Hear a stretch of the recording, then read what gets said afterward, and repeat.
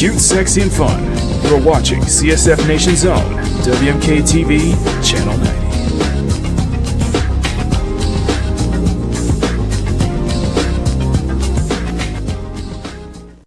Good morning, CSF Nation.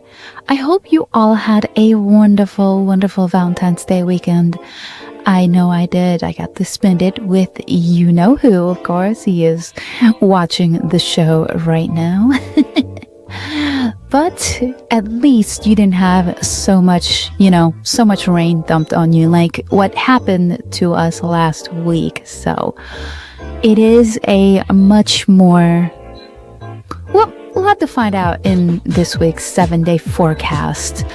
But before we do, I do want to wish our American audience, I know we have a lot of audience who watch from the United States, happy President's Day on Monday. And also, I want to wish a special happy birthday to my friend and colleague, Briannah, one of the hosts of Makini Live. Hopefully you look forward to spending your birthday with family and friends on Thursday. We'll definitely try to hook up and celebrate as well over the weekend. And I know you have a new look planned for us. I can't wait to see it. So anyway, let's go ahead and really get into this week's 7-day forecast. And we have to thank Bellabog Real Estate for sponsoring. This will be a week of dry conditions and lingering showers after the amount of rain that we got last week. Temperatures will get into the upper 50s to lower 60s for the highs and lows to mid to upper 40s throughout this week. The frost advisory from last week will stay in effect and will begin from 1 a.m. to 9 a.m. So, of course, make sure to defrost before heading out on your morning commute this week. Although it will feel dry for the first couple of days, a weak cold front will make its way into the CSF Nation in the middle of the week. So, with slightly higher winds. But the good news is the wind advisory from last weekend. Well, the winter advisory will last from last week, in fact, ended on Sunday. And hopefully we didn't have that many reports of falling trees and down power lines as we did 2 weeks prior. So that is great news to hear. I can't say the same for the storm that rolled in last week, as another storm forming off of the Gulf will be on Monday and will bring in more rain and scattered showers, specifically on Tuesday, Wednesday, and Thursday. It will get dry with lingering clouds afterwards as we head into this weekend. On President's Day, and course to all my U.S. viewers, expect plenty of rain if you're in Palmetto Valley, Royale, and Valhallaberg. That should let up by the early evening. One more thing to know is in the weekend, expect cloudy to overcast skies with highs in the upper 60s, highs in the lower 60s to upper 50s, and lows to the mid to upper 40s. Possible chance of light rain returning starting next week. And that concludes this week's 7-day forecast, sponsored by Bellabog Real Estate, a new player in the industrial sector as well, with heavy machinery and construction. And most reliable, let me say that one more time. And that concludes this week. Let me say that again. Oh my God. And that concludes this week's 7-day forecast, sponsored by Bellabog Real Estate. The most reliable real estate for over 20 years, and even breaking into the industrial sector with heavy machinery and construction services as well. Build your home, build your business, build your dreams with Bellabog Real Estate. I am Marisol, teleproducer and weather girl for Makini in the Morning, And I wish all of you a wonderful rest of your day. Stay safe out there. Until next time. Now it is time for Makini in the morning. Ciao!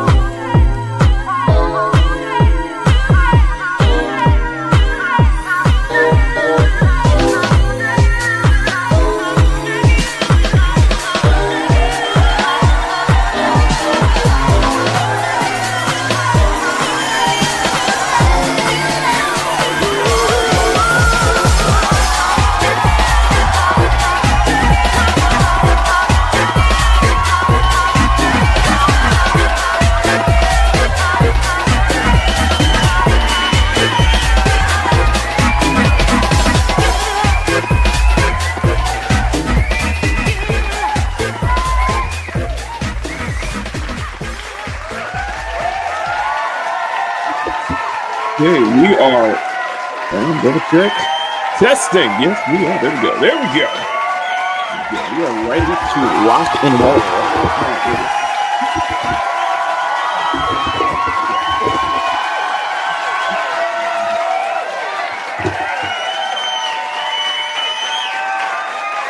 Thank you. Thank you. Thank you. Thank you. Thank you, man. You guys ready? You guys ready? Let's do this. All right, you guys ready? Let's do this. Let's do this. All right. Good morning, CSF Nation. I am Makini 90, artist, journeyman, and illustrator, and welcome you to the special President's Day edition of Makini in the morning. Happy President's Day to all of you guys who celebrate. Of course, for me, it is a 3-day weekend, so I get the day off on Monday. Of course, I have a little poll on the top, look at the top of the chat, guys. I have a poll, and you guys are going to decide how long should we go for today's show. I see the raid coming right in. Loki, thank you so much for that. We are ready to rock. Okay. All right, let's go ahead and get to it. First off, thank you to everybody who showed up on yesterday's Makini Live. That was a lot of fun, especially at capping the show off with some Infinity Nikki, which I really did enjoy. So what are we working on today? Well, you guys have fans. She's got fans. You guys know it. She's got fans.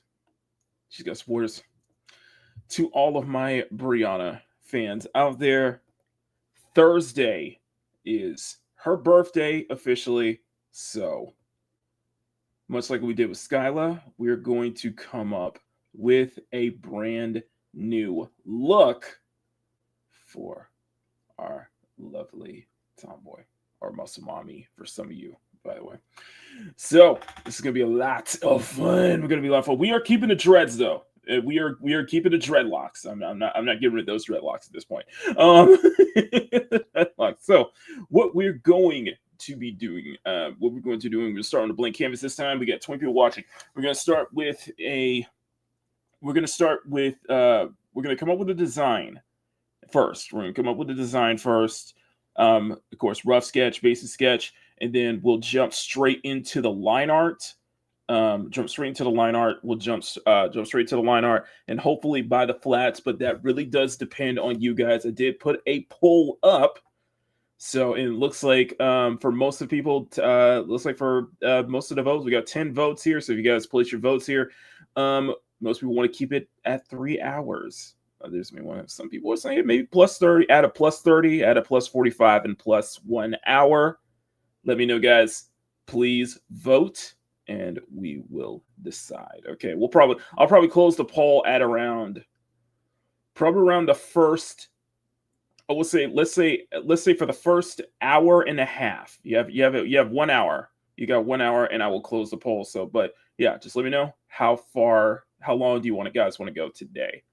And keep it at a solid 3 hours like normal, plus 30, plus 45 minutes, or plus an extra hour. Okay, let's go ahead and say hi to everybody. We got 22 people watching. Thank you, Loki. Thank you, everyone.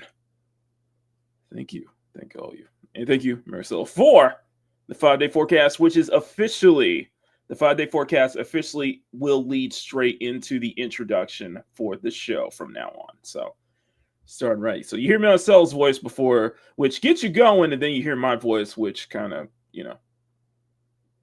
my voice is not as good. Actually, my voice has ruined it. It just kind of dips out, Anyway, still here. Thank you so much. Smack that like button. That's salute. Yeah, salute to my channel members, by the way. But smack that like button and make it jiggle just like that. Do the same thing for that subscribe button too. Yeah, make it jiggle. So love that tagline. Anyway, good to see you guys. And of course, super chats, super stickers, all those good stuff. You guys know, and for any super chats today, you guys get to pick. So you guys will pick. We'll do a vote on either Miyabi or Nicole for the first super chat of the day. Plus this lovely lady right here. She is going to be the next super chat / booty break, which will be next Sunday on Makini Live. World premiere. Stay tuned for that one. Okay. You know what? It's Monday. Let's begin. Of course, Monday with the morning shows. I got to do our due diligence because I know Penny is listening. Please.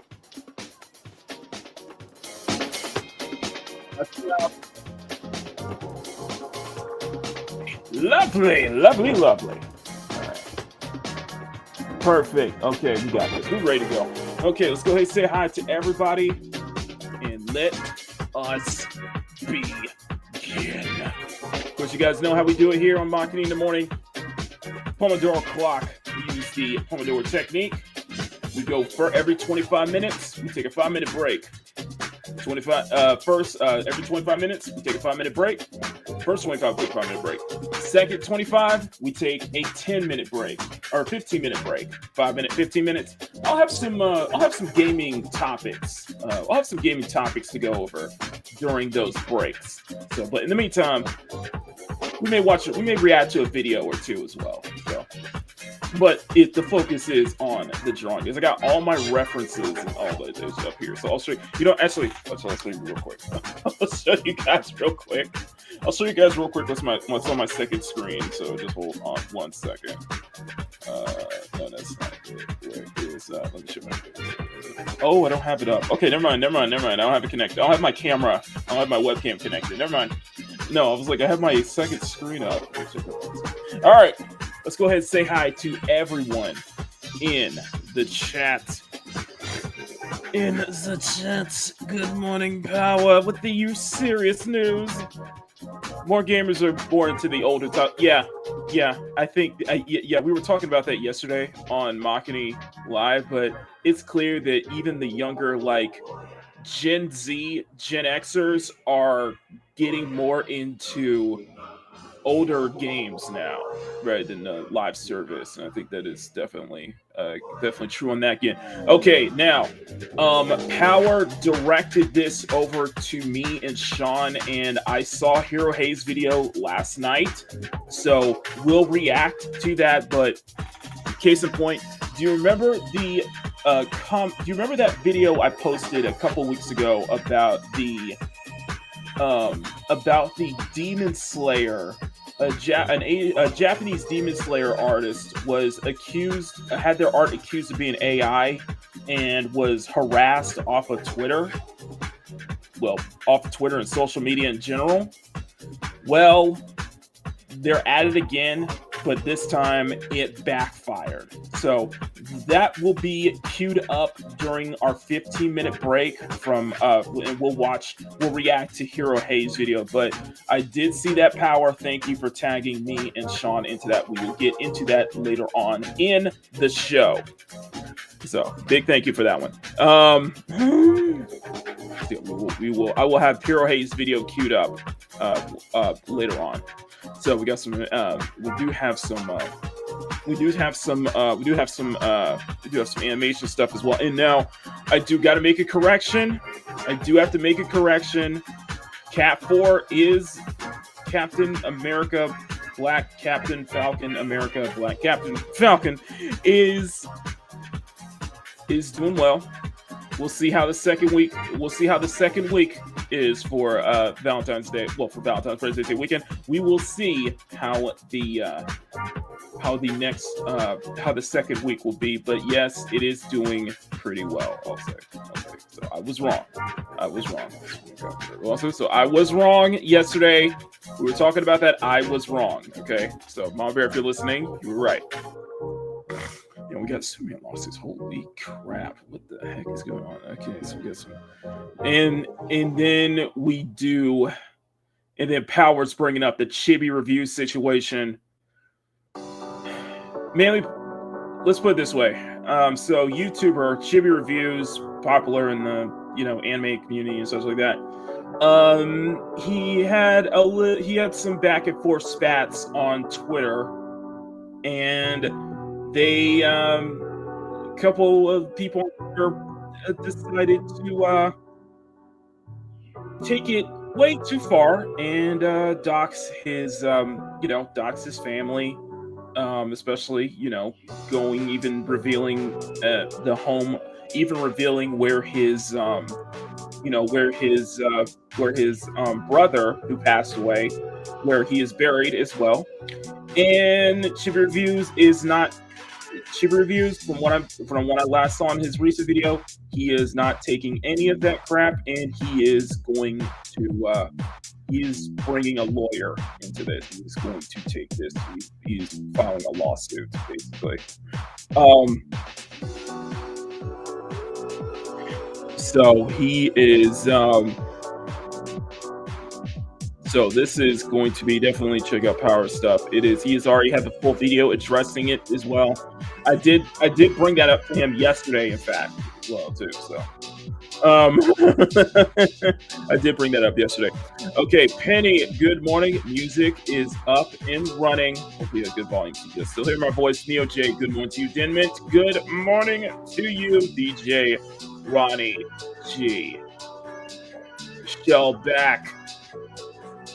I just have fans, not fans. Shut up. You lucky Nico. Good morning. Go. Oh my god. Is YouTube doing it? Penny is dancing. She loves it. She's so happy that I actually brought back the background music. So she's very happy about that. Come on, as soon as I get home, I got my Shadow the Hedgehog drawn, ready to go. Oh, shit, here we go. I'm not touching it.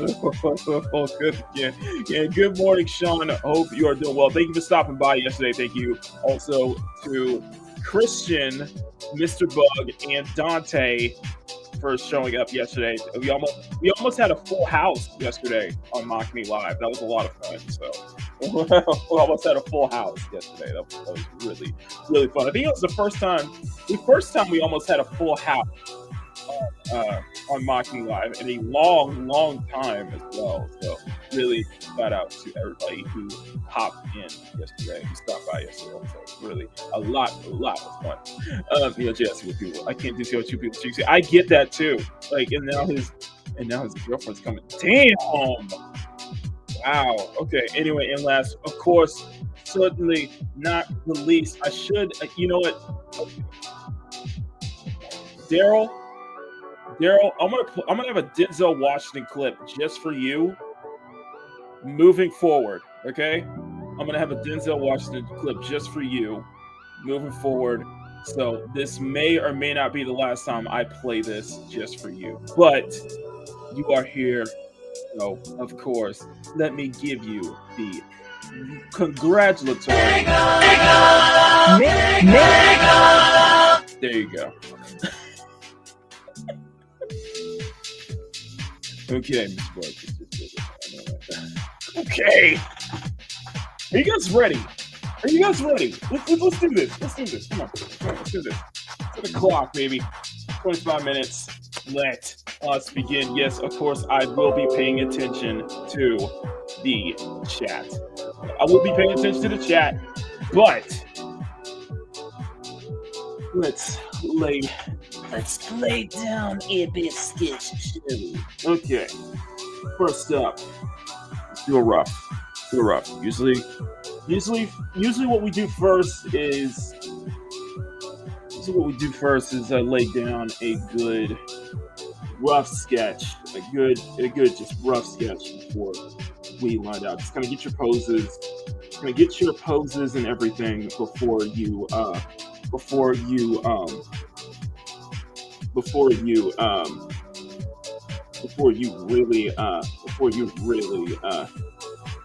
really start laying down what kind of design you're going for. I think I do have a design in mind. I do have an idea in mind. I think I've been really inspired by. I think I've been really into I didn't realize how much when I got Evelyn on Saturday, how much I really appreciate her design and how much that can actually work with that could actually got something. I think I got something with Briannah. Like the thing I want to go for with Bree's design this time is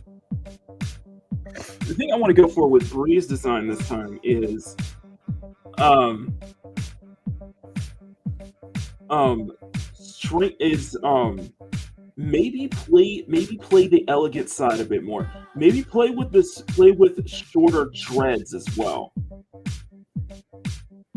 Because originally because when I made the first switch to dreadlocks, it really worked for her. Like don't get me wrong, it really did work for her though. It really did work for her, but I want to see how it works with a more shorter approach, if you know what I mean. A shorter look to the dress, if you know what I mean, especially with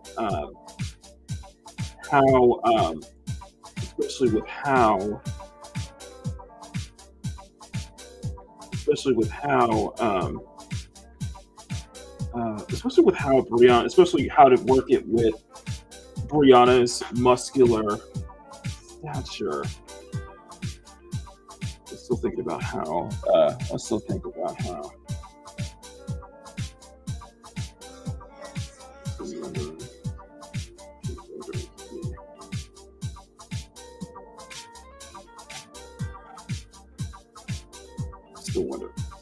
figuring out. She's had some really strong looks in the past, though. This thing with Brie, she has some really strong looks in the past. So I always see it as that like she is becoming. I think lore-wise, I think the more Brianna's around Saya and the others, the more feminine she can act. The more feminine she can very act as much as well. But she's definitely she doesn't already act feminine as it is. So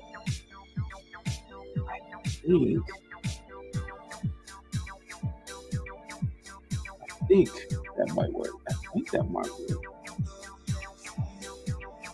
Or You.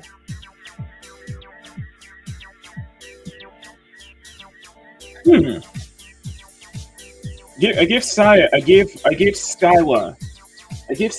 a full jacket last time. I gave Skyla a full jacket. And Bree's build is she's much more she is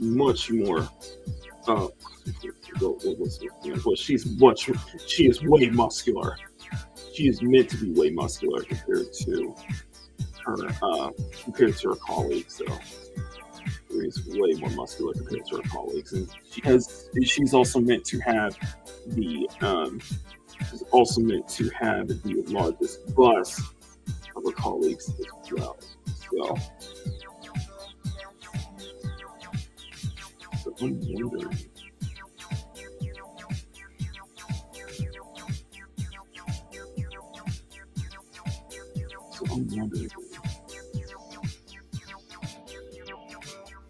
I wonder if we could really play the elegant angle with her too.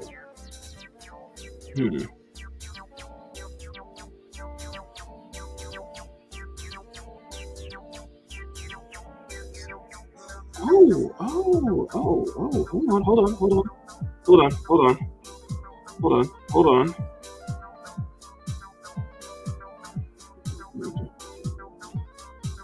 I'm liking it. Like I think it looks like you're crafting the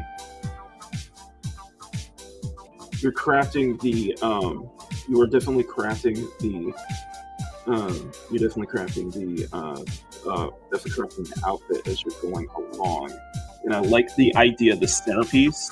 The centerpiece I do like, but what to do with the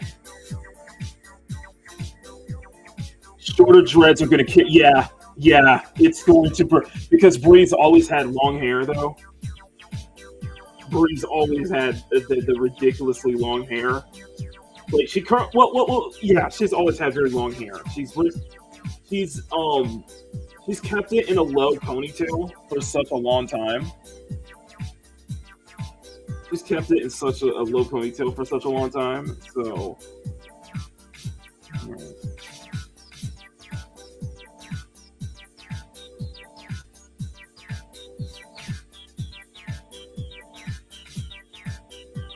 I'm wondering.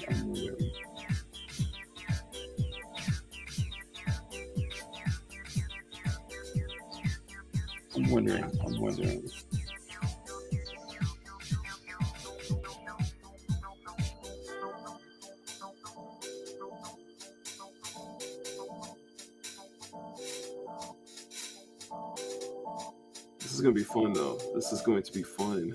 I get quiet. I apologize if I get quiet, too. That's why I think that's a good reason why I put the background music up, so just in case moments I get real quiet. We almost have it.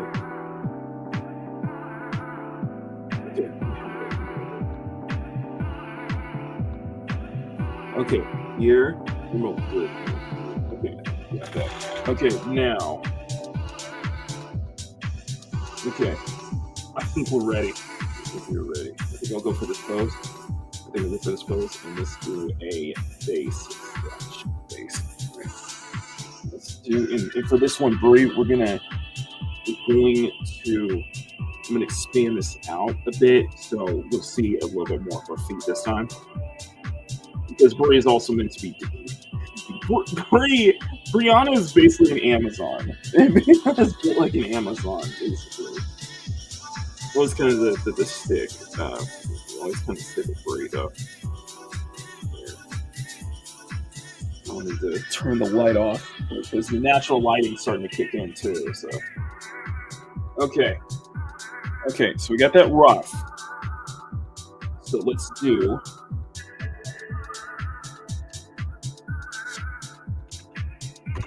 Okay, base sketch. Now it's time for a base sketch.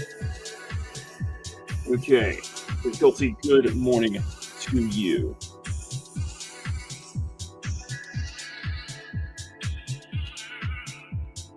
Okay, we'll do a good base. Let's put together. Let's go. We got 15 minutes, so let's put together a really good base sketch in the meantime. Okay, I'm gonna go a little large, little low up here, and I'm gonna keep the.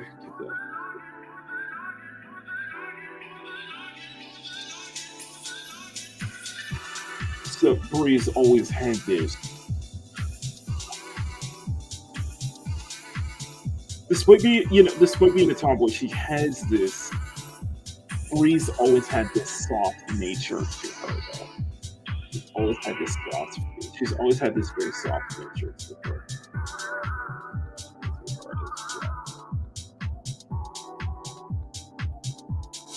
But there's also, but you can also create a where Skyla's kind of look goes for more. Where Skyla's change is much more for a mature feel for her. Bree might go for more sophistication. Well, first a little more sophistication, a little more classic, but still unique. And the interesting thing about Bree is that she's always the one key thing when it comes to redesigning Bree, because I think this will be her fifth. I think this will be her fifth design at this point. Yeah, this will be like her fifth design. And one thing I always have to keep in mind, one of the core traits about Bree's design is that she has to have a black and gold motif. She always has to have a black and gold color scheme. I kind of set that up right when I started bringing her to color. When I started bringing her to Makini Live, she's always meant to have this black and gold color scheme. She's always had this very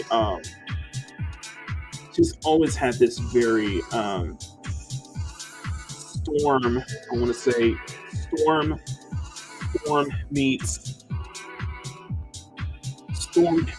Mirko from My Hero Academia meets Mirko look design wise to her, because Briannah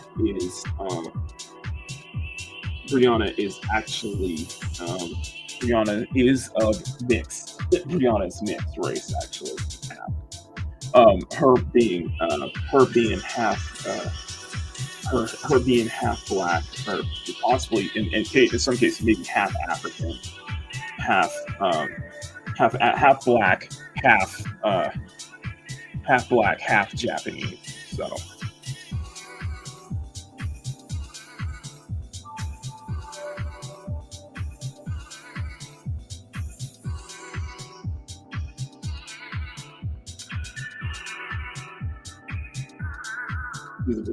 she is straight up Asian.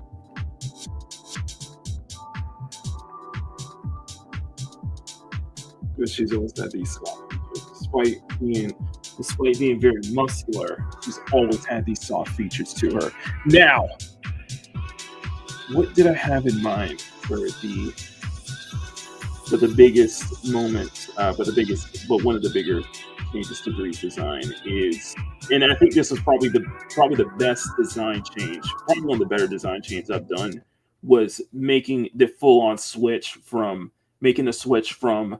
just having these, having her long hair like curl into a ponytail, to giving her full-on dreadlocks. So she has dreads, and she also, and the fun thing about her dreads, whenever I detail her dreads, the very fun thing about it is that her dreads are worn her dreads have gold cuffs on them throughout. You actually see them throughout. She has gold cuffs on her dreads, and I am torn between keeping them almost bobbish, almost like a bobbish hairstyle, like similar to Skyla's, or because I've been playing, and this is what happens when I play so much Cyberpunk, I'm really considering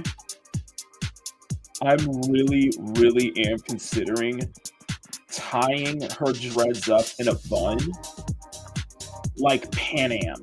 Like, I'm really considering tying them up like Pan Am in Cyberpunk.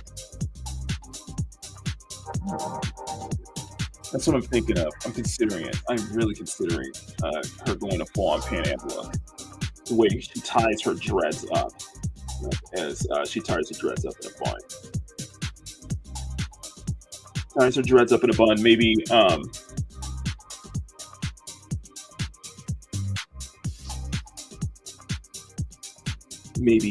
just tied up like this. Maybe tied up like this. Tied up like this. But have one long dread. Have one dread that just extends out.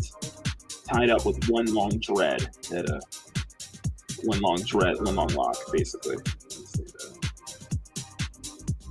I'm thinking of tying it up.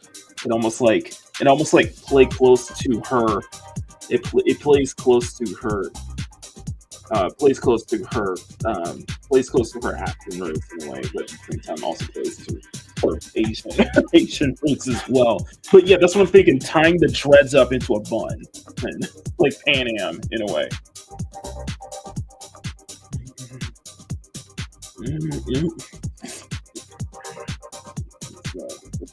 I'm thinking like that, baby.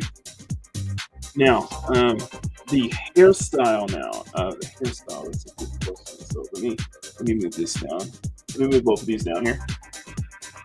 I'm having fun with this. I know it's I know I'm not like quick sketching it. I know I'm not like quickly doing it as we go along. But it's because we only have 9 minutes. But I like the idea. I do like this bun. I like tied it into a bun with the tails, like you can see some of the locks kind of hanging from there. That could work. So let's get into the muscular up here. Let's get into her build a bit. So Brie is muscular, to say the least. She, like I said, built like an Amazon. She is built like an Amazon. Built like an Amazon. She is as sweet as a tomboy as you can get. Tomboy, but she built like an Amazon with that. Has the that's another thing. I do want to. It's another thing that I do got to bring up because I'm going to keep it. I have to keep it consistent, but I thought it was I thought to kind of play with. I think that's part of the reason why I made Briannah. Part of the reason why I made Briannah as top heavy as she is was to coincide, because I thought it would make sense as her being. Would make sense with her being very muscular, so that would actually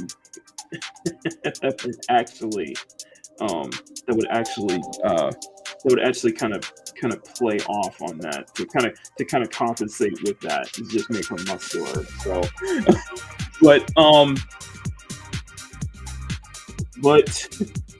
but you guys, but for some people, we're probably gonna get a kick out of this. Briannah is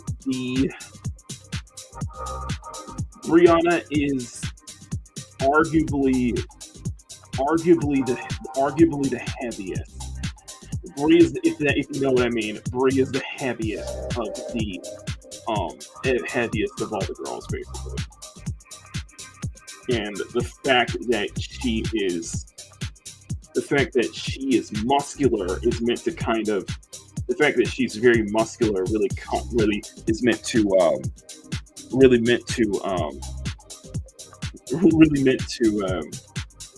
kind of compensate, as a way to kind of compensate both. So yes, Brie is the bustiest. She's meant to be. She's close. She's like, I want to say she's really just. She's meant to have. She kind of has the Saya's sister. Kimmy is like her and Kimmy have it's like a chart. I was like, at some point I was gonna do. I was thinking of doing a bus chart with all my girls, just so we can get that out of the way. If you guys would like to see that at some point, let me know. Maybe I could do it as like a little April Fool's prank or something like that. To do a full on Makini girls bus chart, just to get the just to get the just to get it out of the way, just to get any preconceptions out of the way. Bree is Bree is the bustiest of the four. It's probably hard not to. It's probably hard to see that though, because of how much clothing she has on all the time. But she is meant to be the bustiest of the four. I can't believe I did that.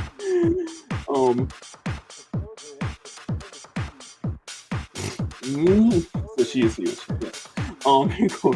To quote Guitar Rock Gaming, she is huge. Okay. You guys are having too much. I really appreciate that. You guys are having too much fun with this. We're having way too much fun with this right now. But like I said, it's like her being muscular is meant to overcome. It's almost meant to compensate to kind of make up for that. Yeah, so she's always even despite the amount of clothing she has on, we try to find ways to at least heighten the fact that she does have a muscular body, though.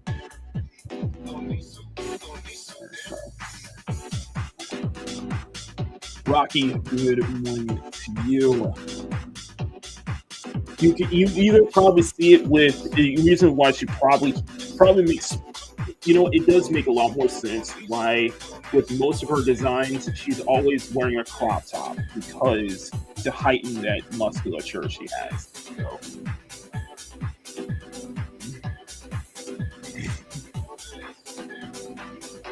Okay, so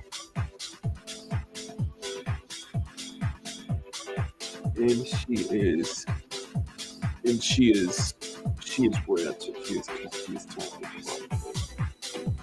is toned as fuck. Yeah, she's probably arguably the most athletic too.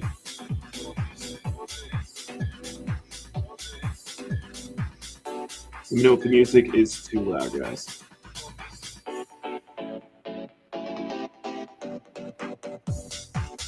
Okay, so we got that.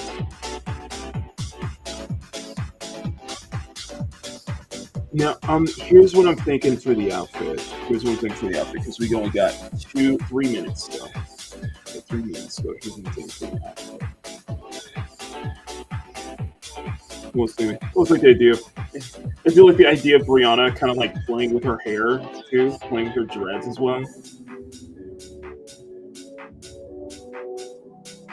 And I assume that it doesn't make it feel. It makes Briannah like the dreads really do make Briannah feel much more exotic too.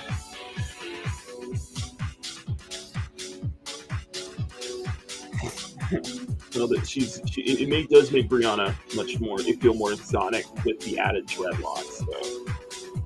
So. Just because it's so unique, just because she's already unique as it is, so we don't have much time.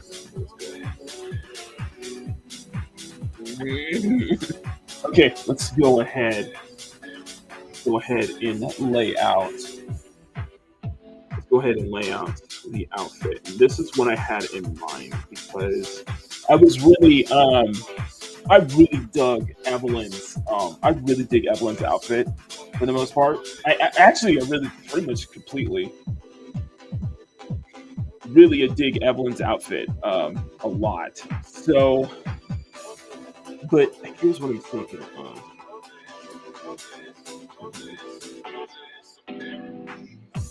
But she's going to be wearing but she's going to keep a black and gold motif with the exception of one thing, though. With one thing as the exception. That is going to be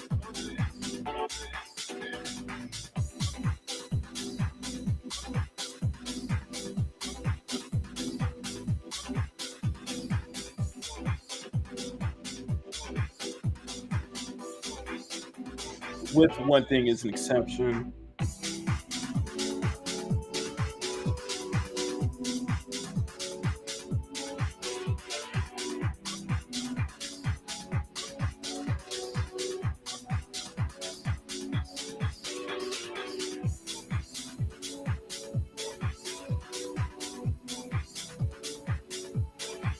So I'm thinking full-on suit.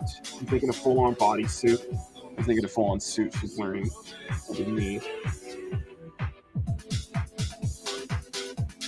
With maybe a very elegant looking belt. Dang it! Ah! So, okay, we'll stop. 5 minutes. Okay. What are your thoughts, guys? I'd love to hear your thoughts. What are your thoughts, guys? Are you is this a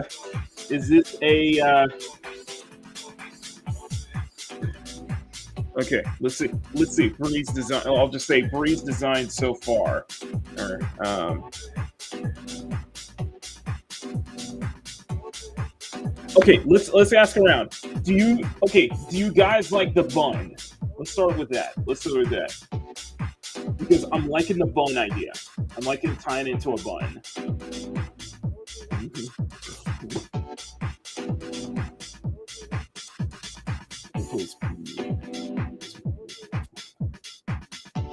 Do like a bun? It's very classy. Yeah, I think maybe going a more classier look. I do like that. But I'm also thinking of,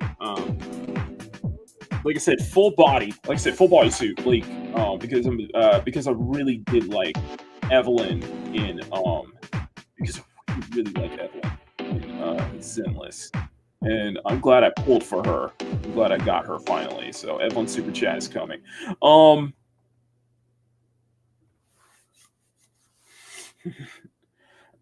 Let's see. Like I said, I'm thinking. Like I said, my mind is saying Evelyn. My really heart is really going for more of an Evelyn look to her though. She has hanging.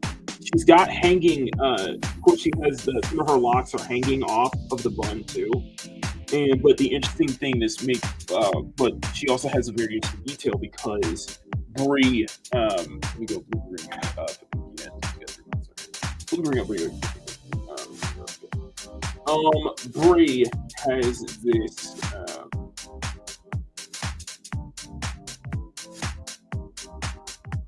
So when I started adding the hanging, adding the dreadlocks, she's got, as you can see, she's got these cuffs. She's got these little cuffs all around her dreads. Very reminiscent. Even she has cuffs at the very end of the dreads. Reminds me of one of the characters from Arcane, League of Legends. I think it was Senna who's part of that one. But yeah. And I'm thinking of the same, pretty much the same thing. She's got, it's almost a very, I think it's just with Bree, she has this, it plays, it's like you cannot, it's like she plays to both her Japanese side and she plays to both her African side as well. Because I feel like the gold cuffs are like, the gold cuffs around her dreads are like a kind of a way to kind of tie her into her African roots, especially with black and gold motif. But at the same time, Bree also embraces her Japanese side. So it's really interesting with the design. This one I didn't realize when I did the mind, and she will be getting a mindscape. She'll get her own, much like Skyla, she will get her own mindscape for the intro as well. So the goal is to just have Bree's design ready by Sunday's Makini Live. And then we'll, because she's going to debut it there. If we finish in time, if we finish by Wednesday, then I'll start on the mindscape for her, or I'll probably sketch up a mindscape look for her once I have the base look down as well. But I've always appreciated that, and just adding her, more jewelry. I feel like it ties both to her Japanese roots. It ties both to her African roots as well. The only time where she didn't or the only time where she had to revert back to her standard hairstyle, back her standard long hair, was for the Jessica Rabbit Halloween costume.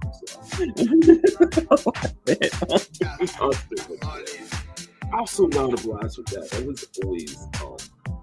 was always a fun thing with Brianna's design, that she's always going back to her first sketch. And the funny thing was that with Brie, it was just you guys really liked the sketch I did back then a couple years ago. That's why I kind of still kept doing it over and over, and then I just kind of brought her into Makini Live because of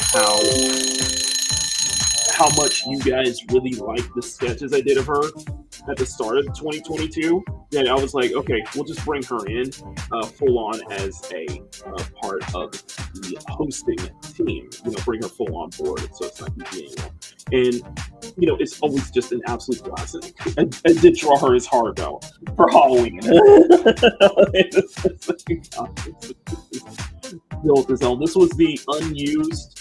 This was the unused design that I was going to use for the reboot. This ended up being unused, but I did save it because I did really put a lot of work into it, though.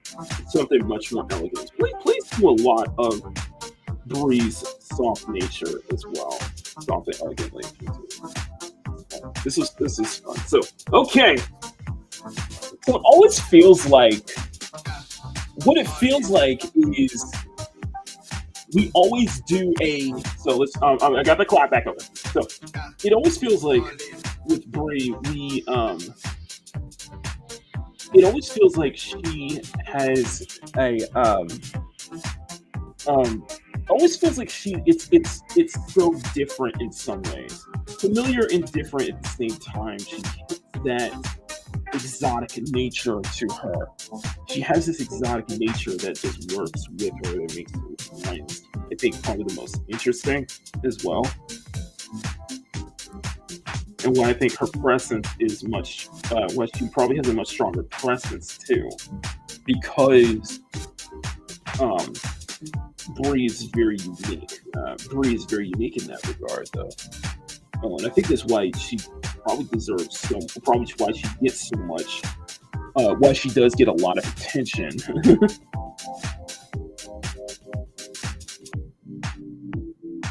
Here, and she's got like a full-on suit, basically. She's got a full-on bodysuit.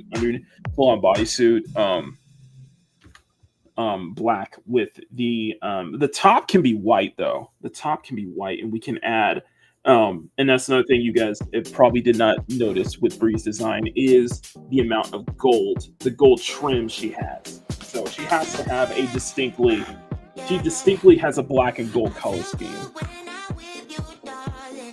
She distinctly is meant to have a black and gold scheme. I think what I want to do is I want to bring some of the hanging like cuffs she's got.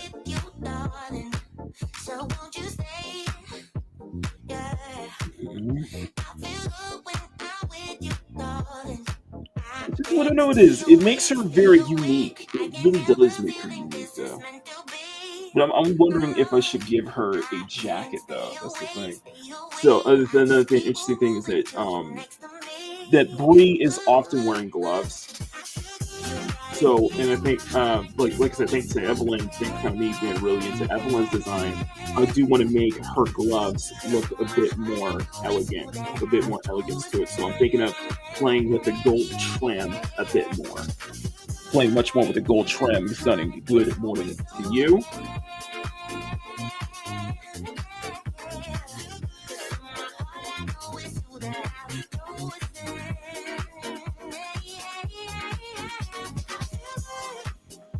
So what I'm thinking of,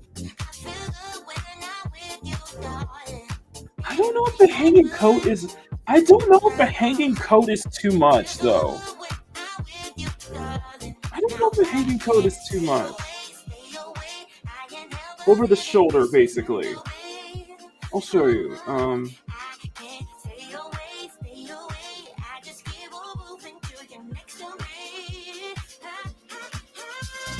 because she's not meant to be well, because she doesn't.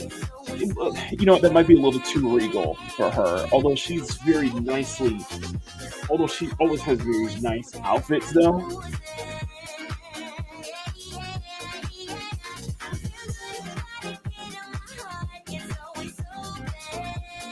I think it was this is based on the 10 characters.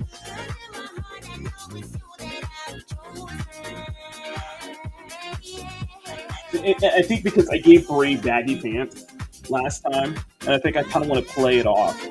If you can pull off, can pull it off. So what I'm thinking is like a what I'm thinking of is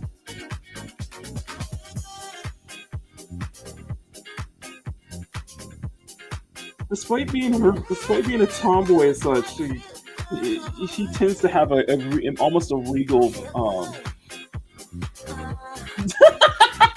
Emerald says restaurants are free of Storm. had that Marvel Rivals Storm before Marvel Rivals existed. I know, right? Because people were bringing up Storm. It's weird because Storm wasn't the inspiration for Brie. It was just the influx. It was just I just had this thing for you see it, it's an anime. It's a trope in anime, and it is usually the dark-skinned, muscular tomboy characters, such for example, Mirko is one. Ghislaine is another. I keep forgetting to Ghislaine. But I think what could be really cool that may play up with a little bit more of her look is that I could play up with it. I can design the cuffs much more uniquely on her dress, though. I could put the unique design. She almost has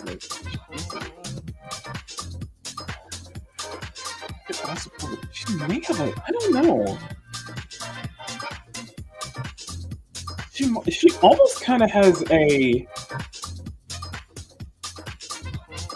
she almost has Yoriichi is another one. It's like Mirko, Ghislaine, and Yoriichi were basically kind of my inspiration for Briannah more than Storm. That's why I made her, and the reason why, and I think I forgot if it was Emerald or I forgot somebody said that she had very Asian features despite being dark skinned, and I was like, you know what, that's perfect. Make her half African, half African, half Asian. I think we agree that she's half African. I think we all kind of universally agree that she is half African, half Asian. Now it's almost like I'm almost getting a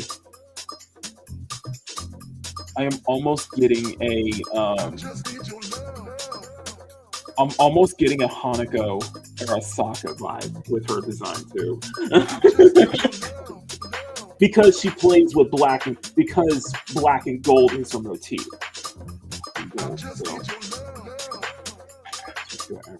I like this though. I like this little brainstorming.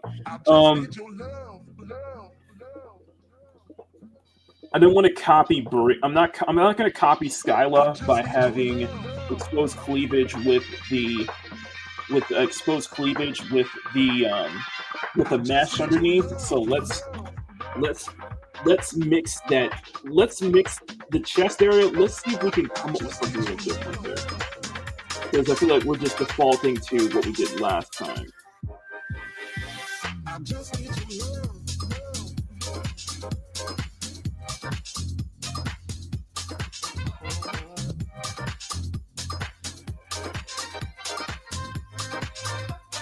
Oh, hang on. Hold on.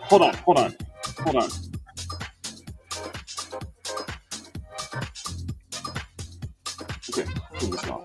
Let's cut this out.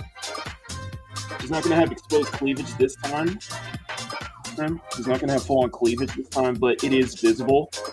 However, it is clearly visible, though. So, but let's go back to the. Let's do an exposed. We'll do exposed.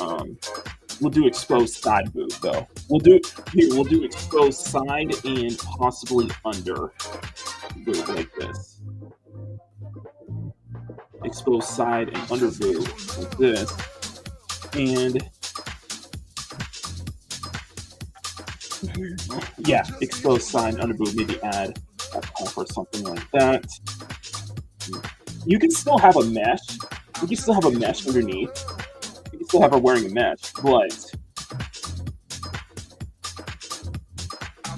just expose the top. I am really having too much fun with this right now. I'm really getting into this right now. Here we go. Here. I would love to put a. Here. Maybe something like that. Though.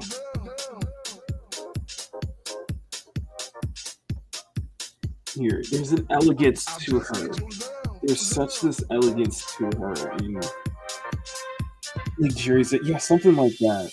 No, no stockings. No, she's wearing a full-on suit. She's got a full-on bodysuit, basically.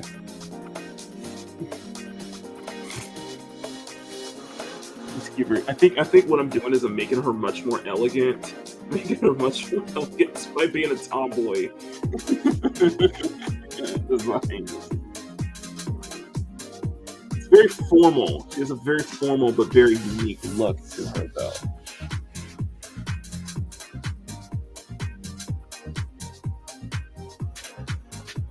Let's do.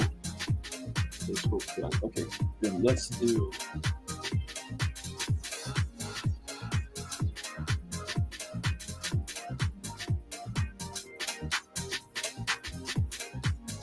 There we go. Okay, smells like that. And then what I was thinking of is like, I don't know if that's something it's maybe too overly done, is maybe a cloak or something. Or although that might be a little too elegant for her, but we'll see. But expose the arms, maybe have like a gold trim or something along the arms though. Along her arm though, something like that. Expose her shoulders, expose her arms a bit. Maybe not go full. Maybe not have a mesh though. Don't have a mesh with it, but so something like that. Something like that. What do we have?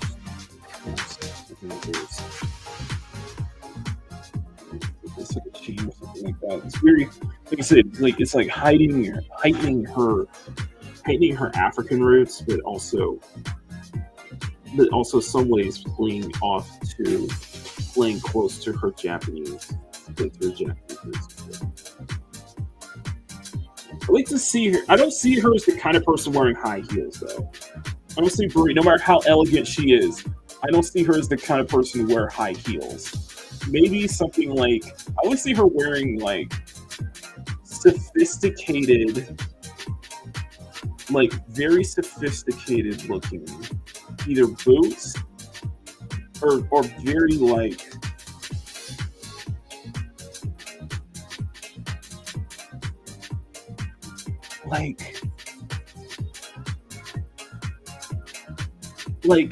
elegant, like I see her wearing like elegant like sneakers. Like I don't know how to put it.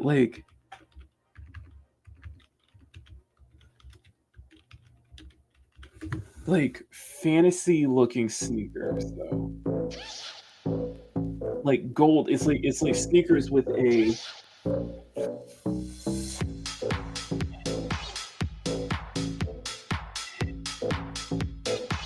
I don't know what it.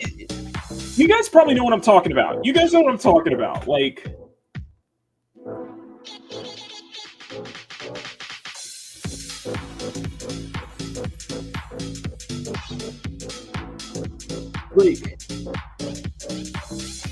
something along the lines of like futuristic looking.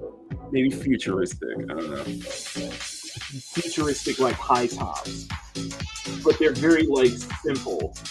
But they're very simple. They have like a gold trim. It's like black, but it has like a gold trim around it. It has a very unique, elegant, like gold design to it, though.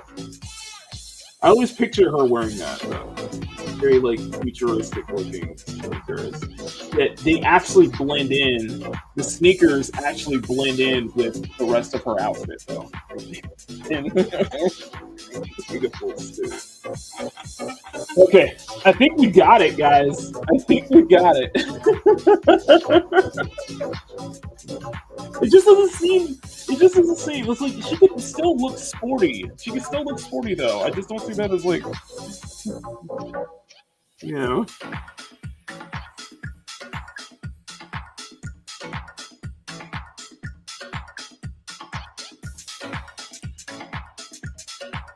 Okay. Okay, I think we're ready. I'll just say let's not overdo it. Okay, so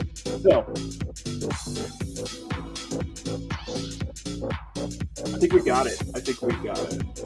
There we go. So okay, so we got 10 minutes. We got 10 minutes, so okay, let's change canvas size. I'm gonna bump this up. I'll just and just increase the canvas size so that way we can get a good idea for her. So that way we can get a good idea for her bun, though.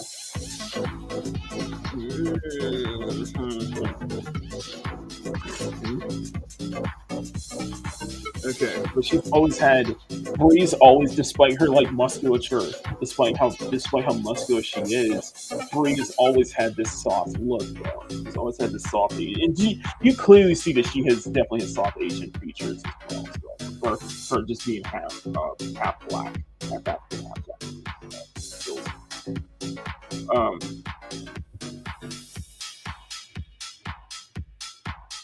Although African wasn't. Although the interesting thing about Brie is that African wasn't. Although the interesting thing about Brie is that African isn't her first.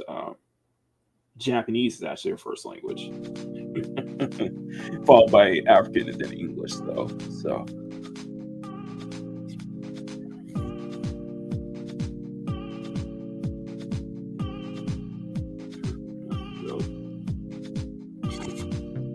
Okay, so. All right, we are ready. We're ready? We are ready. So let's go ahead and start on the line art, okay? It's gonna be fun. I'm having fun with this right now. I'm having fun with this. Let me know if you guys are having fun with this too. Okay. 20 votes, guys. Thank y'all so much.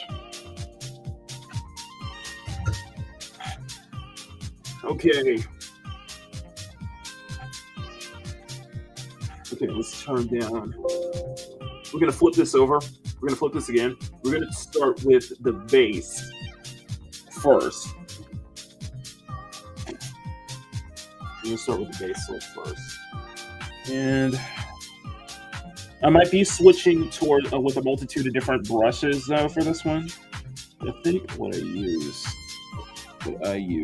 is oh yeah. Okay, let's do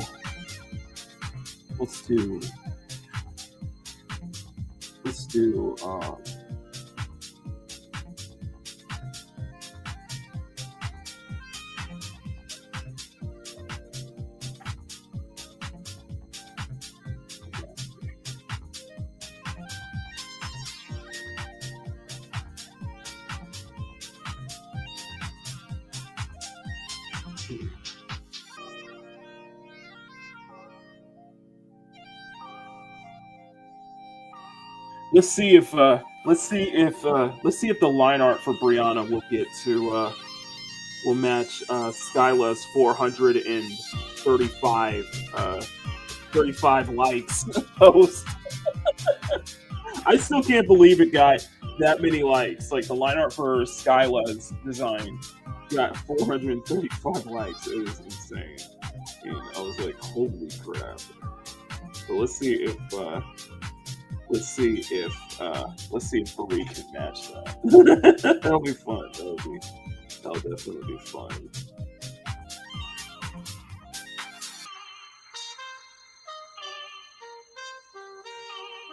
But Brie has this long dread.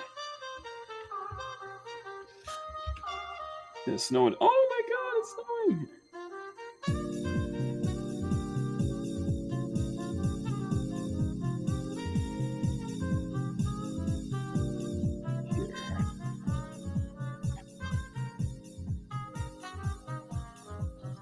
Okay. That Bree plays so much to that.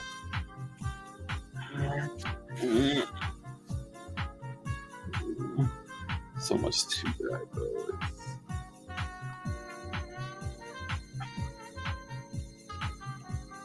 I tend to kind of knock out her. I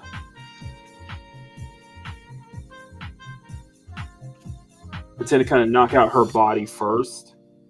I'm gonna do this. To just get a good. The goal is to just get a really good outline. A good outline because we have 5 minutes. We got about 6 minutes. Yeah, about 6 minutes in this session.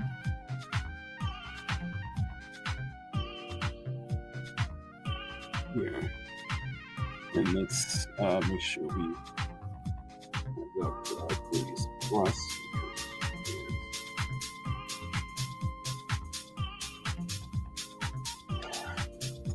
This break might be this.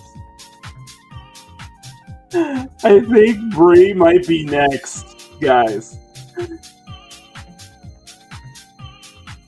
Like, I want to do a Cyberpunk. Like, I want to start a second Cyberpunk playthrough right now with the Nomad, Nomad faction. I think I want to make Bree.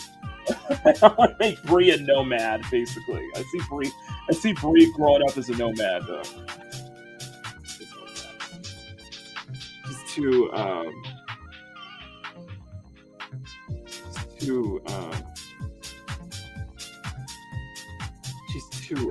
she's I don't know she's too. I think Bree is way too much about that. She's way too much about that simple life.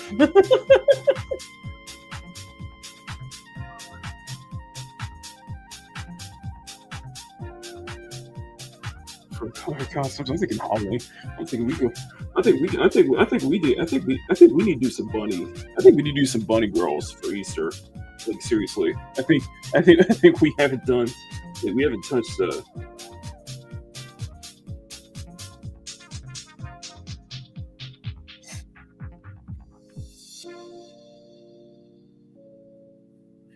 Actually, I have a voice mod. Actually, for those who know, during my so my first playthrough is with Saya right now, and I'm at 104 hours. And I installed a voice mod. I installed a voice mod that makes her sound like it's an AI voice mod, but it gives Saya Ada Wong's voice from Ada Wong from Resident Evil 2 remake, not Resident Evil 4 remake. Just last week you called me, the way you talking's driving me insane. Hello. Even if we're hanging by a thread, and the words you said is spinning in my head, I just wanna pull you closer in this bed. Take me back into your arms, and I'll never let you down. Let you down. That's nice. Let you down. And I'll never let you down. Let you down. Take me back into your arms, and I'll never let you down. Let you. Just last week you called me, the way you talking's driving me insane. Hello. Just last week you called me, the way you talking's driving me insane. Like I said, I did give her like yes, I know the Ariana Grande oh my god. It sounds good though. It's crazy though. Like I heard that voice mod for Ariana Grande for female B. That just sounds really good. Like holy crap. There's a Lucy. There's a one from. There's one with Lucy's voiceover from Lucy's voice from Edge Runners. That was taken down by request of the actual voice actress for Lucy, but somebody put a link. Somebody put like a zip file link so that way you can still download it for Cyberpunk.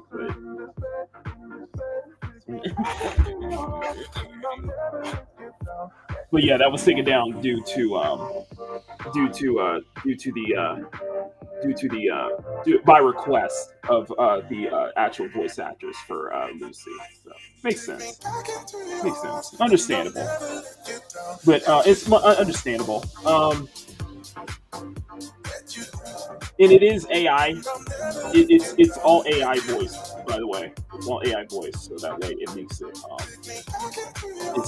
it sound AI voices for male V and female V. It replaces their dialogue with the original dialogue. Pretty cool though. That is really, it's really is cool. No! Okay, I'm gonna cue that video up for the. I'm gonna cue that video up for the 15-minute break.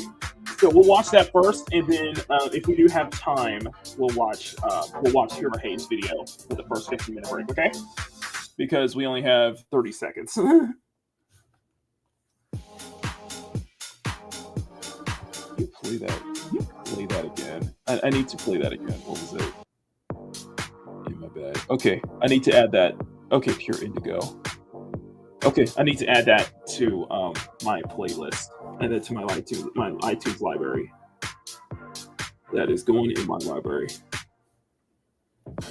I'm making an effort this year to start adding new music too. I'm kind of like mentally thinking to myself, what is like my favorite song of each month?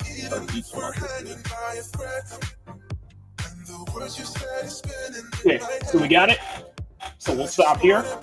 Okay, now let's take a longer 15-minute break. Okay, guys? Please be Ariana Grande. Okay, you know what? Let's do that.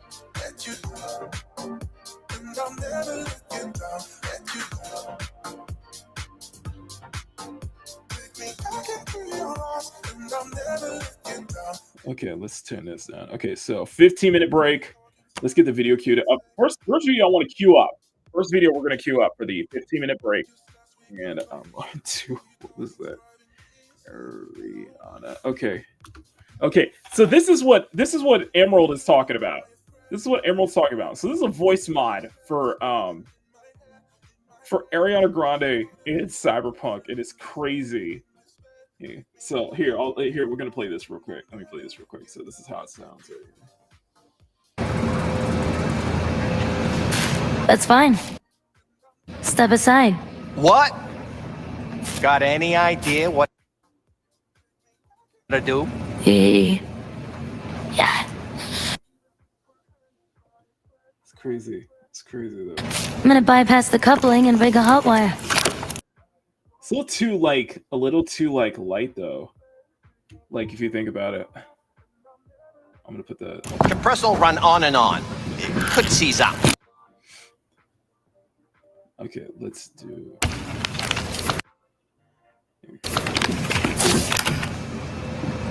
Did anyone ask your opinion?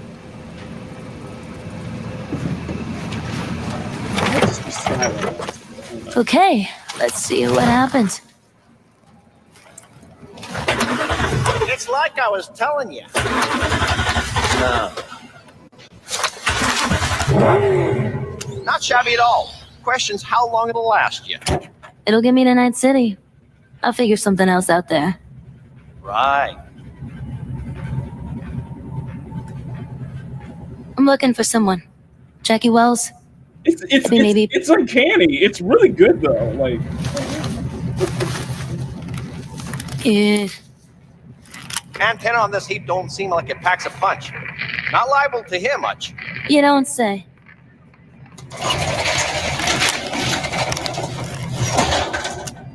Hey, Mike. Didn't know you had a customer. Rolled in a few hours past. I thought she'd at least called into you. Don't you sweat it, Mike. We're gonna hash it out.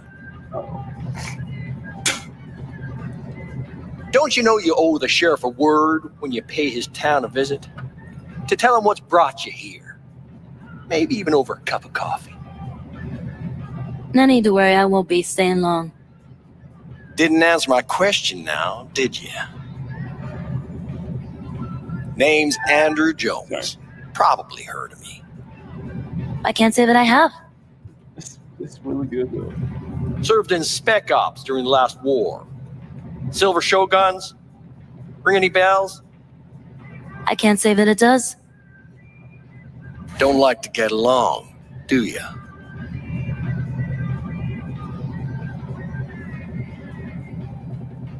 That's crazy. That a Nomad vehicle? Might have expected that. I'll just fix it up and go. I have no reason to linger. No, It's really good you though. sure Like, it's really shit good. I think the don't. one I used, there's a there's one that I use that uses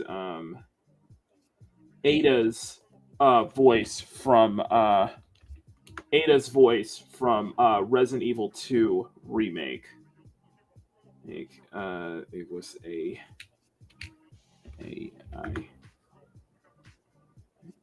this is a one.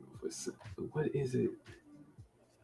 RE2 Cyberpunk. What was it? Cyberpunk 22077 and Ada Wong AI voice. There's a one that I use. I think there's a video of it.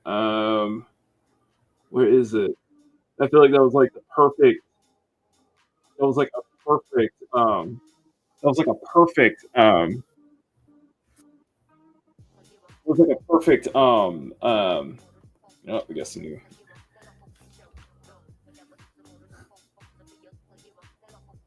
Ada. Oh, there's a voice AI for voice AI. Let me look it up real quick.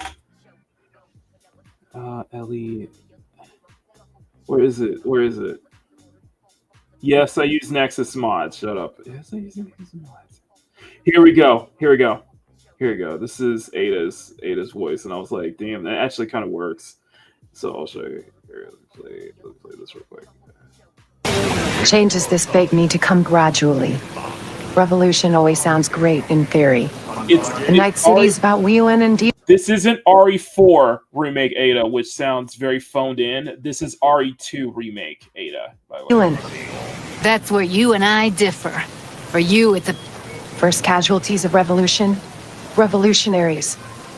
Bring anarchy to clouds and it'd go to shit. Everybody'd wind up in the street. This sounds really Fine. good, though. But... guess I should get used to it. Evelyn wanted everything in one go, too. And... immediately. Want to help? Tell me how. It kind of works. What the hell took so long? It works. It works. There was one from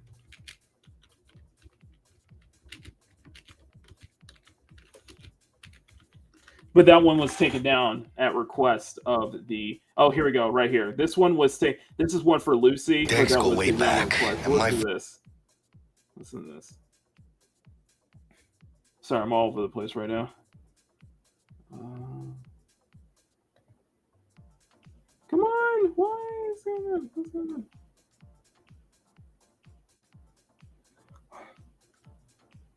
I know it's going to be crazy, dude. It's going to be crazy. It's going to be absolutely wild, Clarence. I agree with you 100%.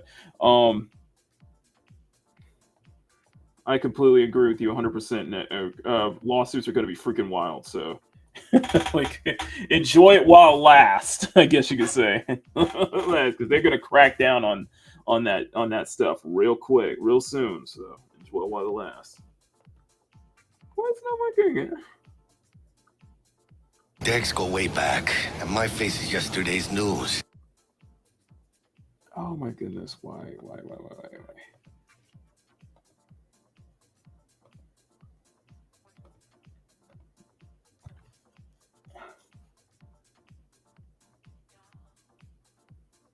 Okay, let me. Okay, let's do this. Let's do this. Lucy. Let me check one more time. Let's see if we can get this work. For some reason, I think I had too much stuff going on. That's why. Okay. That's why I'm slowing it down. I probably have too many windows going on. That's probably why. Here we go. Let them through, but they're the last. Okay, on your way. You have a good evening now, officer, ma'am.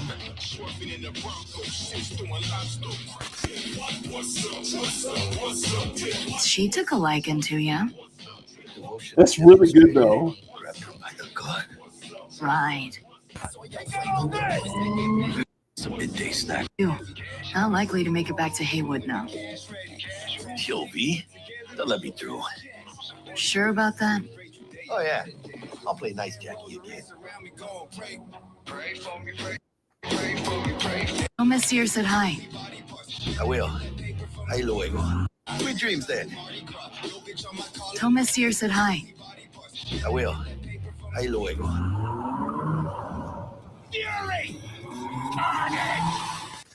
It's like really good, though. I'm just saying.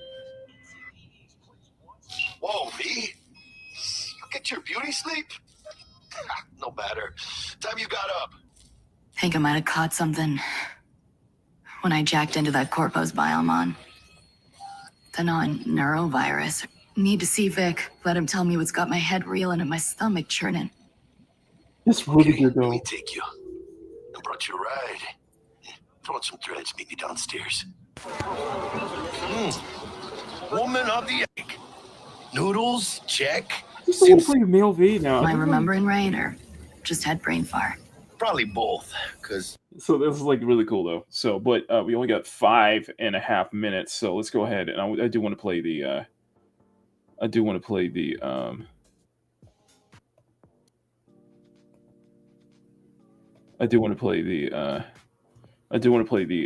Hero Hate video real quick. So this one was suggested by Power. So Power, if you're watching, you'll be Power, if you're still listening, thank you again. I just want to get on Power's video. I just want to get to these Hero Hate video. What we'll kind of do is we'll watch it as we'll continue Big Bad Drawing. Okay. So as you guys probably know, we've talked a lot about Japanese artists getting harassed by the Twitter police, Westerners who often like to harass Asian artists for various reasons, including saying that they made a character too light-skinned and then fixing the design. However, that's not what's going on in this one. This is more of the newer approach that the Twitter police have been taking, which is accusing an artist of using AI, of not actually drawing the art that they're posting. That takes us to this artist, Shio, who had posted this art saying, "Cream the Rabbit," hashtag Sonic the Hedgehog, hashtag Cream the Rabbit, to which this Twitter cop, Lisnovsky, says, "So, how long for people to realize these are AI?" At the time of this screenshot provided by Savvy, we can see that Lisnova's tweet had like 24,000 likes, causing numerous people to also brigade Shio, accusing Shio of using AI, in which you can see some of the responses here. For example, this one reading, "Listen, if you want to prove you made it by yourself, show us a time lapse of the drawing at high speed." So the whole process is shown short like this. They got a response from someone who says they don't have to do anything if they don't want to. To which that person responds saying, "Then they will still be accused for using AI." Man, what a weirdo.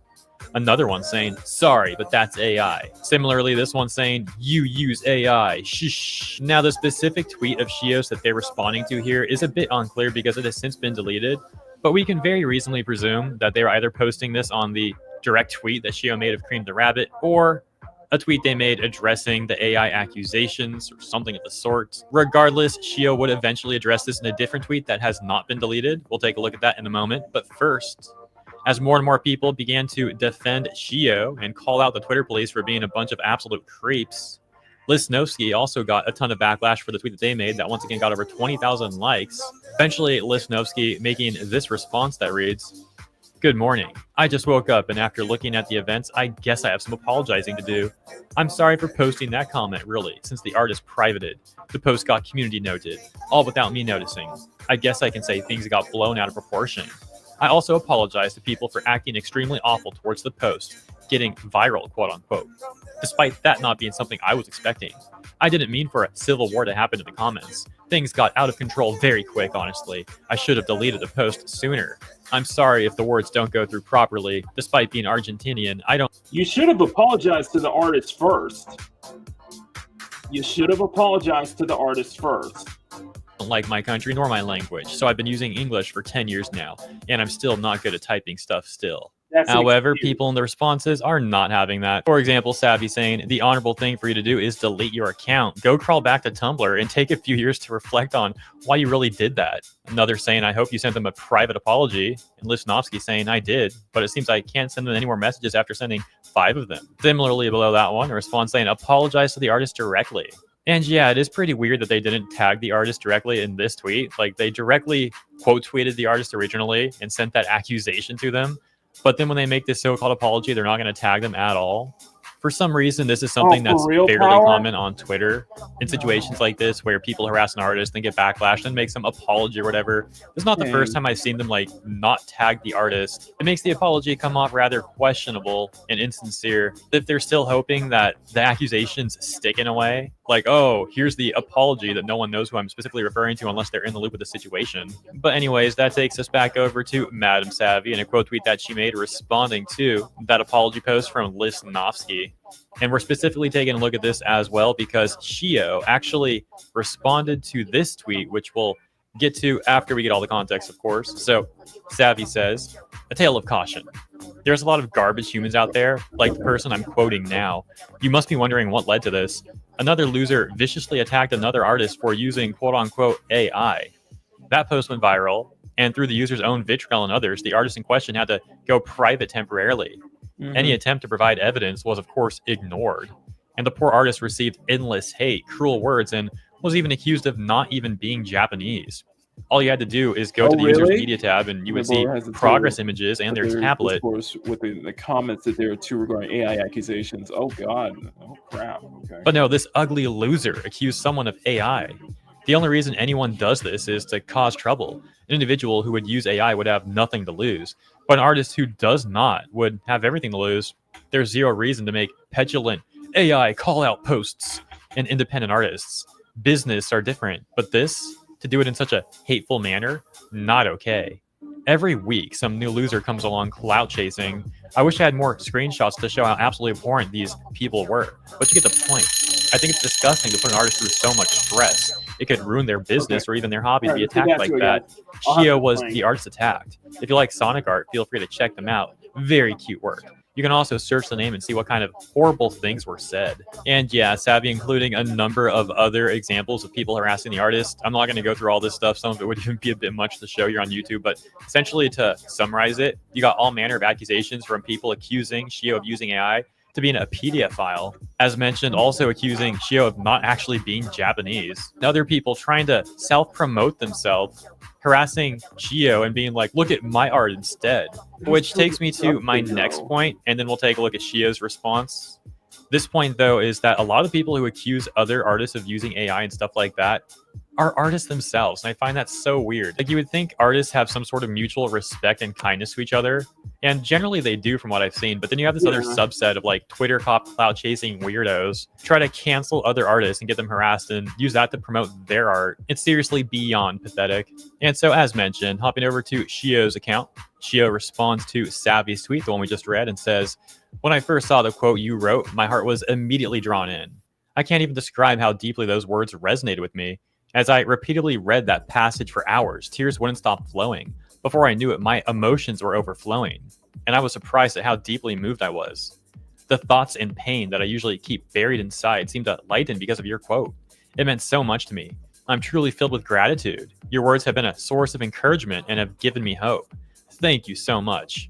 However, some people would defend the false accusations and actually get upset at Savvy's tweet. For example, this one saying, wait, are you trying to defend AI images? and are now calling out the person who rightfully pointed it out while having no control of what Rightfully people who pointed it saw it out. started How saying. rich. What's wrong? Rightfully pointed out. Rightfully pointed out? Rightfully pointed out. You are. Oh, you are such a piece of work. You can't make it. I agree. That response alone, power. I totally agree. That response alone rewards the coveted. God damn it! You can't make this shit up! Like, seriously, bro. Wrong with you? AI is not art. It's art theft. What is this person even talking about? Where's Savvy defending AI images? They're defending a person from falsely being accused of using AI. This person's like actually doubling down and defending the harasser. And go figure, that person's pin tweet is them talking about how their commissions are open for stuff like Sonic art. Going back to what we were just talking about a few minutes ago, someone would call them out saying their point is that it wasn't AI art. If you went onto the artist's timeline, there's progress images and such that were left out by the initial accuser. Isn't that convenient? But the OP says, but there's so much I'm missing, but noticing as well. Like I never heard of a cream as a hedgehog challenge. Where was that even a thing, though? Maybe I'm out of the loop. I don't recall the initial tweet ever talking about some like challenge, though. They're just like, cream the hedgehog. The frick are they talking about, dude? And excuse me, it says cream the rabbit, not hedgehog even. The point is, those persons like making stuff up and getting mad about it, it looks like. I also have to think maybe they used AI, but drew over it to make it seem legitimate. There was a thing called Mobius AI that seems to produce the same stuff the artist did. Plus, people who are using AI will usually make fake work in progress stuff as well. So you can understand why I'm questioning a lot of things. Oh my gosh, the terminally online behavior from this person is like off the charts. Online. It's like crazy. And yeah, this is the sort of person who will back up false accusations about other people on Twitter. So if you're ever getting harassed by people like this, just keep in mind this is the sort of person that's coming after you. On a more wholesome note, we've got this Geen profile pic person responding here to Savvy's tweet saying, I'm noticing a pattern. An artist gets accused of AI and it's from other artists. It's a shame that some folks would rather witch hunt another artist rather than learn from them. Your art isn't going to improve with that mindset. And finally, going back to Shio's Twitter account, once again, you can find them over on Twitter at which, yeah, I'm not even going to try reading that out loud, but I will have it in the description for you to copy paste over in Twitter if you'd like to go find them there. And Shio's most recent pinned tweet, as you can see, is this one saying, test. First time I've tried using a time lapse, but I don't feel very good about it. Like, I'm being monitored. And so that is the situation. Hope you enjoyed my coverage. If you did, please consider liking and or subscribing to the channel. Appreciate you. Have a great rest of your weekend, and I'll see you in the next one. Like I said, when I did that, I did that last video. I did one of the last videos I did was basically a retrospective of a Demon Slayer artist that got accused of AI. The person got ripped to shred. It went viral because that person who accused him of AI basically got destroyed in every single tweet they did. Even a direct apology, they got community noted. And it's like, dude, it's freaking crazy, man. It's just like freaking crazy. Like, I think this is what we're moving towards now. Is that we've gone from, the Twitter cops have gone from, accusing a Japanese artist of, of racism for taking a dark skinned character and making him light, despite the fact that they have no idea on how, despite that clearly that they don't understand how lighting works, to of course, infamous art fixers who do that shit as well. Of course, everybody brings up we could bring up the whole Dan to Dan situation and just like that. But now it's just like being accused of AI and stuff like that. It's like, it's crazy though. It is really crazy though. Like, I just don't understand, some of the most part. I just really, really do not understand that.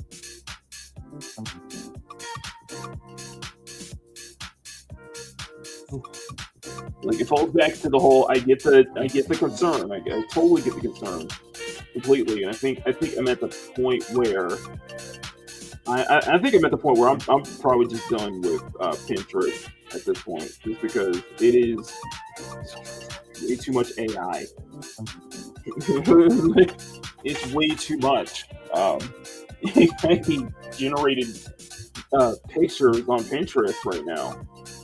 So I'm like, okay, you know what? I think I'm gonna move on to just other stuff for reference. I'm gonna move on to Jailboro for reference and Boro stuff like that.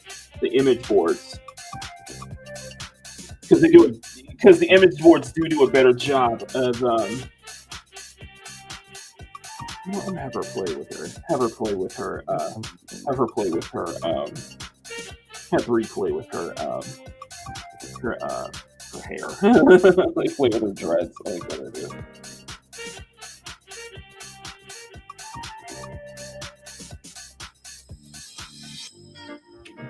Okay, let me turn the music back up real quick.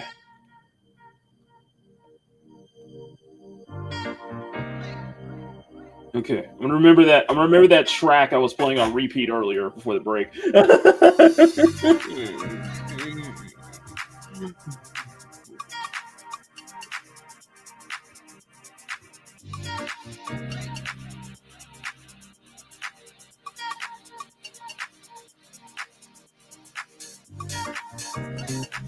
Okay, so before we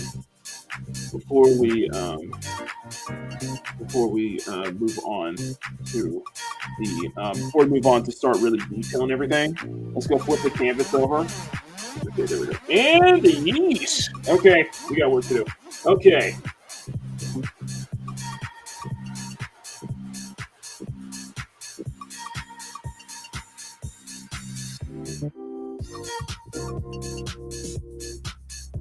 Okay, we got a lot to okay, we got a lot to adjust real quick.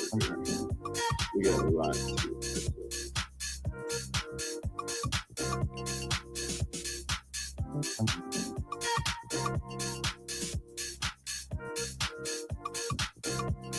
Here.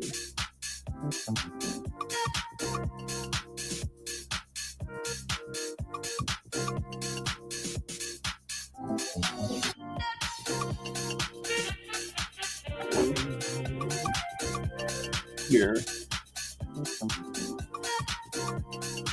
Mm-hmm.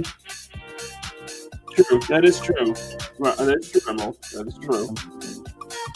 It's gonna be an ongoing thing. You know, it's going to be it's going to be an ongoing issue. The Pandora, like I said, the Pandora's box has been opened. Once it's opened, you can't close it anymore. You know, it's something you have to keep in mind.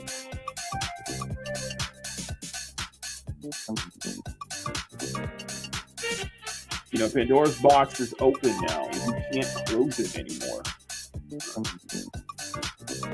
The genie's out of the bottle,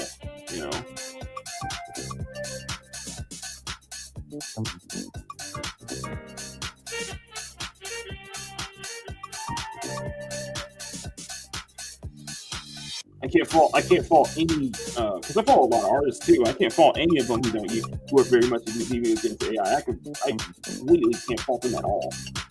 And they will go around like what these Twitter cops do. What these freaking Twitter cops do. Try to accuse them of AI and shit like that.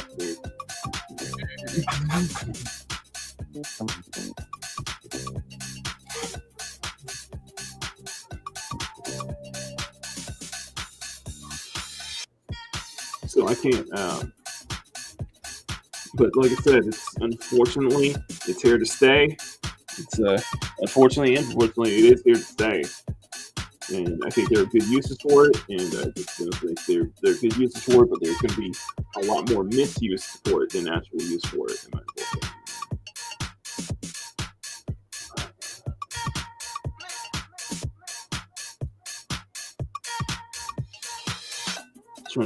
Trying to clean up. Flip the canvas over. I flipped the canvas over to clean up the to do the anatomy cleanup. Is that she is like the whole thing is Mirko? Mirko. No, Briannah, she's slim, but she's muscular. Brianna's more muscular than anything. So.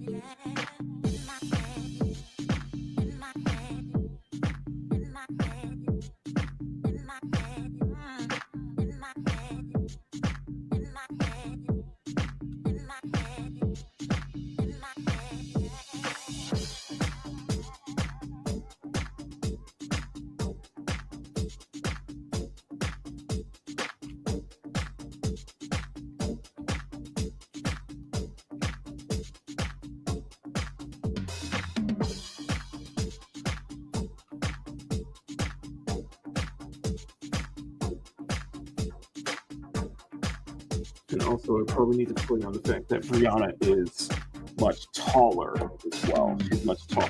She's taller than Bree's taller than the other girls. So she's built like naturally, she's built like an Amazon.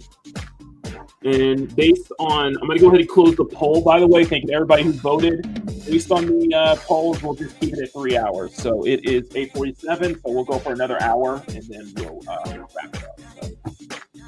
No plus one, no plus 4 or 5, I guess. But it's cool. That is cool. That's cool. Appreciate that. Thank you guys so much, guys. Make sure to smack that like button on the way out, by the way, and I'm gonna start recording. I'm gonna do some recording.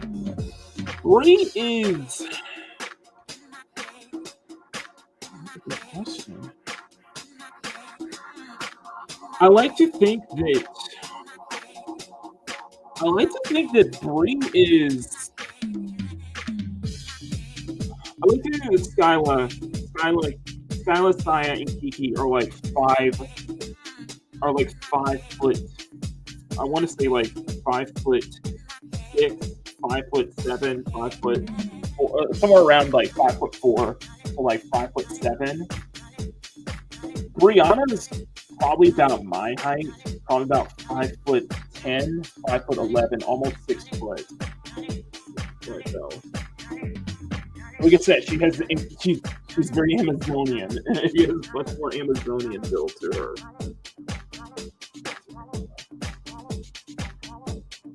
So Bree, I was saying about 5'10". Bree's probably about 5'10".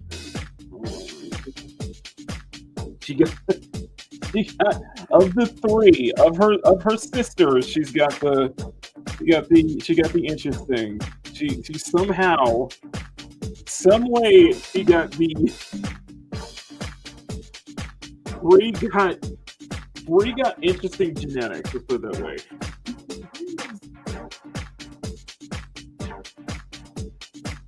And I think that, the fact that she has like a larger, I think that's also just that because how unique she ended up becoming, how unique that she ended up being taller than her sisters. She's about 5'9", 5'10", about Amazonian, like I said. She's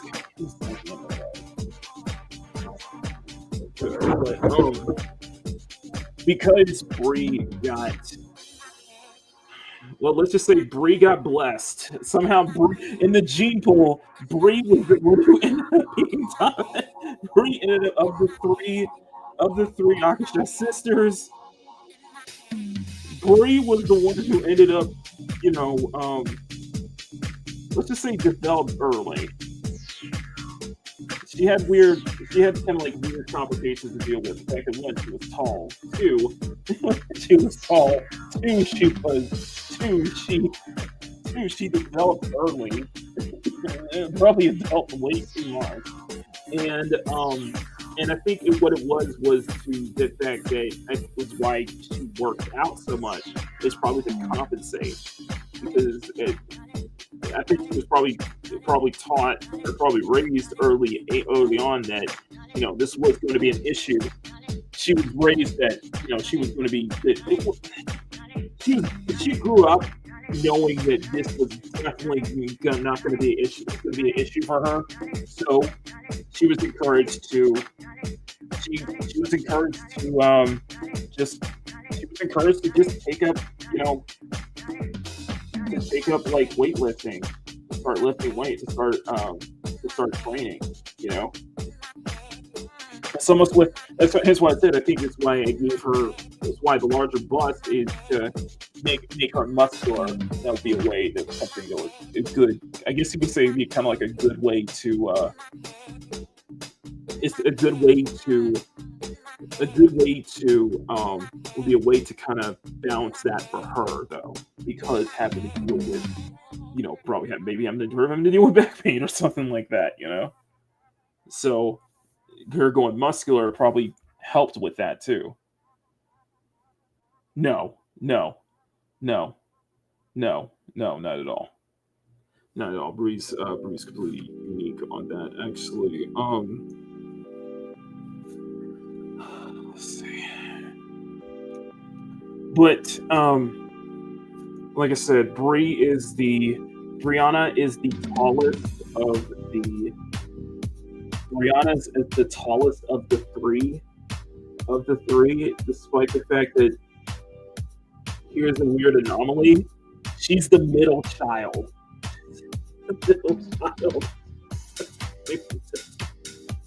So she's older than Jalen, and she's older than Sylvia, who is just like 1 to 2 years younger. Sylvia, who's like 1 to 2 years younger than her, and then she's older than Sylvia, who by at least a year and a half.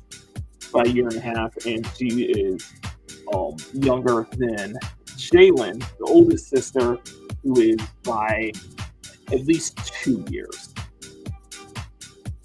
So they're not but she has always been the middle child. She's the middle child of the four.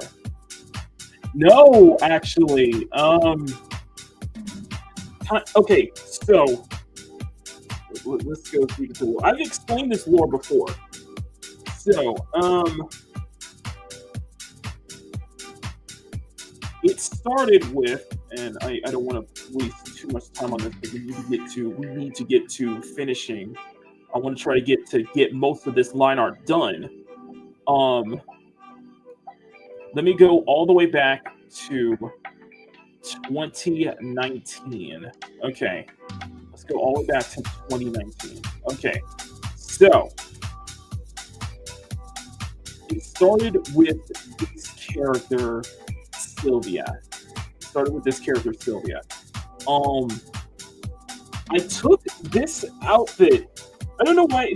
Here's a character from Senran Kagura that I liked her outfit so much that I wanted to just draw that, and I came up with Sylvia, who wears a similar outfit to it. And then I did a follow-up sketch, and Sylvia wasn't named by me, by the way. Sylvia was named by a friend of mine. Actually, the first and last name were actually named by an old friend of mine on Instagram. I knew as Killer Mix. Loved my work so much. Gave her a name, and I didn't realize I was like Briannah Akasha, which I just stuck with that. And I had this weird idea because I did that. And then when the lockdowns happened, I ended up doing this little morning. I did this little morning sketch during lockdown, if I can find it. Because I drew Sylvia again. Actually, I drew Sylvia a couple times. So I drew Sylvia a couple times. And then I did this little sketch of another character in similar attire, and I kind of stuck with that because people love that one. And then I decided to make, and I think it started in January of 21 when I got into doing flats, when I got into doing colors and such. I did this. The video is on the channel, by the way. You just got to go all the way back to like 2021. But I did this sketch. I did this color drawing of Copic drawing of Jalen, backside with the same body type, same very much. She has a very muscular back and such like that. and I wanted to, and I like the dark skin, very storm-like. And I don't know what happened, but I think it was something on Pinterest that I saw that caught my attention. I forgot what it was. I forgot what drawing it was, but I wanted to do this one here of Briannah. And then, because it reminded me so much of Breeze, it kind of reminded me so much of how her look reminded me so much of the sketch I did of Jalen and Bree as well. Yes, of Jalen and Briannah, which I ended up naming that dark skin one of Jalen. And Bree, in the past, when I did that first sketch, you guys, people really liked that too. People really liked that. I did a follow-up. I kept just doing like follow-up, like daily sketches of Brianna, because you guys really liked, because you guys seem to really, really like this character every time I draw this girl. And I had no idea what to name, how to name this character. What name should we give her? Because I want to kind of give her, and I didn't know it, but it wasn't until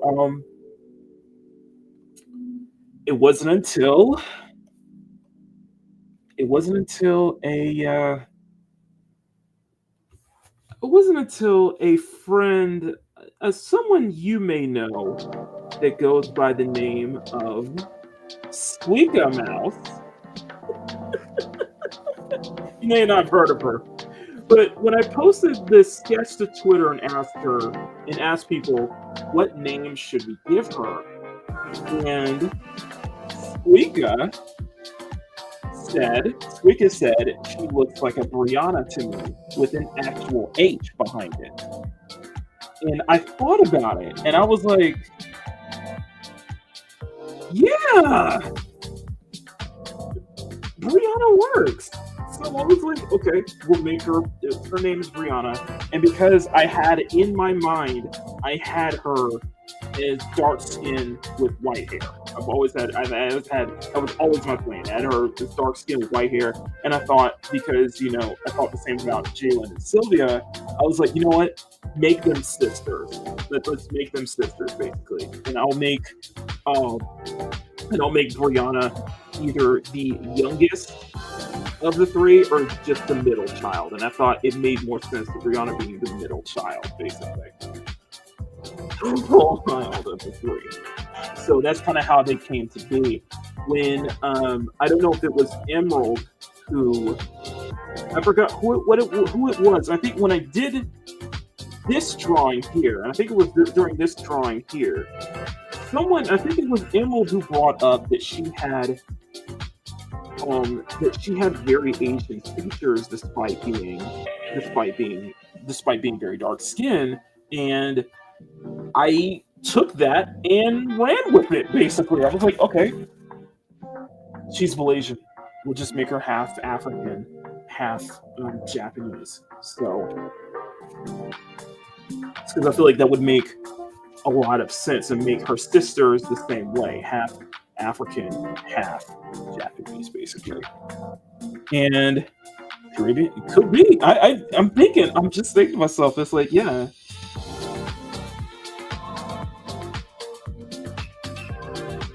Because Bree, but also, like I said, I cite kind of Bree's build. I cite her. I do cite Yororichi. I cite Mirako. I cite his lighting as a. I did not realize I went over there. Yeah, basically. And it's always kind of a funny thing that made her so unique, though, because because in reality, it's like she embraces. I don't recall that name mentioned. Okay. Someone said that, and I was like, oh my god, what?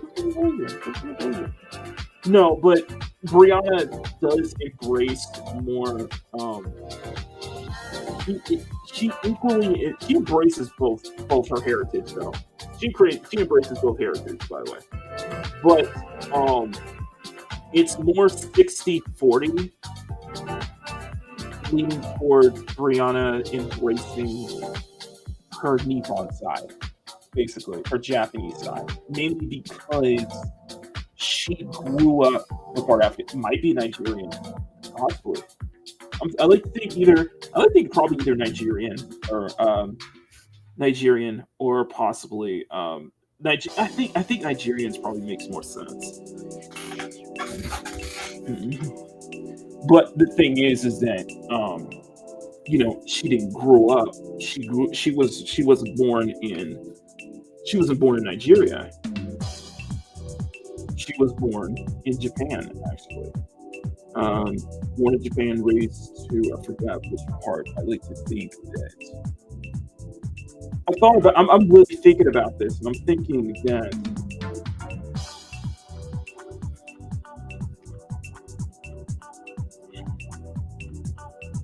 I'm having to wonder what would be maybe not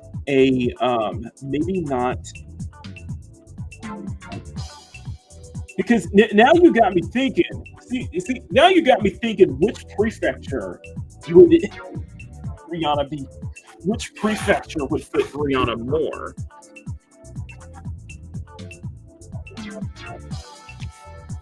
Because I want to say Kyoto. I want to say she was born in Kyoto, though. Her and Skyla. I like to think that she was probably born in Kyoto. If not Osaka, basically.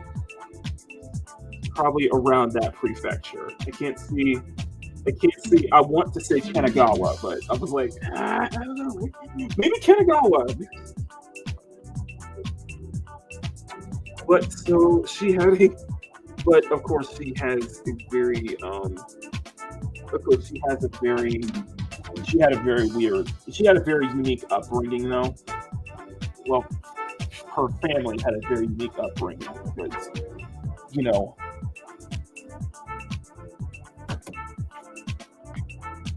and I'm sorry, I'm going off on a tangent. Hey, Cotton, good morning. Okay, let's take a longer break. Now you got me thinking. You got me thinking now.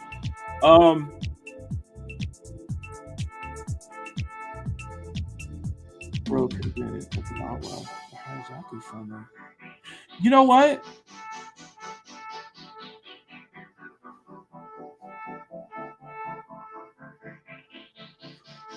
Bree, now that I'm thinking, because I'm really thinking about this,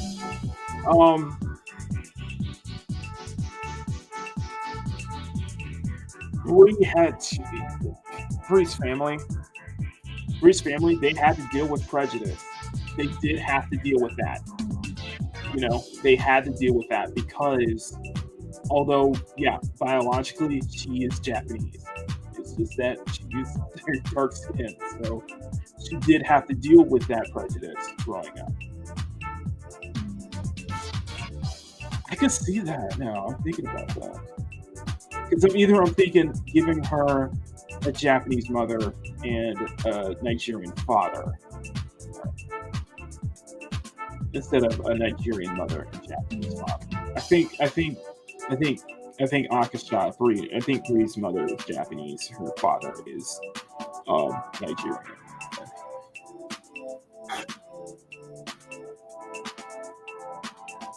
Yeah, I'm thinking about that too. Yeah, race and prejudice. I think it would make sense. So her upbringing was. I like to think her upbringing was a little more. Her upbringing was definitely rough at first, despite the fact that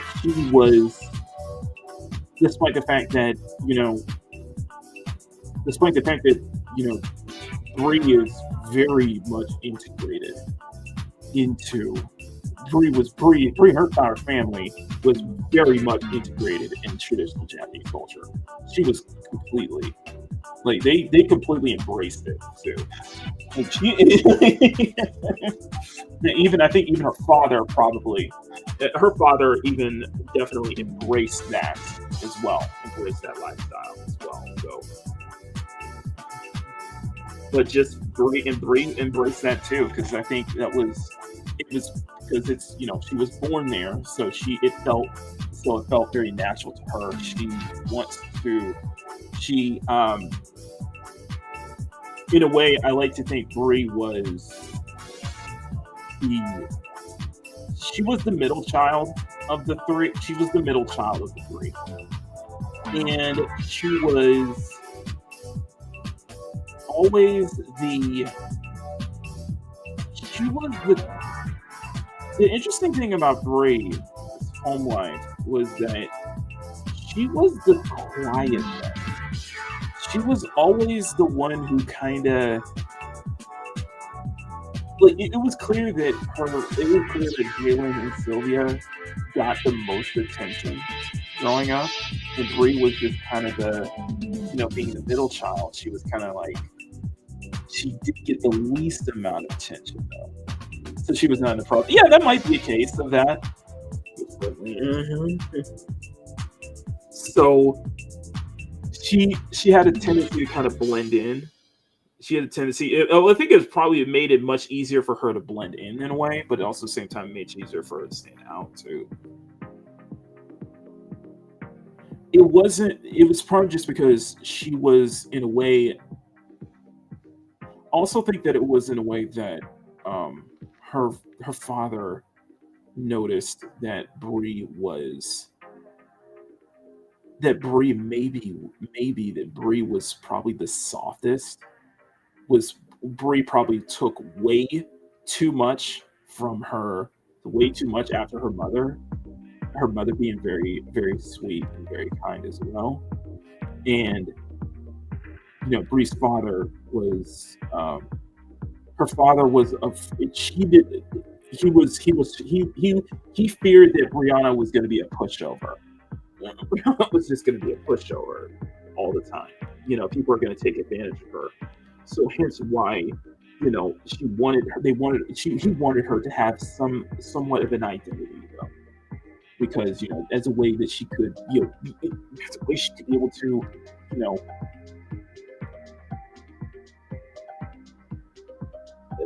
a way to blend in much better, a way to not feel like she was going to be pushed around, because she was made fun of. She was very exotic for being. She was very exotic. Let's be honest here. You know, she grew up half African, half Japanese is very unique.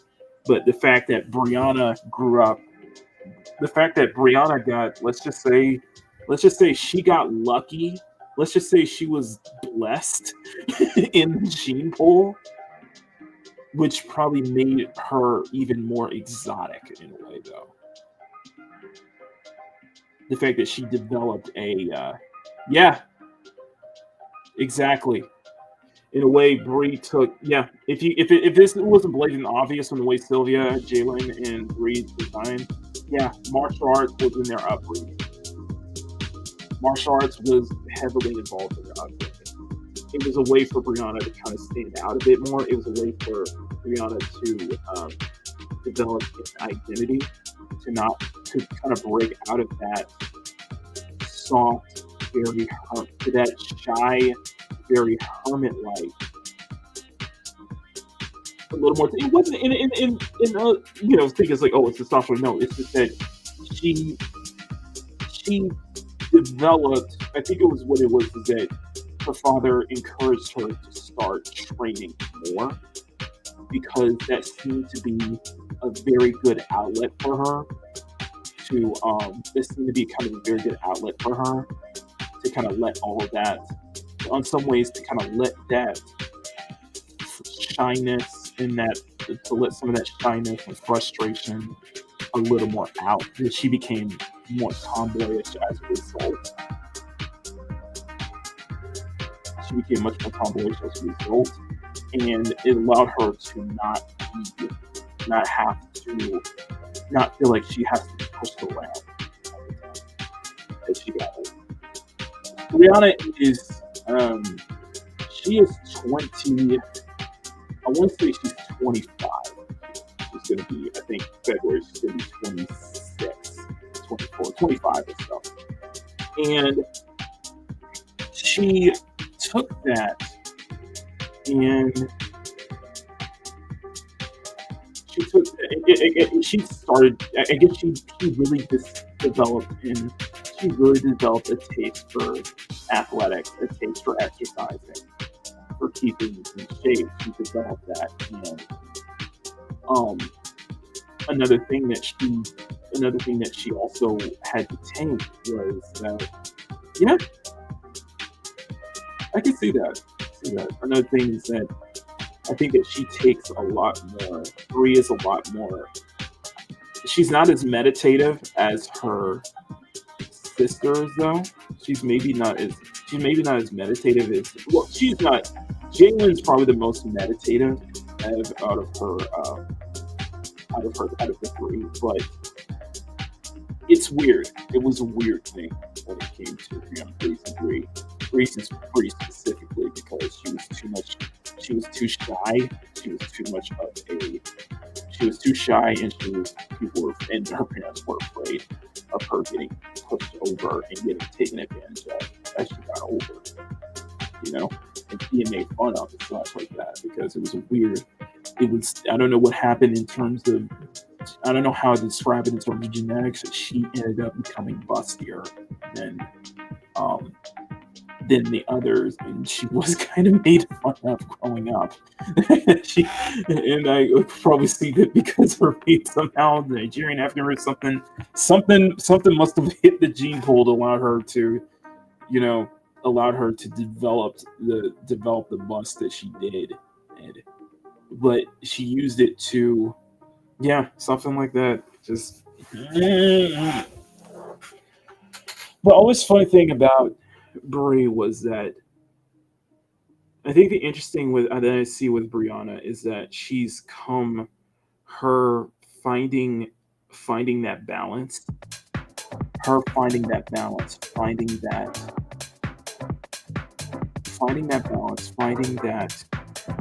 self-confidence, finding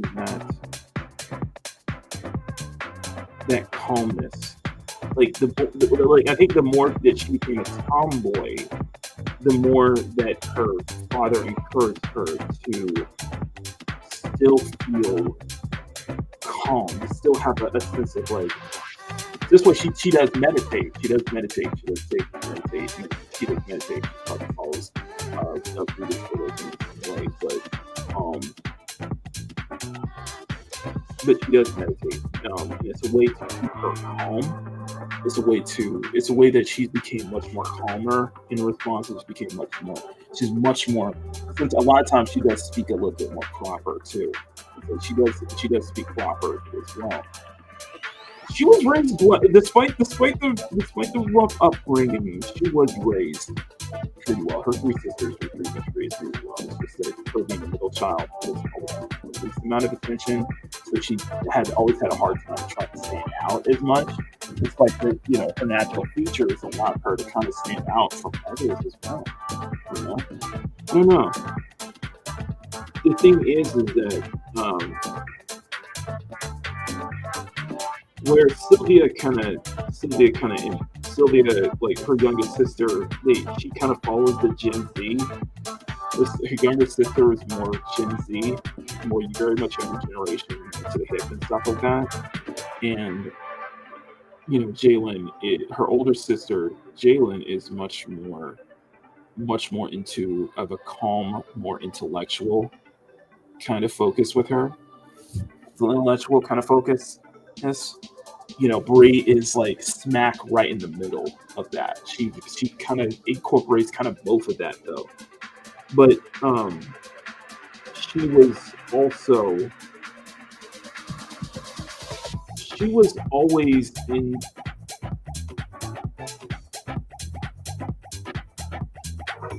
She took after her mother. She took after her mother. Hey, Jedi Master, Brie took after her mother. So she clearly embraced more of embracing her mother's side, embracing the Japanese side. So she was always, despite all the that, she's always had she's pretty well. She comes from really well. So she's embraced that. She's embraced her Japanese side more than her Nigerian side. And that was made it much more of a struggle that she wanted to do all of these things, yet she wanted to, embrace that culture because she was born in it. She was born into that culture. She was born into that culture. She grew up into it despite, and it was almost as a sign of her character, though. And I think about that is that I like to think that Briannah always wanting to embrace her Japanese side is almost was almost a sign of strength for her to allow to kind of overcome that because she always wanted to. Yeah, Nigeria, yeah, definitely.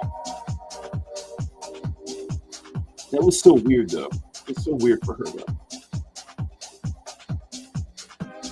But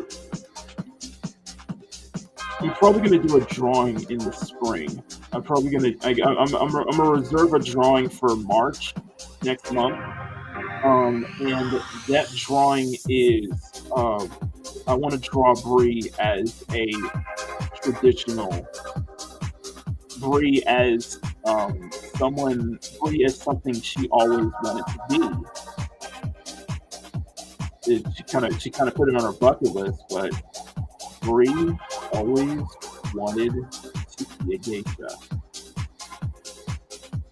Even for a day. Even just for an entire day. You know what I mean? I'm serious. So that was just something she always wanted to do. That's something she always wanted to do because her mother had experience in that. So she kind of took that. She embraced that. It was something that she was always so infatuated with. Something that she was always. Sorry.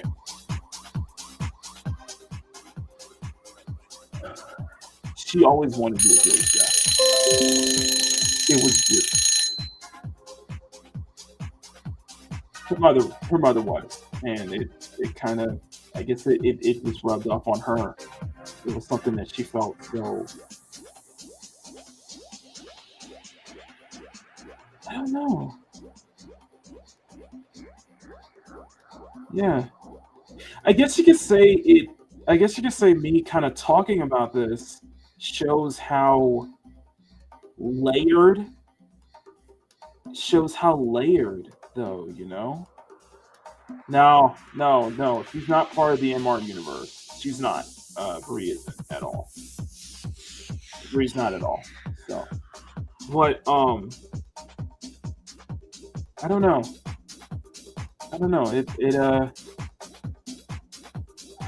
Anyway, let's focus. I'm gonna do two more. We're gonna do two more sessions here, so I can at least get most of the line art done. But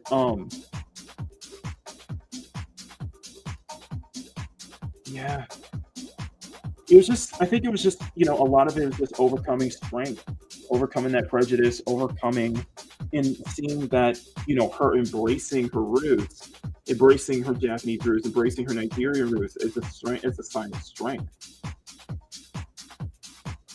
And it was clearly that something that she wanted to be, despite that. And I think it shows that she deeply.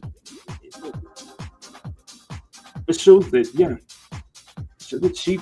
I guess you could say she's very layered in a way. Like how the fact that Bree can attain her, how the fact that Bree can be this muscle. Bree is very much this muscle bound. Bree being so being so fit, being so like ripped and stuff like that, but yet she still has a very soft. Yet she's very soft though. Yet she still has a very soft personality. It's almost like a soft tomboy though. It's like she blends it. It's almost like that perfect balance. And just a very soft, almost like pseudo tomboy, and just a very soft, very shy person. It's like she's still a little bit shy at times, but she's embraced how unique she is, because she has such a I think that's what makes her just such a visually unique design. She is visually unique in a way.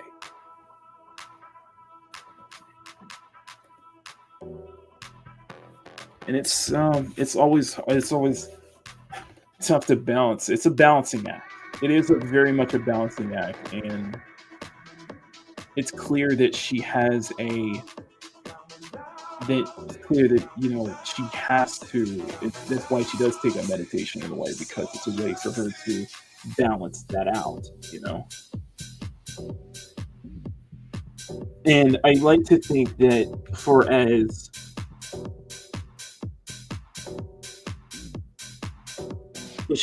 I like to also think that she is embracing not only her Japanese side, but even as a natural, as a tomboy and stuff like that, she's slowly becoming more feminine. She's slowly acting more feminine as well.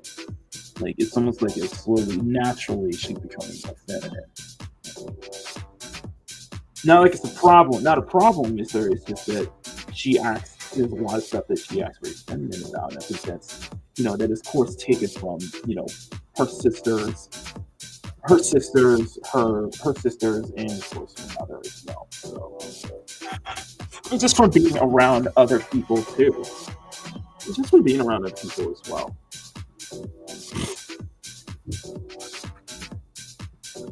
She had a weird upbringing, but she came out just fine, She came out well-rounded. And I think it was just that naturally.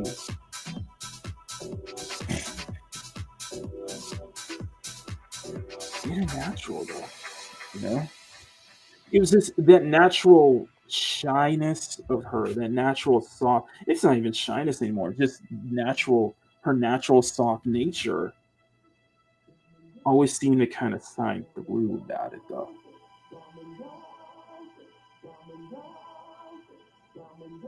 Bree is the kind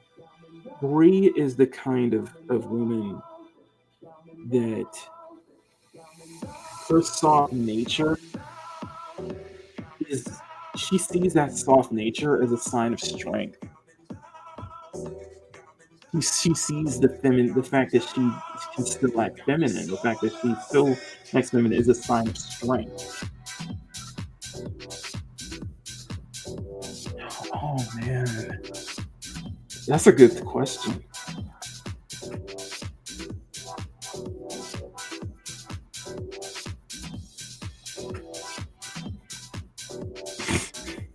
It's always weird because I see her as, although she is heavily muscular, yes, I also see her as athletic too. She still is very athletic as well. That's why I don't think that she went completely like, let's just buff her. Let's just go full on buff, like muscle mommy. Like, no, she slimmed. She really did slim. She really did go for the slim and muscular build, though. Slim allows her to be much more. Yeah, she's more of a striker. Yeah, Bree is straight up. She's not she as a fighting game character. She wouldn't. I can't see her as a grappler. She's more of a striker. Hybrid. Yes, she's muscle. Yeah, it's almost like a hybrid though. It's just wrestling is just not. I don't see her as a wrestling grappler kind of person. I see her as a straight up striker. It's just that she has a lot of power. She has a lot of power to her strikes, and she learns how. And she's also learned from Sylvia how to be much more maneuverable, much more athletic though. Always keeping her on her toes. Sylvia really does keep her on her toes though. She learned that from her younger sister. She doesn't I don't know. Bree is also the kind of person who doesn't take things for granted either. She doesn't take shit for granted. She takes nothing for granted. A lot of it, she probably has a lot of I like to think that she probably has a lot of my traits too, where she's very grateful about the life she lives. She's very grateful about what she has. Despite the upbringing, despite what she dealt with, she was able to appreciate a lot of the little things in her life though. And I think that's what made her much more well-rounded, much more able to function, much more able to be a well-rounded member in society as she got older. That's what you see how. That's what you hear her dialogue. You hear her dialogue, and it was so tricky to come up with, because I listen, backstage advice. You guys already know. I use AI. I do use AI voices for Briannah, for all the girls, and it's so tricky for me to, like, with Skyla and such like that. It was very easy to figure it out. But with Briannah, it was so Briannah, it's so like Briannah is just so, it was so hard to figure out what would be a fitting voice for her, because you have to hit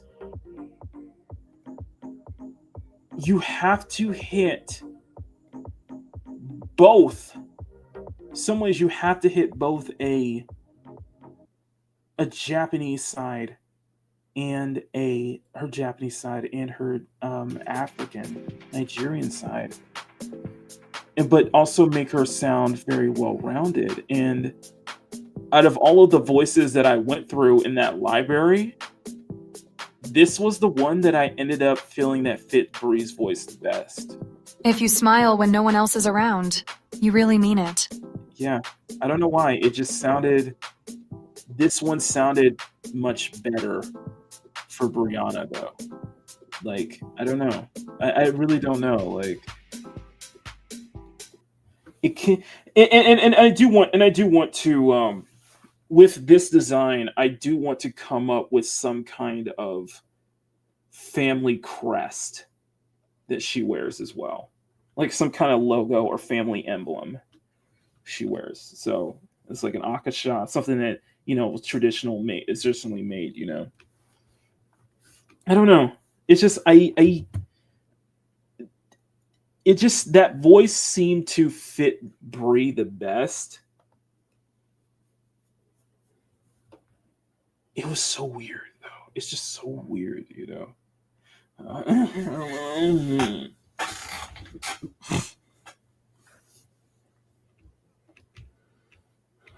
It's so weird though, I don't know how else to put it. Like when I go through, like here, I turned the music down just for a little bit, just because I want you guys to listen to Brianna's voice lines real quick. I'm gonna have this playing in the background so you guys can listen to some of Bree's voice lines here. And yes, guys, I do use the yes, I do use AI. I do use AI for voiceovers, but I figured it would add a lot more life to the characters in a way. Just hearing their voices, and even if it's maybe not exact voices, but I figured that would be a really good way to hear. So I'm gonna play a couple of voices, so I want you to listen. So this is Bree's some of Bree's voice lines here. Okay, here we go. And make sure to share the stream out, everyone. The more eyes we get on the show, the better. Maki would greatly appreciate it, though. And share the stream out to everyone you know. And share the stream out to everyone you know. The more eyes we get on this show, the better, right? Right. And share the stream out to everyone you know. And please, please do us a favor. Share the stream out. We really appreciate it. Let's get more eyes on the show next Sunday, right? Please share the stream out as well. And please, please share the stream out to everyone you know. Maki and the rest of the team would really greatly appreciate it. And we greatly appreciate it. Sorry, sorry, Maki-kun. Okay, I got it. We would greatly appreciate it if you share the stream out to everyone you know. We really do. And please share the stream out to everyone you know. Share it out, please. Sorry, I'm so nervous, like really nervous right now. And please share it out to everyone you know. Please. And please share it out to everyone you know. And make sure to share the stream out to everyone you know. Yeah, she did a couple of times. We greatly appreciate it. And share the stream out to everyone you know. We greatly appreciate it. And share the stream out to everyone you know. And make sure to share the show out to everyone you know so that way we can get more people to watch next Sunday. And please share the... That was crazy thing. Like I said, it's just... そして、このショーを知り合いに紹介してください。来週の日曜日は It just sounded natural. Like when I used Japanese translation, it sounded so natural for Brie. So it's like... So, we're doing this all together, right? Hi, I'm ready. Yes, I am so ready for this. Hi, yes, I'm so ready for this. So, we're doing this all together, right? Okay, so we're doing this all together, right? Hi, this, let's do it. Alright. Makini Live is filmed before a live studio audience at Makini Studios in Arcadia Village's North Tower right here in Pacific City. Makini Live is filmed before a live studio audience at Makini Studios in Arcadia Village's North Tower right here in Pacific City. Makini Live is filmed before a live studio audience at Makini Studios in Arcadia Village's North Tower right here in Pacific City. For free tickets to the next Makini Live show, visit youtube.com/MakiniMeidi or call 765-9077 toll free. For free tickets to the next Makini Live show, visit youtube.com/MakiniMeidi or call 765-9077 toll free. Did I get that right? Yes, I get it. Okay, I got it. I know it's like very soft and stuff like that. And like in some cases when, you know, Brie does the outtakes, you can hear that accent creep in like every once in a while. It was weird finding the right voice for her. It was weird. It was tricky because, and a reason I went for that voice because when I did Japanese translation of that, it just like sounded so natural for her. I'm like, you know what? That kind of works. That kind of works for Brie, and only because like we had the perfect sounding voice for for Brie, but it was taken by Saya. So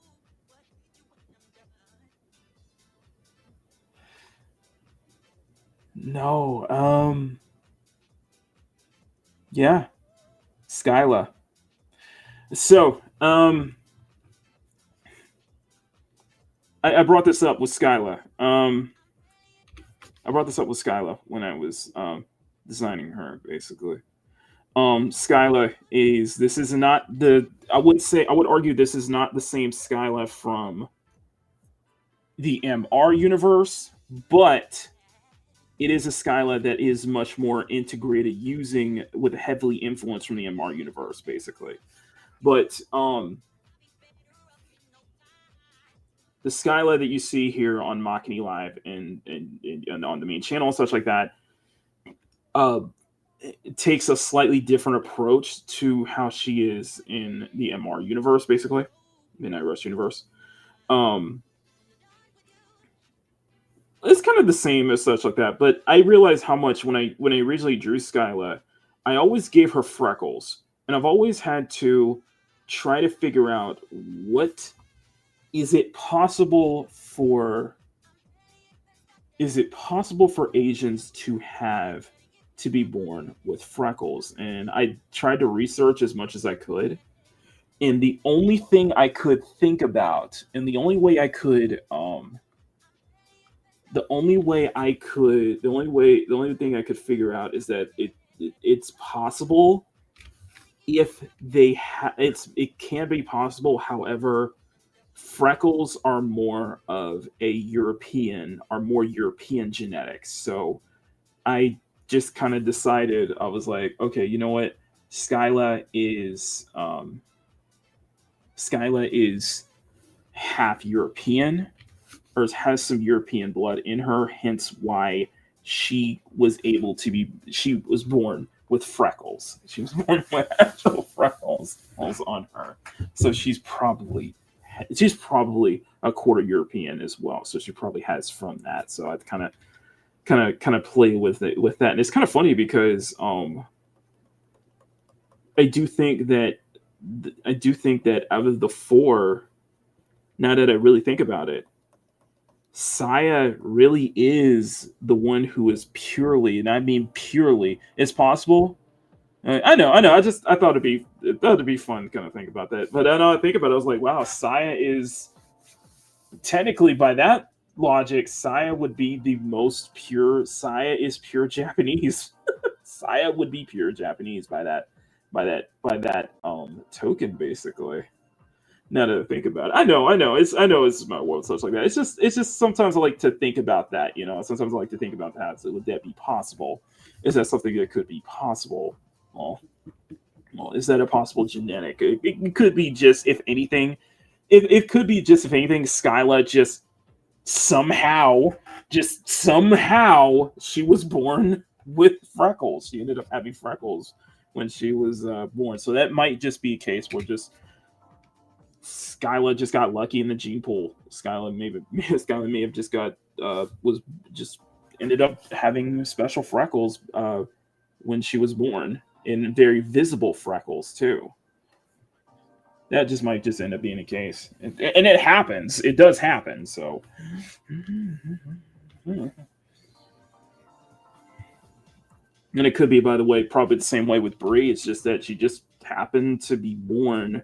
She just happened to be born taller, though. She probably happened to be born taller than her sisters, and she probably happened to be born, well, probably with a bigger cup size. That might just be the case. I don't know. It's. I always think about that, though. I do think about that. It might just be the case, but you know, if by that logic, Saya would technically be the most pure. Saya would probably be the purest, the purest Japanese woman on of the four. Be pure. Saya would probably be purely Japanese because she is 100%.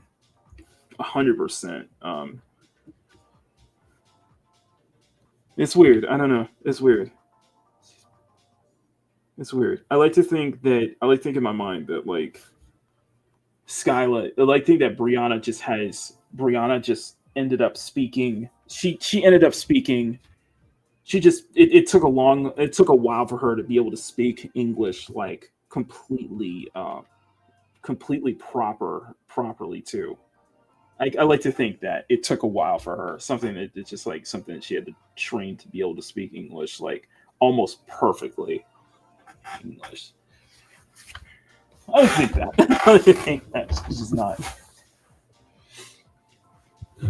I think that, you know, just come from, you know, coming from her Nigerian and Japanese roots and staying in America, which that could also be something I could explore later on down the line, is how did the four meet up? how did the four meet up, and how did they end up here in how did they end up here in the CSF Nation in some way, shape, or form? How did they end up in the CSF Nation? How did they? Because I like to think that, the CSF Nation is, the CSF Nation is a melting pot, is a melting pot basically, and it is a melting pot, and it is sovereign. She ended up moving to a sovereign nation like CSF Nation as well. So I would think the CSF Nation is probably more in the Pacific region.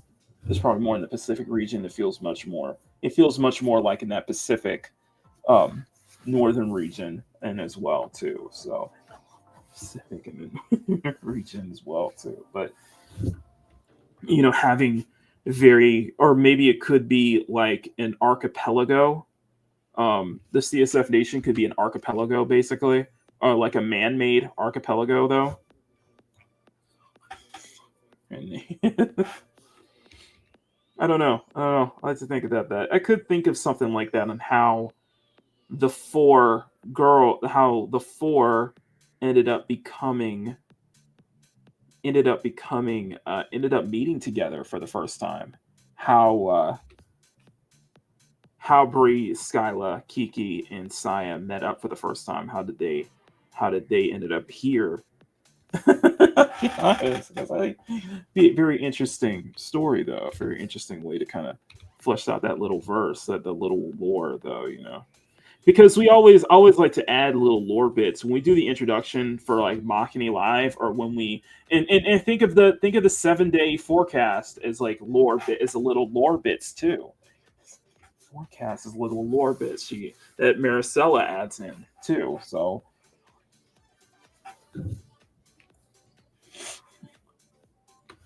maybe a new continent. Yeah, maybe it's a new continent, or maybe it's an archipelago as well. Probably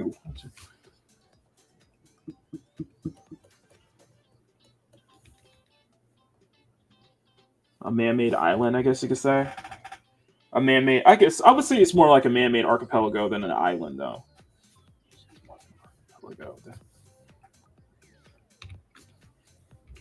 Or even like a man-made peninsula too. It's just like it just sits right in the Pacific.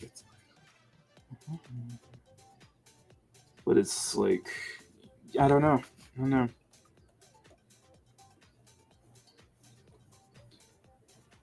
Also, like to think that maybe the CSF Nation is probably more close to Japan, close to Asia. Someone kind of finding that weird region. It's like a region where it's much more closer to Asia than North America in a way. But it was very accessible. But it's very accessible very, very much accessible for Americans. So it's accessible for English speaking. So I don't know. I don't think so. I think it's a nice area. It's home there, I don't know. It's like a funny thing because Midnight Rush takes place. Like Midnight Rush, that takes place in a fictional. It takes place in a fictional region in Northern California. It's actually in the MR universe. America is much larger. North America is a much larger. North America and Asia are larger continents, I guess you could say. It's a much bigger Earth, though. That probably might be the case. In the MR universe, San Francisco does exist. The Northern California does exist. It's the Silver Bay region is located further up north. It's further north from the San Francisco Bay Area. And yet it has so many it has so much geographical. It shares so much of a geographical similarity to the San Francisco Bay Area, as well. So that's why I called it Silver. I actually call it Silver Bay instead of like something else, because I know, Golden State. I figured Silver Bay would be a nice nod. It'd also be a nod to Sterling Moss anyway, though, too. CSF Nation will require new landmass. Yeah, like a new landmass. I could see that. I could see that it's it's a completely new landmass. Maybe enough to be considered a continent in its own way. But no, the CSF Nation is a sovereign. It is a sovereign state. It is a sovereign nation, basically, and it is a melting pot, basically. It is also a melting pot, so. Almost like a secondary melting pot, similar, almost like a secondary melting pot, like how America is in a way.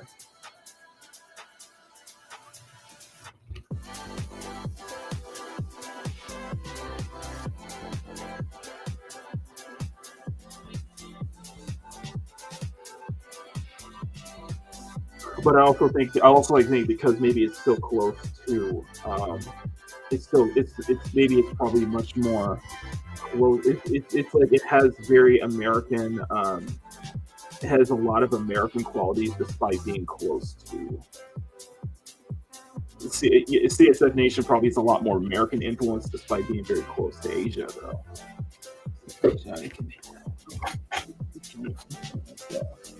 It's almost like it's like an American-Japanese influence. I don't know. Japanese. I like to think the CSF Nation is like an American-Japanese and like South Korean influence. Like heavily has a lot of those influences there. I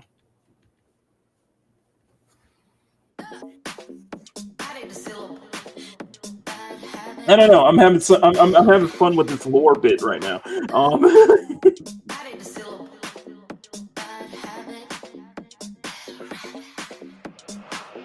But that also does have to explain the fact that this will be we're going to take one last 15-minute break, and then this will be our last session. Okay. So here's what I can think of. But think of it in this world though. Think of it in this kind of like universe though, because people on the CSF Nation team,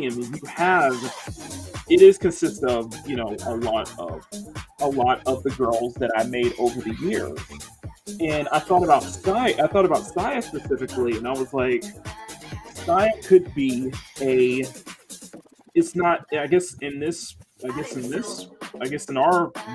world, it's more than just humans, though.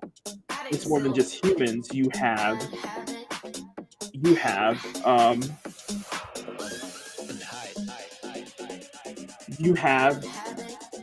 Nakons.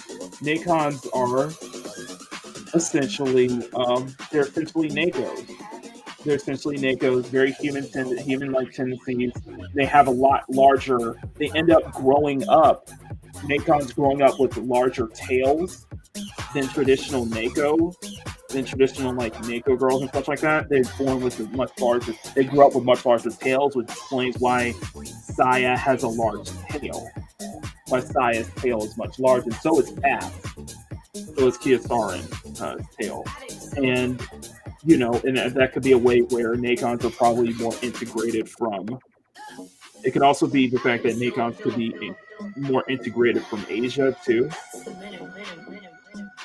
Like their race could be more integrated from Asia and Europe than in America or something like that. It's not. It's not it. No, it's not. It's just kind of like different birth or something like that.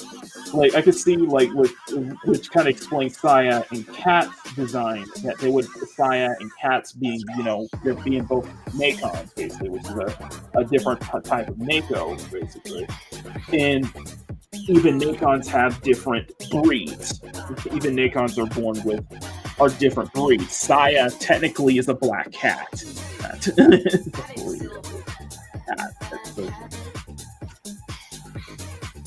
but it does explain that, and yet they have. I don't know. I was thinking about that too, but also I do like to think that, I guess, in this whole, CSF Nation verse, which you could say this is the main like universe basically, where my YouTube channel and stuff like that is, that there is an Oni population that is strictly that comes straight out of Japan too. So I guess in this world here, where Makini Live and Makini in the Morning exists, places like Japan and South Korea are much larger in scale. It's a much larger island too. I don't know.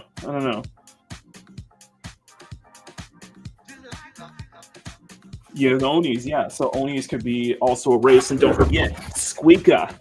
Don't forget Squeaka. Squeaka is a mouse girl, so.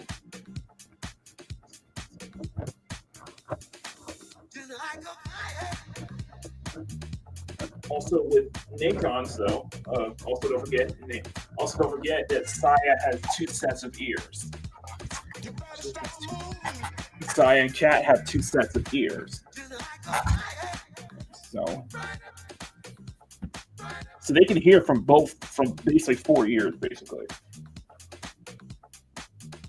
That's 2 ears, so. I like to think it's like the world of Zenlist, where you have humans and you have humans, you have bears, you have Onis, you have like Neko furry characters. It's kind of like Zenlist in a way. I'm thinking of furry characters, but they're all very integrated. I like to think Squeaka, our line producer, is from Squeaka is probably more European traits too, because Nakons are probably something that you would find in Nakons are probably a race that probably originated from maybe Eastern Europe. Maybe. Because yes, they're born with large mouse ears. They're born with mouse ears and such like that. So I don't know.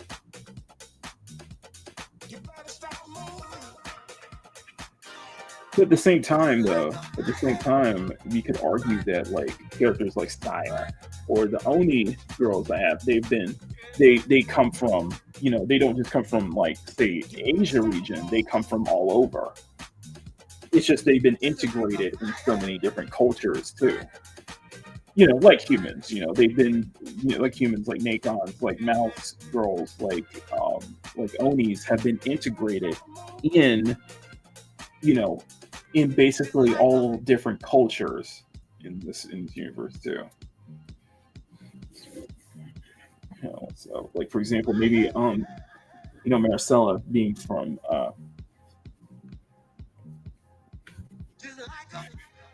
maybe that might be maybe CSF Nation is probably near somewhere near the Pacific, and somewhere close to the Pacific, but at the same time somewhere also accessible from especially if you're in South America, especially if you're in South American countries or something like that. So that would probably make sense. I just like to think that the CSF Nation is probably very accessible, easy accessible nation to be in and out of trade and such like that. Hence why, Bree. Hence why it definitely probably makes sense why it became the CSF Nation became much more of just like America, a melting pot. Just like the States here became a melting pot, but it also made it easily accessible. Travel has probably made it much more easily accessible to reach the CSF Nation as well.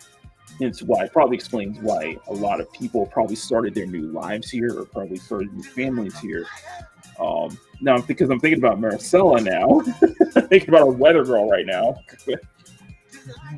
She probably grew up in SoCal. there's like someone else who looks similar to her. Um, who shares the last name and somehow looks very similar to her. Um, but she grew up in. I like to think Maricela pretty much grew up in SoCal, moved to Southern California, and probably moved to the CSF Nation. Probably moved to the CSF Nation for new opportunities and stuff like that. How she kind of got, ended up here, or she might be just CSF Nation born. She might be just CSF Nation born, she may be coming from as there is a as there are different like there's an Oni community. There's like an Oni and Nacon community in Pacific City. Has a strong Nacon community there too, and there's a strong like Asian community, different Pacific communities as well. But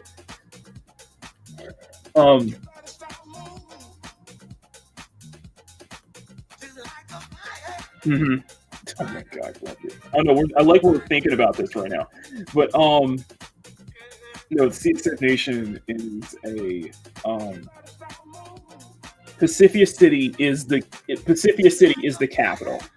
Pacific City is the capital of the CSF Nation, basically the capital city, basically. With Valhallaberg, Royale, Adolphs Bay, and Valhallaberg, Royale, Palmetto Valley, Royale, Adolphs Bay, and Arwenian Vista, which that makes perfect sense because Arwenia also exists in this. The country of Arwenia also exists in this universe, in this world. The country of Arwenia. So hence, and Arwenian Vista is a city. Is an Arwenian city, basically. It's from Arwenian, so it's a home. It's a city that was a settlement for Arwenians, basically. Because and it's blatantly obvious, Arwenian Vista is a play on of what because of course Arwen Avalon and because Arwen always jokes about this on Arwenia. So I'm like, Arwenian Vista. There you go. Arwenian Vista. Arwenian Vista. Arwenian Vista could be like that time. I'm still drawing. I don't know why. I'm so sorry. I'm going off over the place. No, Arwenian Vista could be Arwenia. It's like a town. It's like another city, another metropolis that was like home for settlement for Arwenians. So that's why kind of ADOS. I also do like if you pay close attention to some of the 7-day forecast. Maricel also brings up a couple of other places. How I mentioned like here in this week's 7-day forecast that a storm is brewing on the Gulf, and I like to think the Gulf. I like to think the Gulf of the CSF Nation is probably near Valhallaberg and Royale on the western side. Probably on the western side. Probably on the western. Valhallaberg's probably on the southern region in the CSF Nation.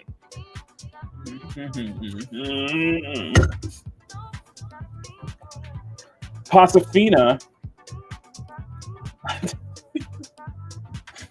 Kiki is funny. I think Kiki is straight up. I think once we get to Kiki, I think it's simple. Kiki is from SoCal because she embraces that. Kiki embraces that not only the skater lifestyle, but she embraces the Cali girl lifestyle. So it makes sense that Kiki is from SoCal.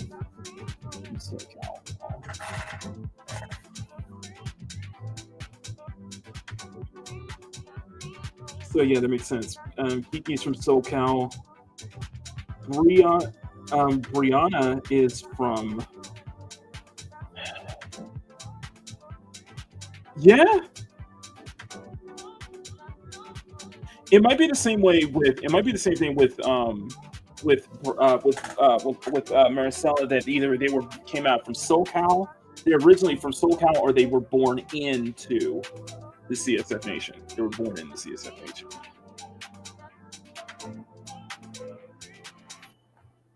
I like that we're discussing this right now. I really do like that we're discussing this right now.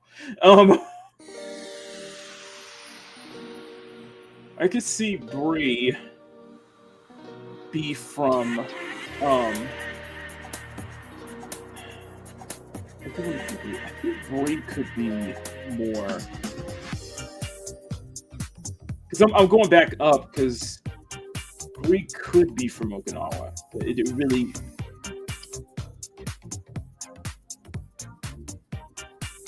maybe I don't know.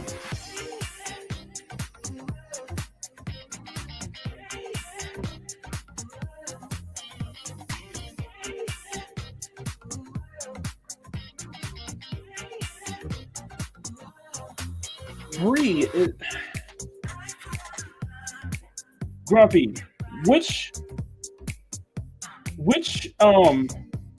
parts of Japan did you say that were more much more friendlier regarding Brianna's half race though? I forgot, because I'm looking for the comment. That comment though.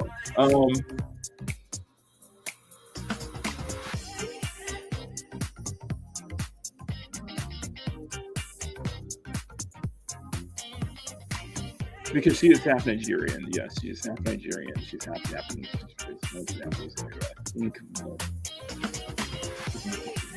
I'm scrolling back up. I'm looking at the comments right now.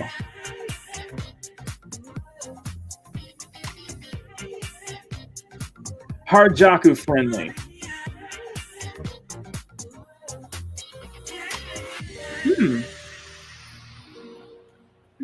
Harajuku friendly.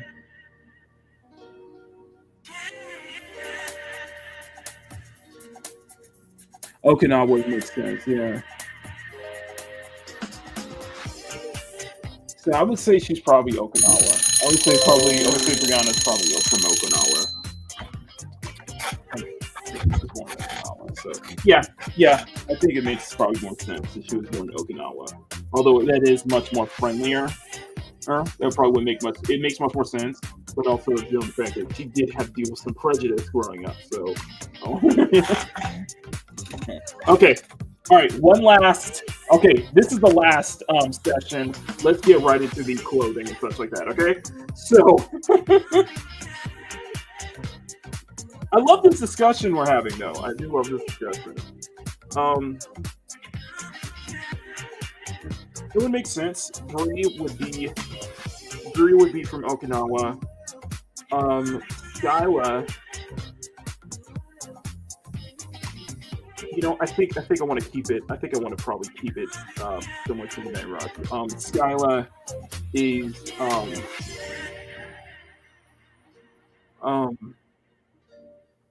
I can see Skyla probably be born in the CSF Nation. However, her family lineage likely originates from the Kanagawa prefecture. It originates from Kanagawa Prefecture. Saya is much more closer to Tokyo.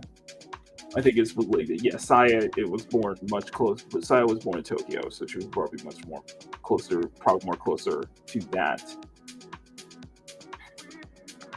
Yeah, and Kiki is from Kiki is originally from SoCal, but moved to.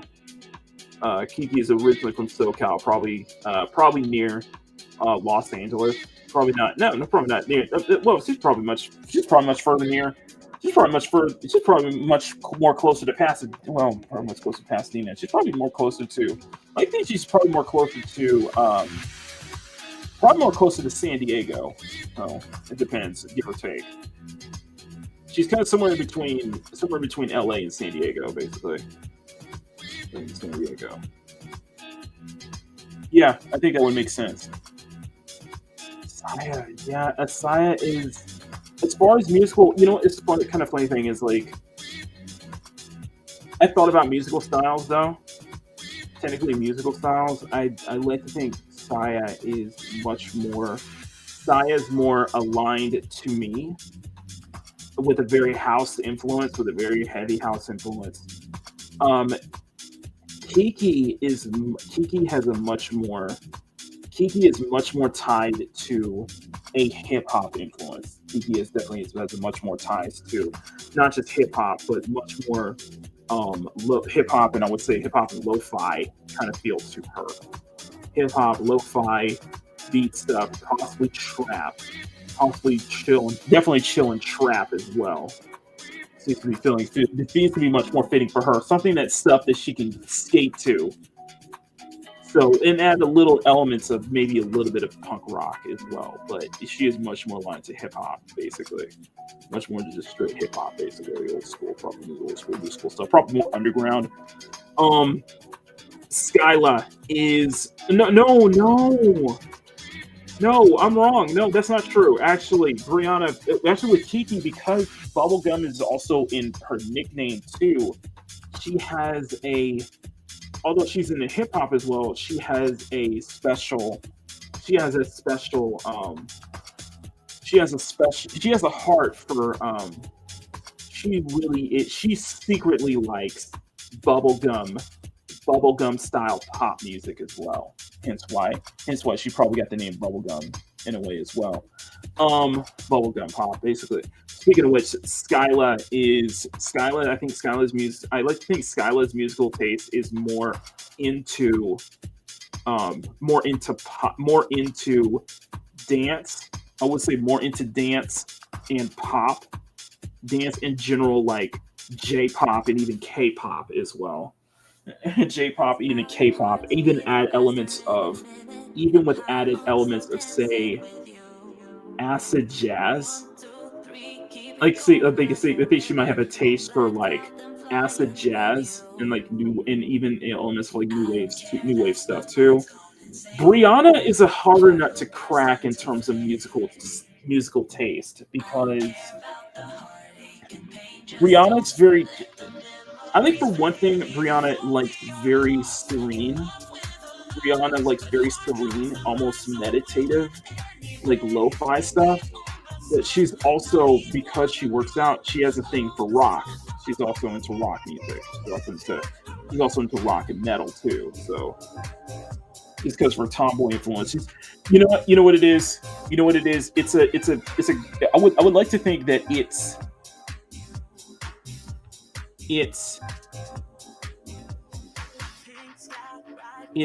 a lot of calm, serene stuff. A lot of calm, serene stuff. A lot of more traditional music too, as well. But she also has I also like to think because of how she's into because how tomboy she's into as well, and probably based on her heritage. She grew up. She's into J-rock. She's into Japanese rock, basically. She has a thing for Japanese rock. She has a thing for Japanese rock. She probably has a thing for hip hop as well. She's very much varied. Needless to say, Brie is she's probably into J metal too. Brie could be the kind of, despite her soft nature, Brie could probably have a thing for Japanese metal. He's rock, so Kasho. Something like Daiki Kasho or something like that. So I can see her as a kind of person, as a way kind of get into that rebellious, maybe ties into kind of a rebellious phase she had at the time. And she probably listens to that as more of stuff to work out in, stuff to train in. She listens to train in, along with a good blend of meditative stuff that is much more meditative, stuff that's much more calm and serene for her as well. Yeah. Yeah, there you go.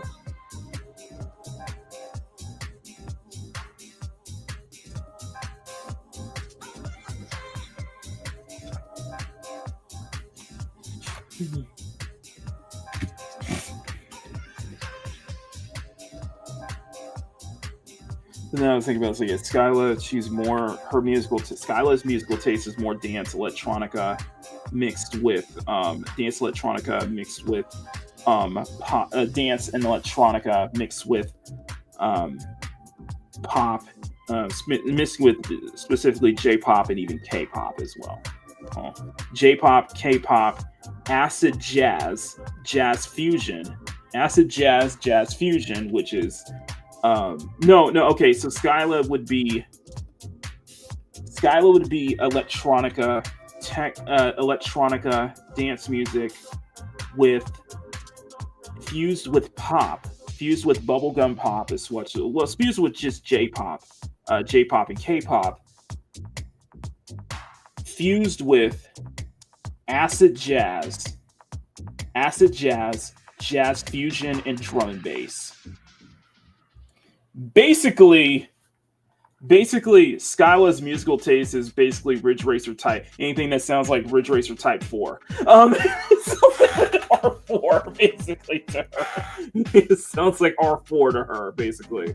So definitely, so hence why I mentioned acid jazz and jazz fusion, because that seems to be her kind of thing too. No, but Saya is much more Saya has pretty much similar musical taste that I do. She is straight up into house music. She's straight up into that house vibe. Straight up into house music, especially deep house, vocal house, little elements of jazz as well. Jazz and ambient stuff she's into. It's just whatever sounds sexy to her. Like, it just sounds sexy to her. So she kind of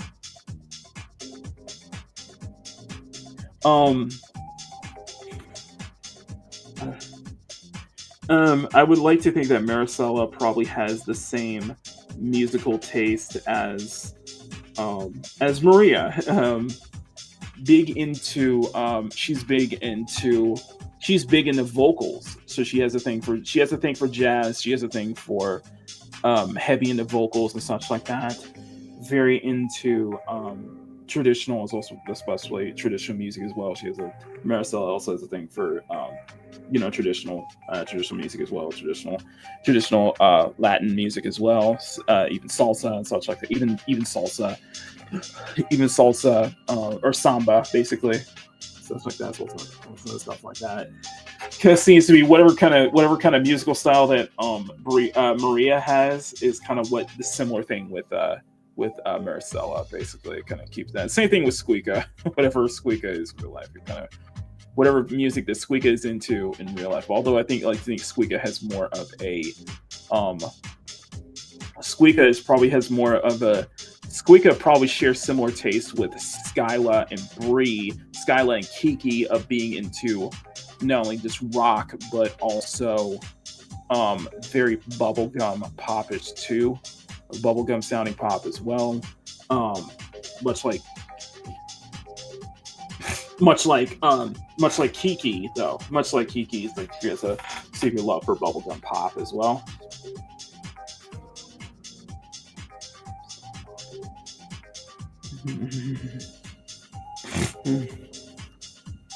It's very, but no, Kiki is much more hip hop focused. Kiki's much more hip hop focused, very skater like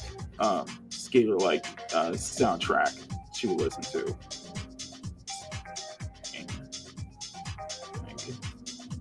I don't know. It's kind of funny thing, kind of get into that though. But Bree, the subject in question, Bree would be more. Bree would definitely be more. Bree would definitely be more easy not just easy sounding, easy listening stuff, but she would also be more into J-rock,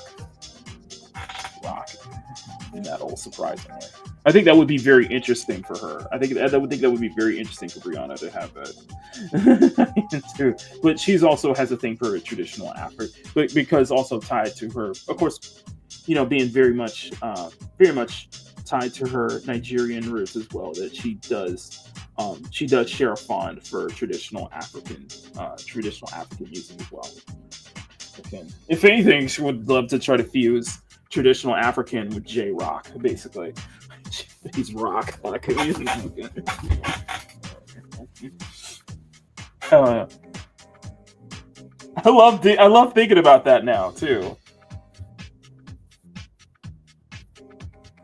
Afro beats, yes. Oh yeah, she would be in Afro beats. Briannah and Kiki would both be in the Afro beats.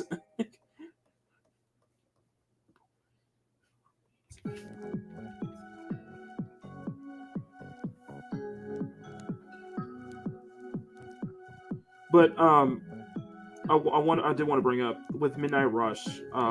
The reason Grumpy I don't put them involved because Midnight Rush is a separate universe. It's completely separate. It's a completely different world. It's a different universe, so it has no relation. So aside from the characters, it has little to no relation to the CSF Nation. I guess this world, our channel universe. It has zero relation to that. So because Midnight Rush is in a separate universe, despite the fact that it may hint that the Silver Bay region may exist in this universe, but but Midnight Rush is completely separate. So that's why I don't know if to bring that up, because they're not different. They're completely different universe. So Midnight Rush, for those who know, that was something that I wanted to work on for the past 10 years, though. Something I've wanted to work on for the past 10 years. Something that it took a heavy inspiration from stuff like Initial D and Wonka Midnight and Ridge Racer and Need for Speed. I wanted to create basically an American manga. It's something very heavily inspired by Initial D. Actual street racing, though.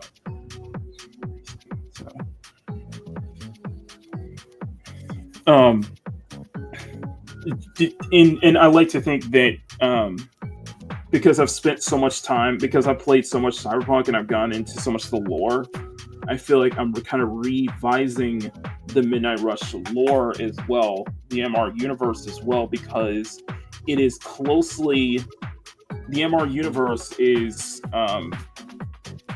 it shares some cyberpunk. It's so weird to describe it, how Midnight Rush is, because it falls right in the middle. It never becomes it's not a dystopian future like what you see with Cyberpunk, but at the same time, it's not a utopia future either. It's it's almost like utopia it's almost like a positive future in a way. It's almost like a positive future in a way somehow, It's weird. It is such a weird concept to describe it. It's a positive future, though. It seems that it's much better off. It seems that world is much better off because, essentially, the story of Midnight Rush, the story takes place in an alternate 2015. It takes place in an alternate timeline, an alternate 2015, where technology had advanced at least by 10, 15 years. Or 10, 15 years possibly. So what felt like 2015 with technology that is more like 2025 or 2030 or something like that. Like technology hit major breakthroughs in just like Cyberpunk, just like how Cyberpunk did, technology hit major breakthroughs within the late 90s, within the early 90s and 2000s in the Midnight Rush universe. Technology did hit major breakthroughs though. So it's much more advanced. So it is a much more advanced 2015. And so I think it's a point to where you do have artificial intelligence, you do have AI, in a way, you do have AI. They do play. In fact, AI kind of does play somewhat in a role in the art encompassing world in the encompassing lore of the Midnight Rush itself. But I was thinking about it because I was so fascinated what 2015 thought to be the 80s in entertainment. Basically, yeah. Basically, it's almost like 2015 would be close to, I want to say 2015 would be close to probably I want to say the 2030s, 2040s, maybe the 2050s in cyberpunk, or if not, maybe something like, I guess what you would say, Emerald, just like what would be the 80s, what 2015 would be, what the 80s visioned the future would be, basically, kind of like that way. But the reason I said that it doesn't fall into a dystopian future, and it doesn't fall into that dystopian cyberpunk territory, but at the same time it doesn't fall into that utopian era, utopian feeling too as well, is because the biggest influence with Midnight Rush is Ridge Racer.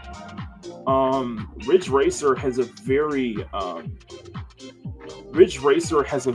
futuristic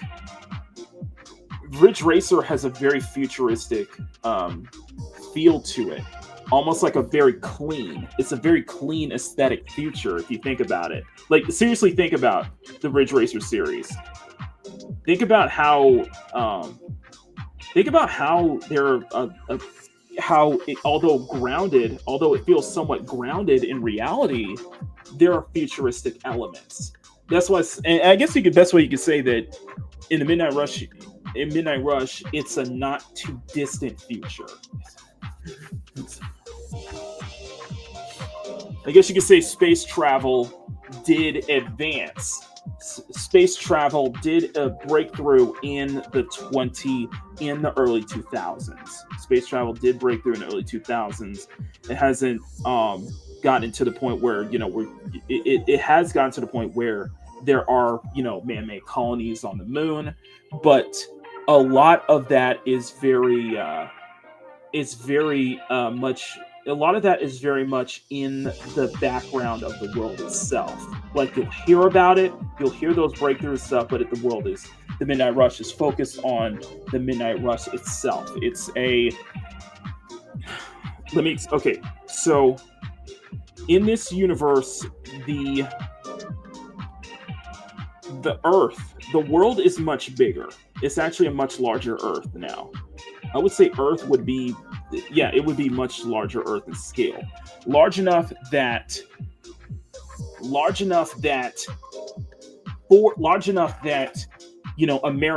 America became, North America is a much larger continent too. Like, everything is a much larger continent. Like, even Japan is a much larger country, or much larger island too. But North America specifically is big enough to expand another region. That there is another region within Northern California, and that is called the Silver Bay region. And in fact, in the Midnight Rush universe, basically, the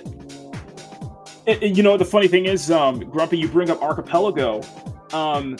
The world of Ridge Racer, in fact, especially if you look at Ridge Racer 7, it actually takes place on a man-made archipelago that is probably near Japan and South Korea, which has a lot of its influences there. South Korea. If you didn't, you actually think about that. Japan and South Korea, but no. So in the Midnight Rush universe, basically, Silver Bay was hit with the Silver Bay region. It got hit with it got hit by the big one. The big, I guess, if you guys remember the major earthquake, the big earthquake in I think it was like 1906 or something like that. So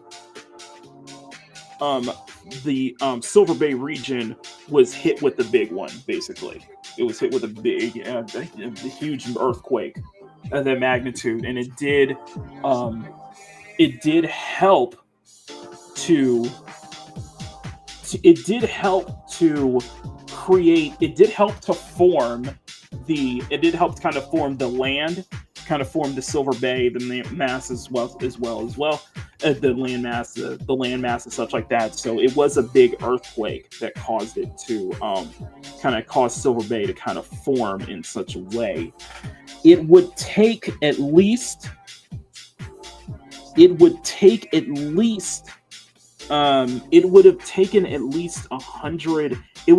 least a century for Moss City to be formed, basically. Moss City to become this shining capital of the Silver Bay region. Here, after the big quake hit Moss City, it was rebuilt by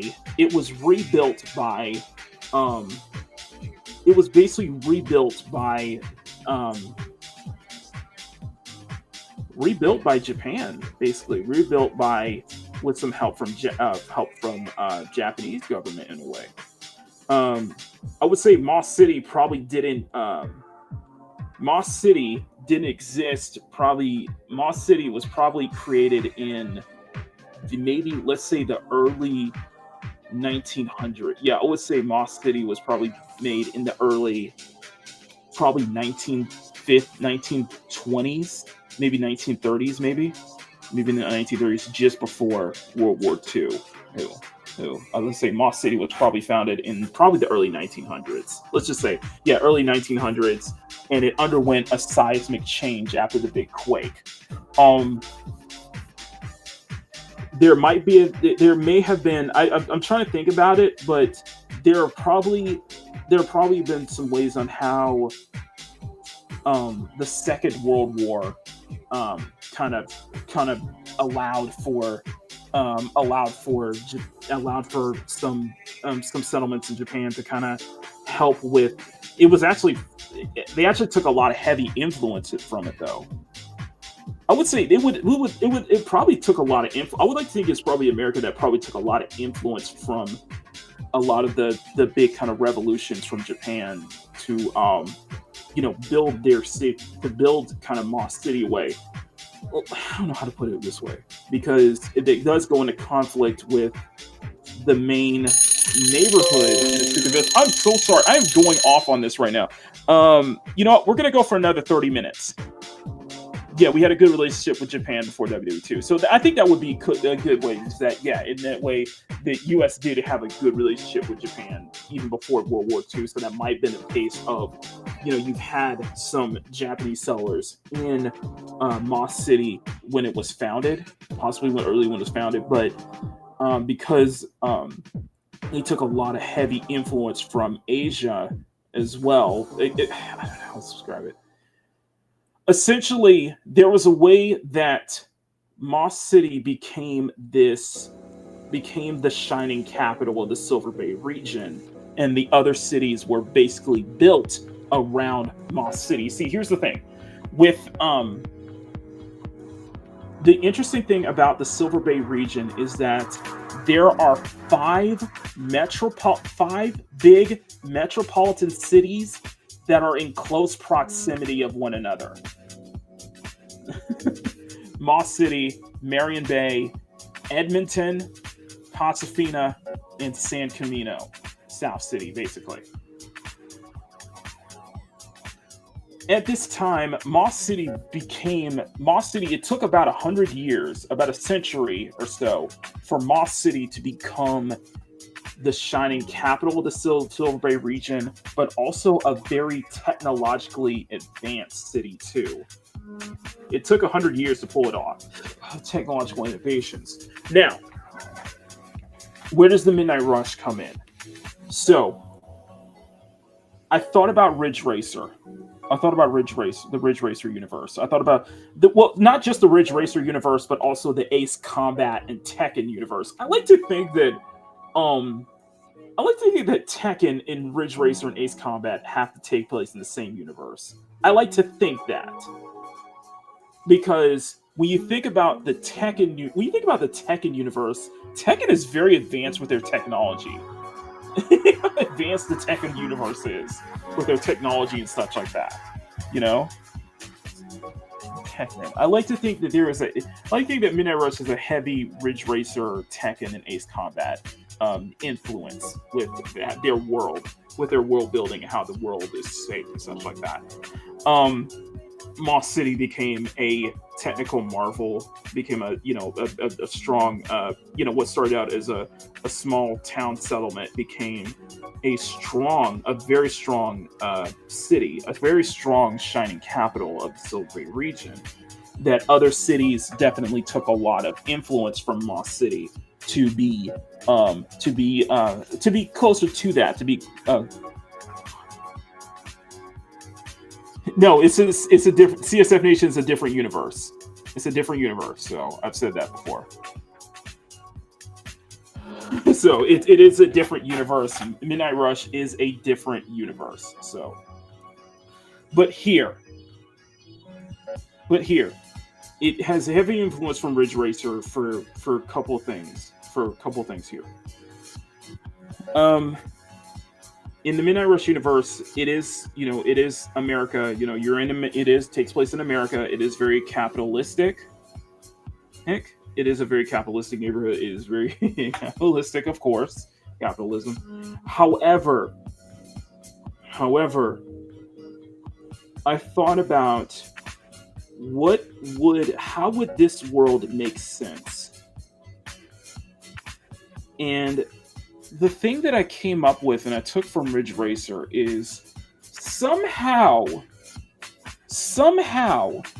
the spirit of, I guess you want to say the spirit of competition, where there was no, I guess in the Midnight Rush world, there's no heavy monopoly.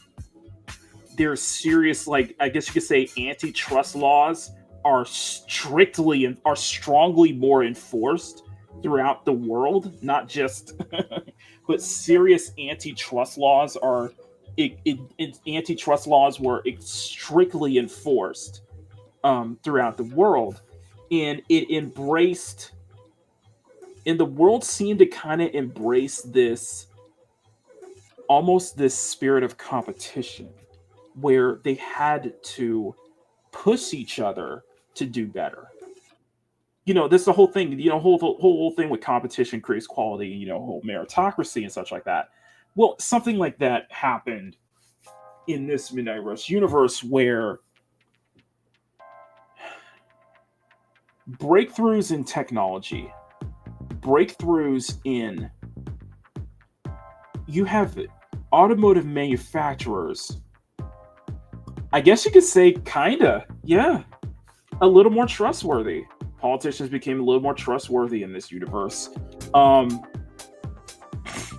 course, always seedy. It's always seedy. There's always corruption. Always that seedy underbelly. There's always that. There's always that intrigue. There's corruption. But here in the Midnight Rush universe, the automotive industry took a big hit. The automotive industry took a big hit in the 80s, in the 70s and 80s, though. I guess you could say they took a big hit with the gas crisis, gas and oil crisis as well. Happened in the 70s and 80s. The gas and oil crisis did happen there around that time, leading into the mid 80s or so. So much like Cyberpunk, they were making breakthrough developments in, different kinds of fuel, synthetic oils and such like that, different kinds of oil, synthetic fuel, such like that, stuff that's much more cleaner to the environment. That was happening in the early 2000s. And I like to think that there was a breakthrough there was a breakthrough within Europe and in Japan, within Europe and in Asia, on development of this new synthetic fuel that burned much like how Chew 2 is the fuel in Cyberpunk. This synthetic fuel actually burns much more cleaner energy. Ended up burning much more cleaner energy than fossil fuels. And it was through Europe and Asia that they found a breakthrough through that. Well, essentially,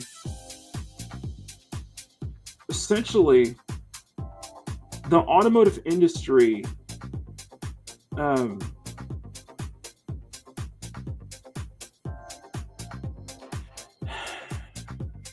I like to think that this new oil,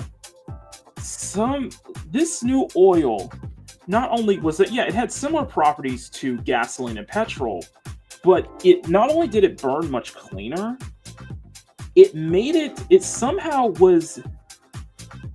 a synthetic oil that was somehow a synthetic gasoline that was somehow something about the properties in that fuel made it work for any kind of machine, for any kind of vehicle that was created before the 90s, before the development of this new fuel. They were able to find a breakthrough. Somehow they found some kind of breakthrough with this new oil, with this new synthetic fuel that actually works on older machines. I don't know. I'm trying to figure it out, because what happens is because it's much more, this world is much more, companies are much more competitive without having to work with, not having to deal with a serious antitrust law. So that means companies had to push for it. Companies had to continue to push for it, though. The automotive manufacturers, especially the automotive manufacturers, basically went into war. And however, it was a war without casualties, though. It somehow turned into a war without casualties. It became a war for fuel. It became a war for competition. It became a war for pushing themselves even further. Competition to do better, to see who was better. And something about that helped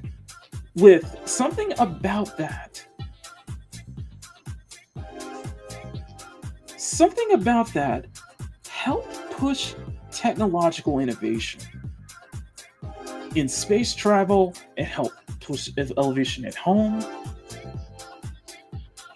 What happened was that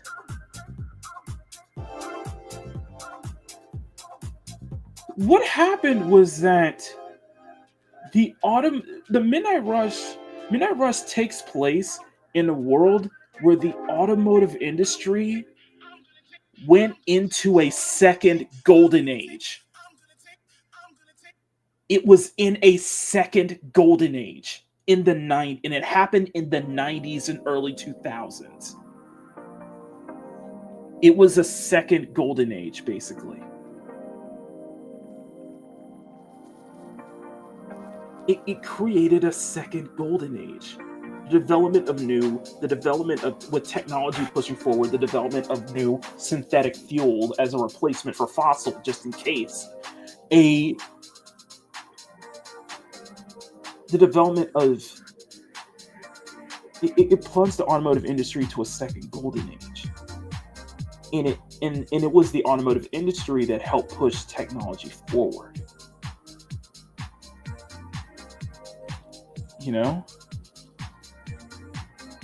It helped push technology forward somehow. It helped push that forward. It helped push technological innovation forward.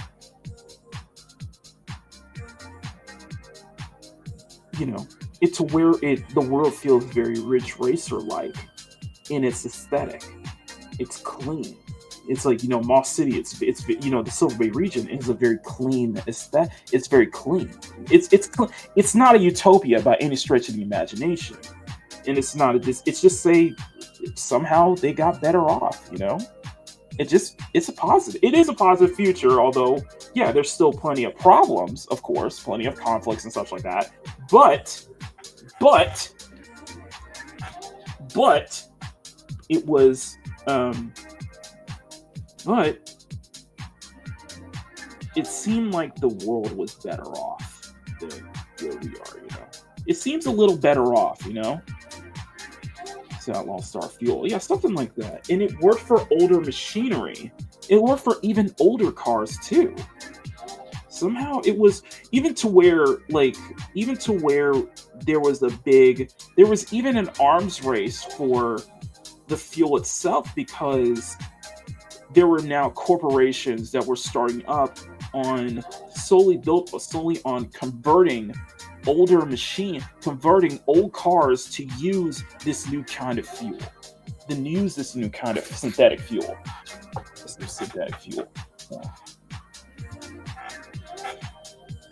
And it seemed to be a way where fossil fuel was still available, but it wasn't as valuable as this new synthetic fuel and such. Fossil fuel was also cheaper too. It also became as this synthetic fuel became much more cheaper. It's weird because the thing I don't want to get into politics, but one of the things I really disliked about the previous administration was this heavy push on electric vehicles, and it's like. And I was talking with Bruce about this a long time ago, and how electric vehicles can do more, because with electric vehicles running on coal and battery and stuff like that, that can actually do as much harm to the environment as as it's almost like common sense. Common sense somehow. No. I don't know. It's funny. Yeah, electric vehicles became a detriment. Now, and that's the thing, is that there are still EVs. Now, EVs do exist in the Midnight Rush universe. Electric vehicles do exist in the Rush universe. I don't know about AVs though. Aerodyne vehicles. Aerodyne vehicles.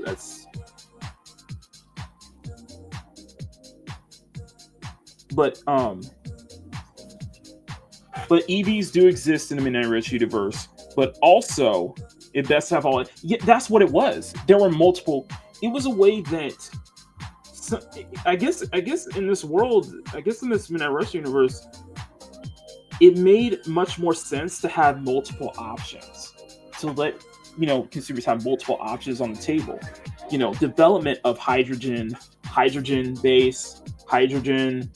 There were even breakthroughs in petrol. To try to burn cleaner kind of petrol. But the development of this new kind of petrol allowed to have this new kind of petrol fuel allowed it to burn much more cleaner.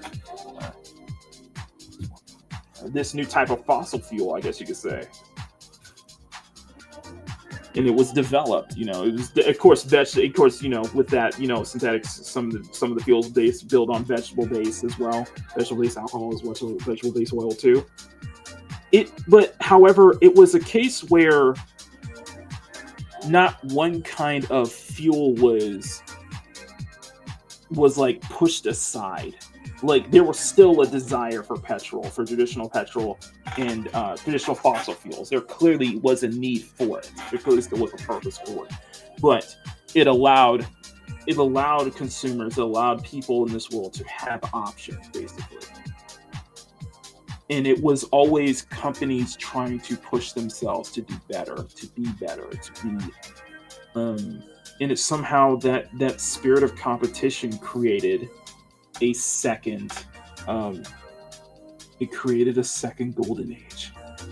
It created a second automotive golden age, you know? Somehow it did, you know? Yeah, and that's true, Ronnie, but I don't know if you heard about induction wheels. I don't know if you heard about that. Mhm. But also, like I said, it's an alternate 2015. I know if you probably heard about induction wheels, you probably know about induction wheels. Teslas have those. I guess you could say induction when the EV started kind of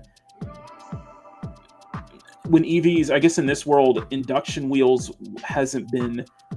You know what? I never thought about this. I didn't think about this. Some way you were able to build induction wheels. You're able to introduce the concept of induction wheels with gasoline. Like somehow they found induction wheels to work with gas-based vehicles. Finding that kind of breakthrough with induction wheels. So that means they can burn cleaner. They can last. In some ways, that allowed the gasoline fuel to allow gasoline to last longer. Cars can last a little bit longer between stops. I don't know. Hybrid fuel as well. Hybrids. There were different. It was different ways, but a lot of it was very much on like who could, what was much more profitable, what's more cheaper, and what worked, I guess you could say it was a way. I wouldn't say it was a way that, like, yeah, corporations did work together. Corporations did, yeah, of course, there were definitely corporations that worked together in the Midnight Rush universe, but it was also a case of where corporate takeovers were very few and far in between, unless if it was a necessity in a way. Like, companies can still find ways to buy other companies or take over other companies or corporate, but also I think it's also a way that corporations didn't have a monopoly. Basically, the antitrust laws became strictly enforced, merely because a lot of people saw that as as probably more beneficial, where less monopolies allowed more competition, also allowed real stuff to thrive, allowed foods to thrive, allowed the economies to thrive. But it plunged the automotive industry into a second golden age, where somehow it was about being better. Who could be better? Who could be more innovative? And it was literally a war going on within the automotive industry, and it happened on the track. It happened on the track. And I think in this universe, motorsport had a much more significance to it. Motorsport was the world of motorsports was a true outlet for these companies to really push themselves to see who truly was better, who truly was faster, who truly was the rightful heir. The whole win on Sunday, sell on Monday. That was a big deal, though. A lot of automotive manufacturers got their start from that. A lot, but. I want to go back to Japan real quick, because one of the biggest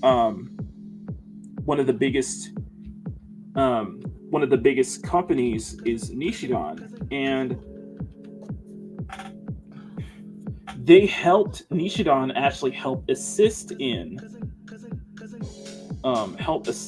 development of this new synthetic fuel and such like that, with their vehicles kind of being one of the first machines in Asia to test this new fuel and actually work.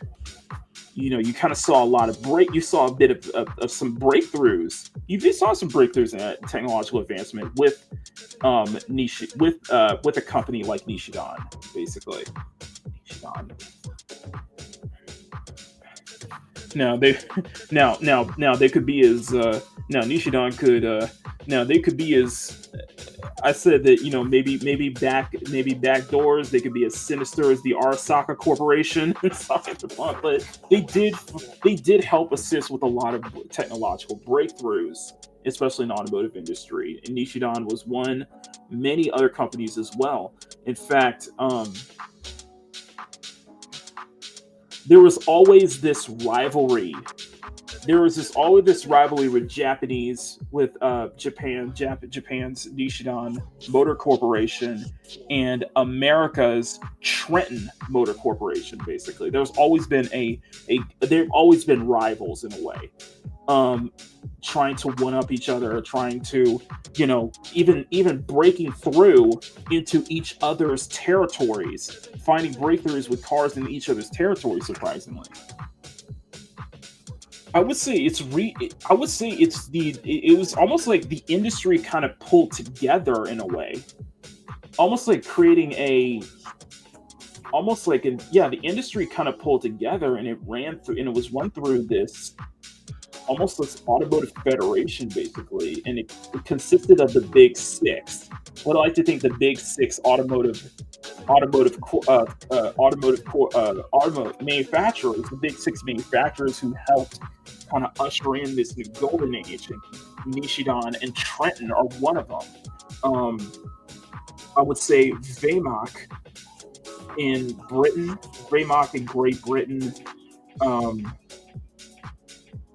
Vemac maybe in Great Britain, Nishidan, Trenton, Vemac, possibly Makini as well.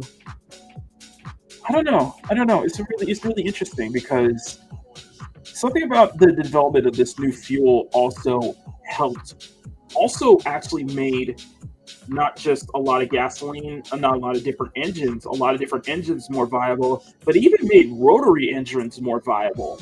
With Nakon being the Mazda of the Midnight Rush universe, which they have embraced, which they are basically still using the Wankel rotary engine, and they found breakthroughs. The rotary engine. Now, some machines are they've experienced with a lot of it usually depends on what year the machine is, but a lot of the machine designs that I did for Midnight Rush, they do have a Ridge Racer futuristic-esque design philosophy to them, where and I wanted to make it so that because the automotive industry embarked on this second golden age, that even the most economic vehicles, ones for use for civilian use, even those vehicles stayed close to their conceptual counterparts. No, they look closer to their concepts. So automotive designers caught their second wind during this period. A lot of cars resemble closely their conceptual counterparts. What you saw in production really more closely resembled what closely looked like concept cars, even. And I had a lot of fun putting that together, designing those machines together, because they have a futuristic concept influences, even taking a lot of design cues from the early 2000s, from even 1970s, the 60s and 70s, the 80s. I would say it's basically the Midnight Rush is almost like a 90s to like early 2000s retro future, basically. But even taking some,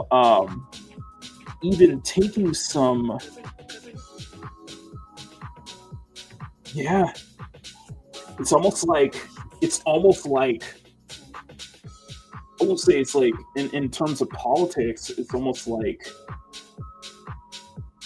it's almost like a world more dominated by meritocracy and capitalism than straight up. And then like communism, socialism still exist in some parts of the Midnight Rush universe, Midnight Rush world, some countries, but a lot of it is very capitalistic. A lot of the areas are very capitalistic. A lot of areas are very there's still monarchies. There's still monarchies that exist, of course. It's weird. It's a blend. It's a weird melting pot. But it depends on which country you're in. And here, U.S. is much more. The United States became much more. United States definitely became much more capitalistic, of course. But it also became more. Surprisingly, the world itself became much more merit-based. A lot of the factors and decisions became much more merit-based, because they knew that's what worked. I guess because they figured out that it was merit that worked. That was the truth. That was a truth that they realized, In terms of Midnight Rush itself, though, the world of the Midnight Rush itself follows a very Arthurian system. Actually, it follows a very medieval system in a way. I'll get to that in a little bit. So, sorry, I am going all over. I'm really thinking about this. Like, you really got me having to really explain this. Dang it, y'all! How dare you? Okay. How dare you explain? How dare you get me to explain this? I feel like I've been tricked. No.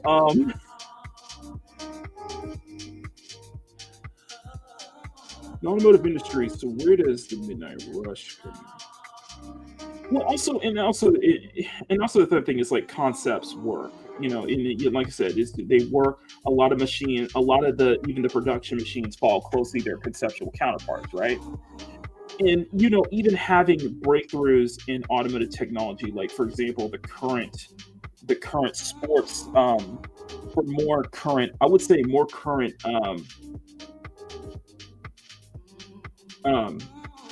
like I said, more current machines, more expensive high-end machines that came out later in 2013, 2014, 2015.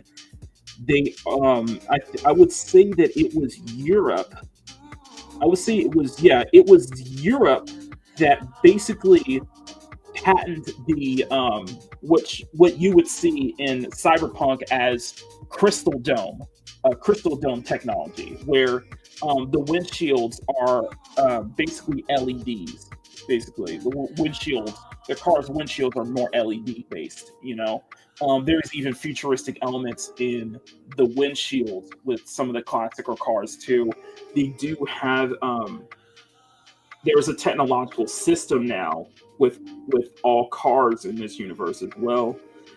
Some cases there are breakthroughs in machines that there are breakthroughs in vehicles where vehicles can't be hacked. Where vehicles can't be hacked that easy, but however there'll always be breakthroughs in that anti-hacking and hacking. But yeah, it does come with caveats. Yes, it does come with caveats. The increased, for example, why I redesigned Pasfina was as a way to kind of combat, as a good way to kind of combat the increase of, like I said, what they say with Cyberpunk, like, you saw the increase of like street traffic and such like that. A good case where you're building much more of this universe, where you're kind of building much more like ways to kind of find a good catalog. There are caveats though. There are definitely caveats to kind of this breakthrough in automotive industry and stuff like that. And like I said, it's not a utopia. It's not a utopia, but it's not a complete cyberpunk dystopian future. It kind of sits in the middle. It's kind of weird. It kind of sits right in the middle though. But I guess you could say you say in this world it's a little less corrupted. a little bit less corrupted though.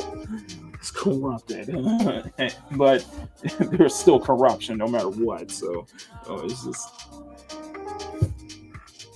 I guess in a way, the automotive industry found a new outlet. You know, after the end of the Concorde, after the end of Concorde, the automotive manufacturers became a part of this ground-based air race, this ground-based air race.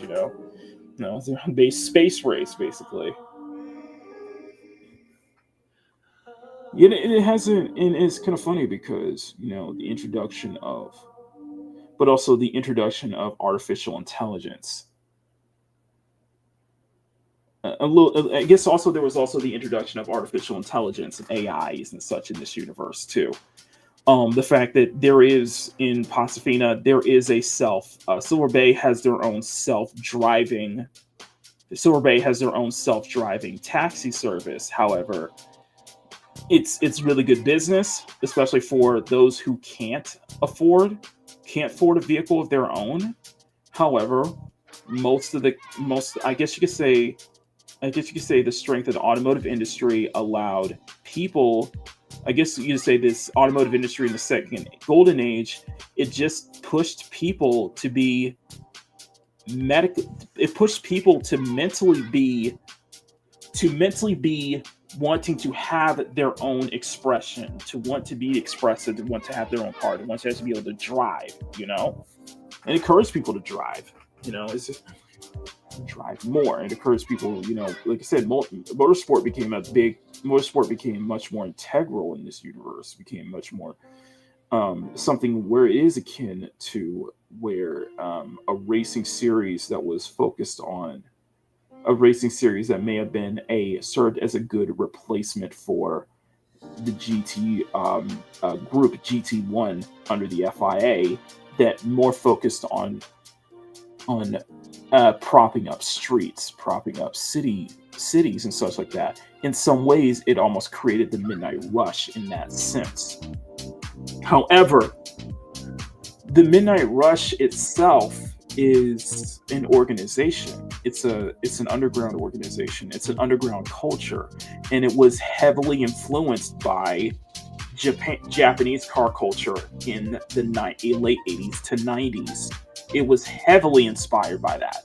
Essentially, the highway racing that you saw with, highway racing that you see in like Long at Midnight and Tokyo Extreme Racer, the highway scene fused with the mountain, of course, the toge scene that you see in Initial D, the mountain scene as well.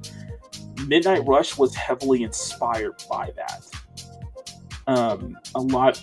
In fact, it was almost like a migration on how that scene, how, a group of hoodlums, a group of people who were so inspired by that culture wanted to recreate that culture within this area of Northern California, because it seems that the roads were created just for that culture. Just for that culture to thrive. The highways were created just for that culture to thrive. And in a way, the Midnight Rush was formed. The Midnight Rush was formed the Midnight Rush was formed that way, And what started out as just a group of passionate enthusiasts and troublemakers would go on to become a separate culture, its own world within this world. It became its own world. It's had its own conflicts. The Midnight Rush had its own conflicts too. It had major conflicts. This is a street racing.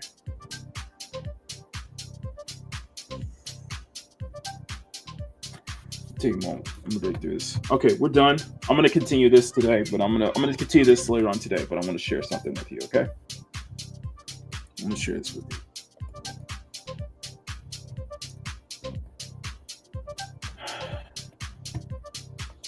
I'm going off tangent. I'm so sorry.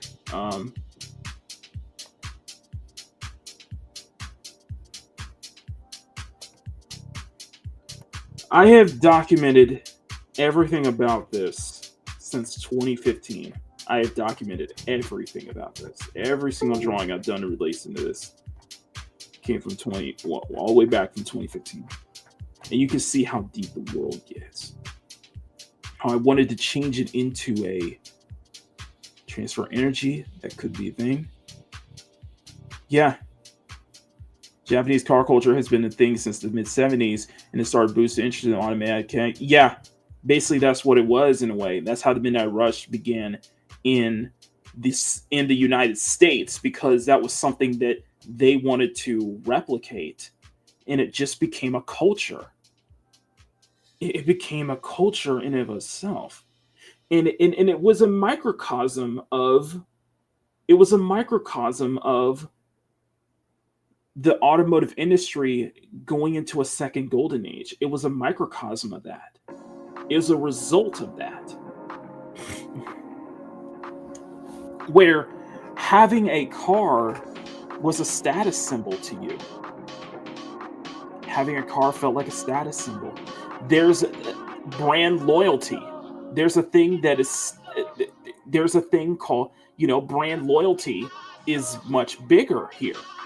Serious brand loyalty, because of how influential a lot of the automotive manufacturers were in their respected countries. So brand loyalty was a huge thing. Brand loyalty is a bigger thing now. But what happened?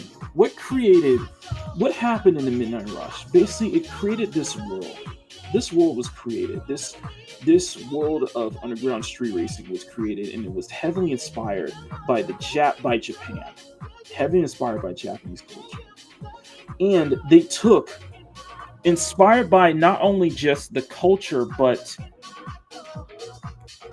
the ethics. It was the ethics. It was the way the culture was created. It was the way the ethics, the morals. It was a lot of that. They wanted a lot of these hoodlums, a lot of these people, a lot of these gearheads wanted to recreate that here in Silver Bay. In the Midnight Rush was created basically, with Moss City being the birthplace. It was the birth. It was how it started from there, and then it just expanded to all other cities within this region. This is a region.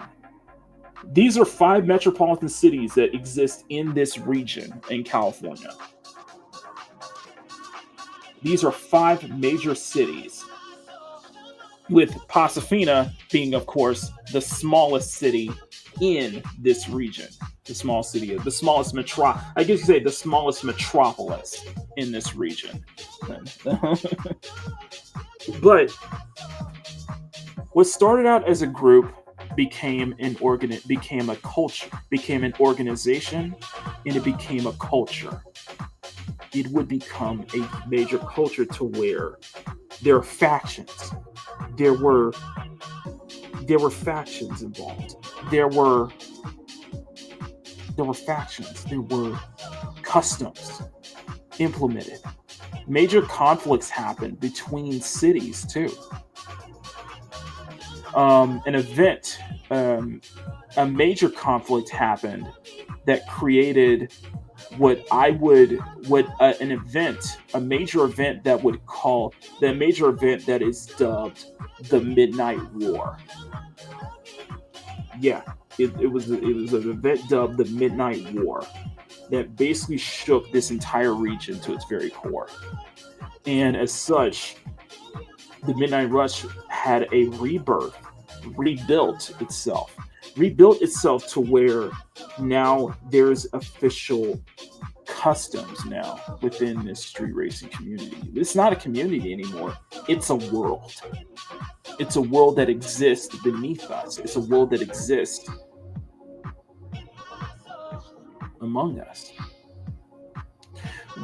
A culture where it almost follows the Bushido It's a way of life. Yeah, it almost follows a Bushido way of ethics. So it's almost a code as well. There are codes, there are ethics here. There's even taking heavy inspiration from rankings now. The 5 metropolitan cities are called kingdoms. They're called kingdoms here. Moss City is the first kingdom. Marion Bay is the second kingdom. Edmonton is the second. Marion Bay is the second kingdom. The third kingdom is Edmonton. San Camino, South City, the fourth kingdom. And Pasofina, the fifth kingdom. Yeah. Yeah, in a way, yeah. And almost like that. It's a world where any differences, everything is settled on the blacktop. It's settled in the dead of night. It's settled in the dead of night. Yeah. You bring what you created. And it is merit. It is basically on merit too. There's a ranking system.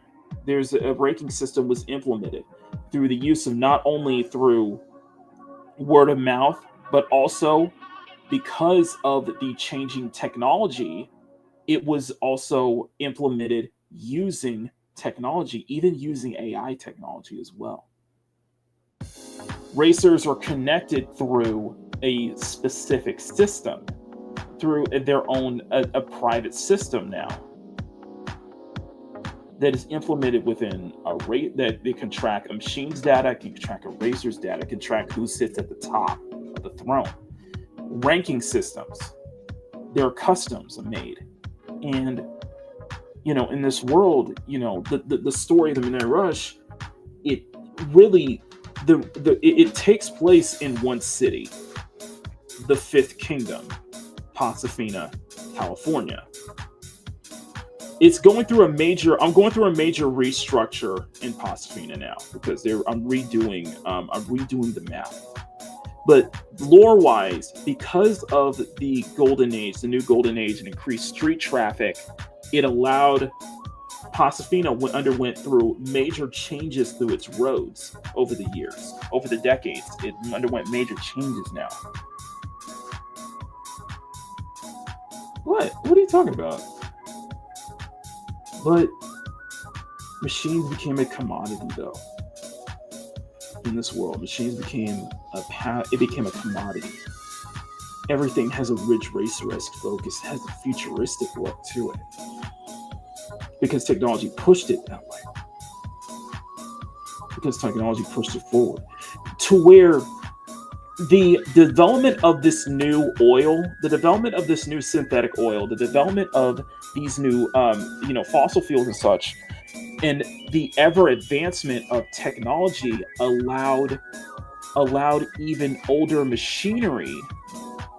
Yeah, even allowed older machinery to be able to compete on the same foot, to be able to thrive on the same footing as newer machinery, with technology continuing to advance. The development of the new fuels helped with older machineries to be able to thrive now. Now, an older car cannot, even older machines from the 50s can thrive without gasoline anymore, without traditional gasoline, traditional fossil fuels, thanks to this new synthetic fuel. So it burns much more cleaner and such like that. There were developments of companies that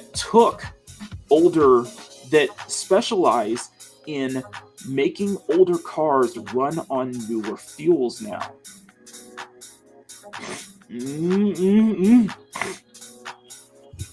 It created the development of this new scene. The reason I'm highlighting these because it created a new scene. It created a new culture, a new subculture in taking older cars and developing and giving them performance to match newer vehicles at the time. It basically, what the Midnight Rush did was basically it basically extended the tuner scene that got big in the early 2000s with the likes of the Fast and the Furious and such like that. that basically merged itself within the new automotive golden age, to where it created basically a second coming, a rebirth of that import scene, this time on a much larger scale, this time on a scale that nobody this time really creating this not too distant futurism with it, though. It thrived, man. I had so much fun with these manufacturers. I had so much fun designing these, because closely resembling their conceptual counterparts, to where even, technology advancing to where, even beat up machines look more like concepts, look more aftermarket. It makes them look like concepts with stuff like LEDs and such like that. Even finding ways to make stuff like crystal dome technology more available for production use, more available for more available in consumer use now. But yet there were heavy design trends that go into the late 90s and early 2000s that the world kind of followed. Nishidan, one of the biggest, I mentioned the big six. I mentioned the big six in this universe. The reason I mentioned the big six is because Nishidan is one of the big six manufacturers that got Japan. Nishidan became influential to where it actually helped. Actually, it wasn't just Nishidan, but six manufacturers: Nishidan, Ashinu, Masanis, Revena, Nishidan, Ashinu, Masanis, Revena, and Nakon. These five manufacturers helped get, and Junico to a lesser extent, although they were focused more on motorsport, but these six Japanese manufacturers, these six were actually responsible for helping to assist Japan out of their bubble economy. Actually, when Japan at this time, of course, Japan was in the bubble economy and the bubble burst. Nishidan and these other six manufacturers were actually integral in helping Japan through the end of their bubble economy bursting, basically. So yeah, in elements, yeah. So events like I said, in this universe, yeah, events like World War II happened. Japanese bubble economy did burst around this time, of course, and it was in a rebuilding phase, and Japan was in a rebuilding phase. A lot of country, there was definitely stock market crashes too. A lot of those things did happen. A lot of those things still happen. It seemed to kind of, it was through the automotive industry that helped usher the world, that helped the world kind of rebuild in a way, help bring in new technology, help bring in new ways to kind of get us, even smaller countries, back on their feet too. That's right. Smaller countries back on their feet, And it was through that, in I felt like that was where I feel like in that universe, in that kind of world, is where the Midnight Rush could actually exist beneath underground. And basically what Midnight Rush is take the Japanese culture, and basically they treat street racing as a motorsport. It is illegal, it is underground, but it is almost treated like a motorsport in a way. They're serious. It's a culture. It's almost a fantasy. There's an element of like Game of Thrones-esque fantasy to this world too, you know, with everything being named after kingdoms, with different kingdoms even fighting for war and such like that.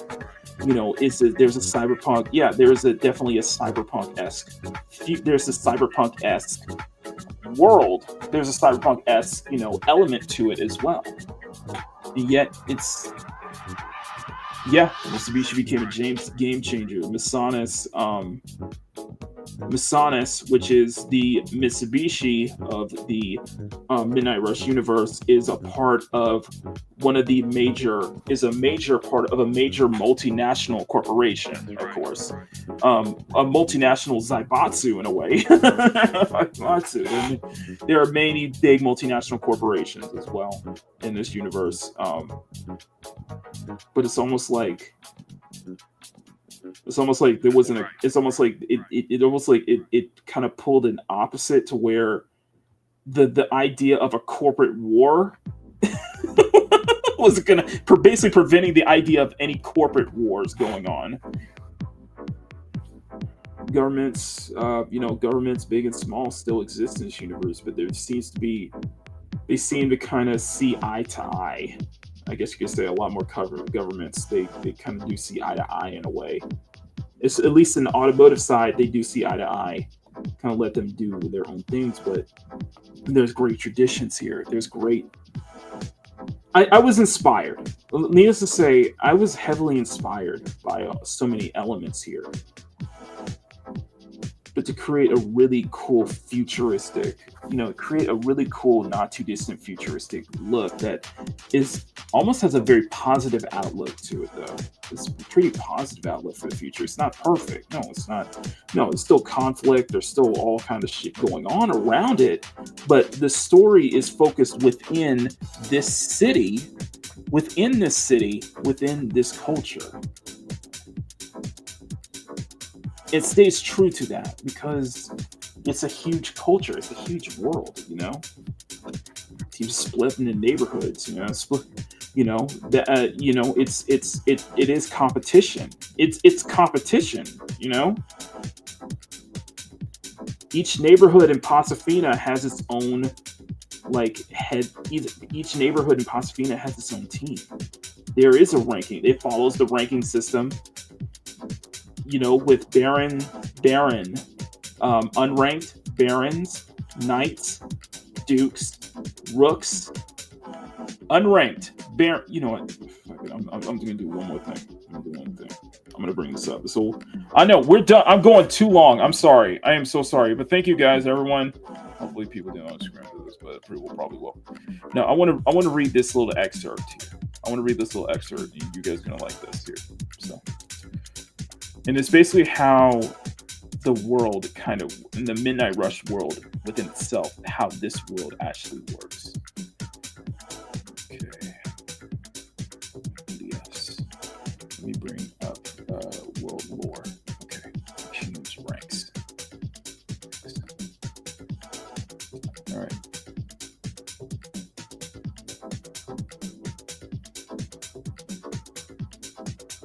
Okay. At the dawn of the rebirth of the Midnight Rush, the 4 metropolitan cities are now regarded as kingdoms, with the inclusion of Pasafina as the 5th kingdom later on. With the establishment of a new Midnight Rush came unwritten rules and codes established within Moss City, spread across the other 4 cities within the Seal Bay region. Most notable is the introduction of a hierarchical style ranking system that determines where a street racer is during their time in the Midnight Rush. The ranking system was established to show who truly is the best and fastest within their respective cities known as kingdoms. This ranking system to have something always to work towards. However, the recognition came with risk. There were always risks as you ascend up the ladder. Racers at higher rankings will always be targeted and challenged by racers at lower rankings. However, to make it so that ranks do not change all the time, a rule was created to have Saturday nights be the most important nights when those battles are recorded. That's why I call it the reason I call it Midnight Rush is also because It is a tradition that happens every Saturday night. It doesn't happen during. Those are. It was believed that the most important events, the most important battles, the most important changes in the world happened every Saturday night at midnight. Even though it's not set in stone, it's a tradition that every street racer follows on Saturday nights, as often those nights are the most important, exciting, intense battles happen throughout the 5 kingdoms. According to legend, this is the ranking system as follows: unranked, baron, knight, duke, rook, bishop, king, and emperor. Of course, I learned that emperor is actually bigger than a king. But no, really an emperor or rank. And I go into basically the ranks basically. So barons are challenged by anyone. They can challenge knights and dukes.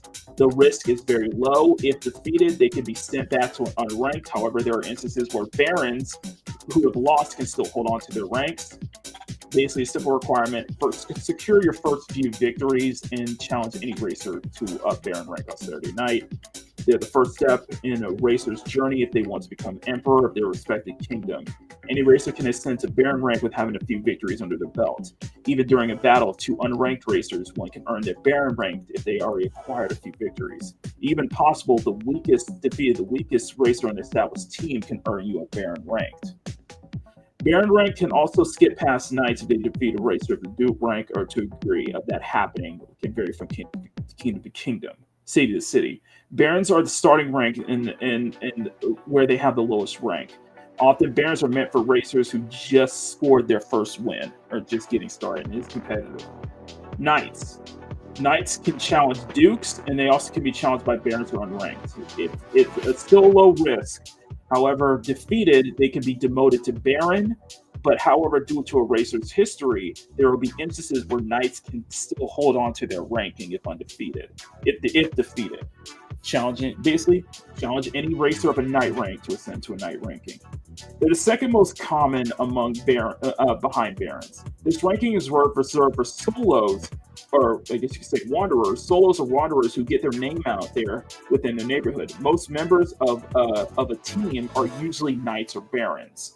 Although fairly accessible for any racer at the baron rank or lower, the knight ranking is rather competitive as everyone is fighting for that duke ranking and be able to challenge the rook or higher.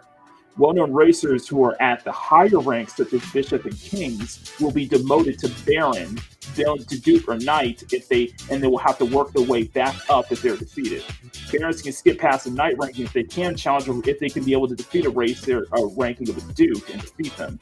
On top of that, it's possible for 2 knights to battle, and the winner can advance to a duke ranking based on how much of a reputation that a knight ranked racer has. So it's very possible to challenge a knight ranked racer with a higher reputation to ascend to duke if you win.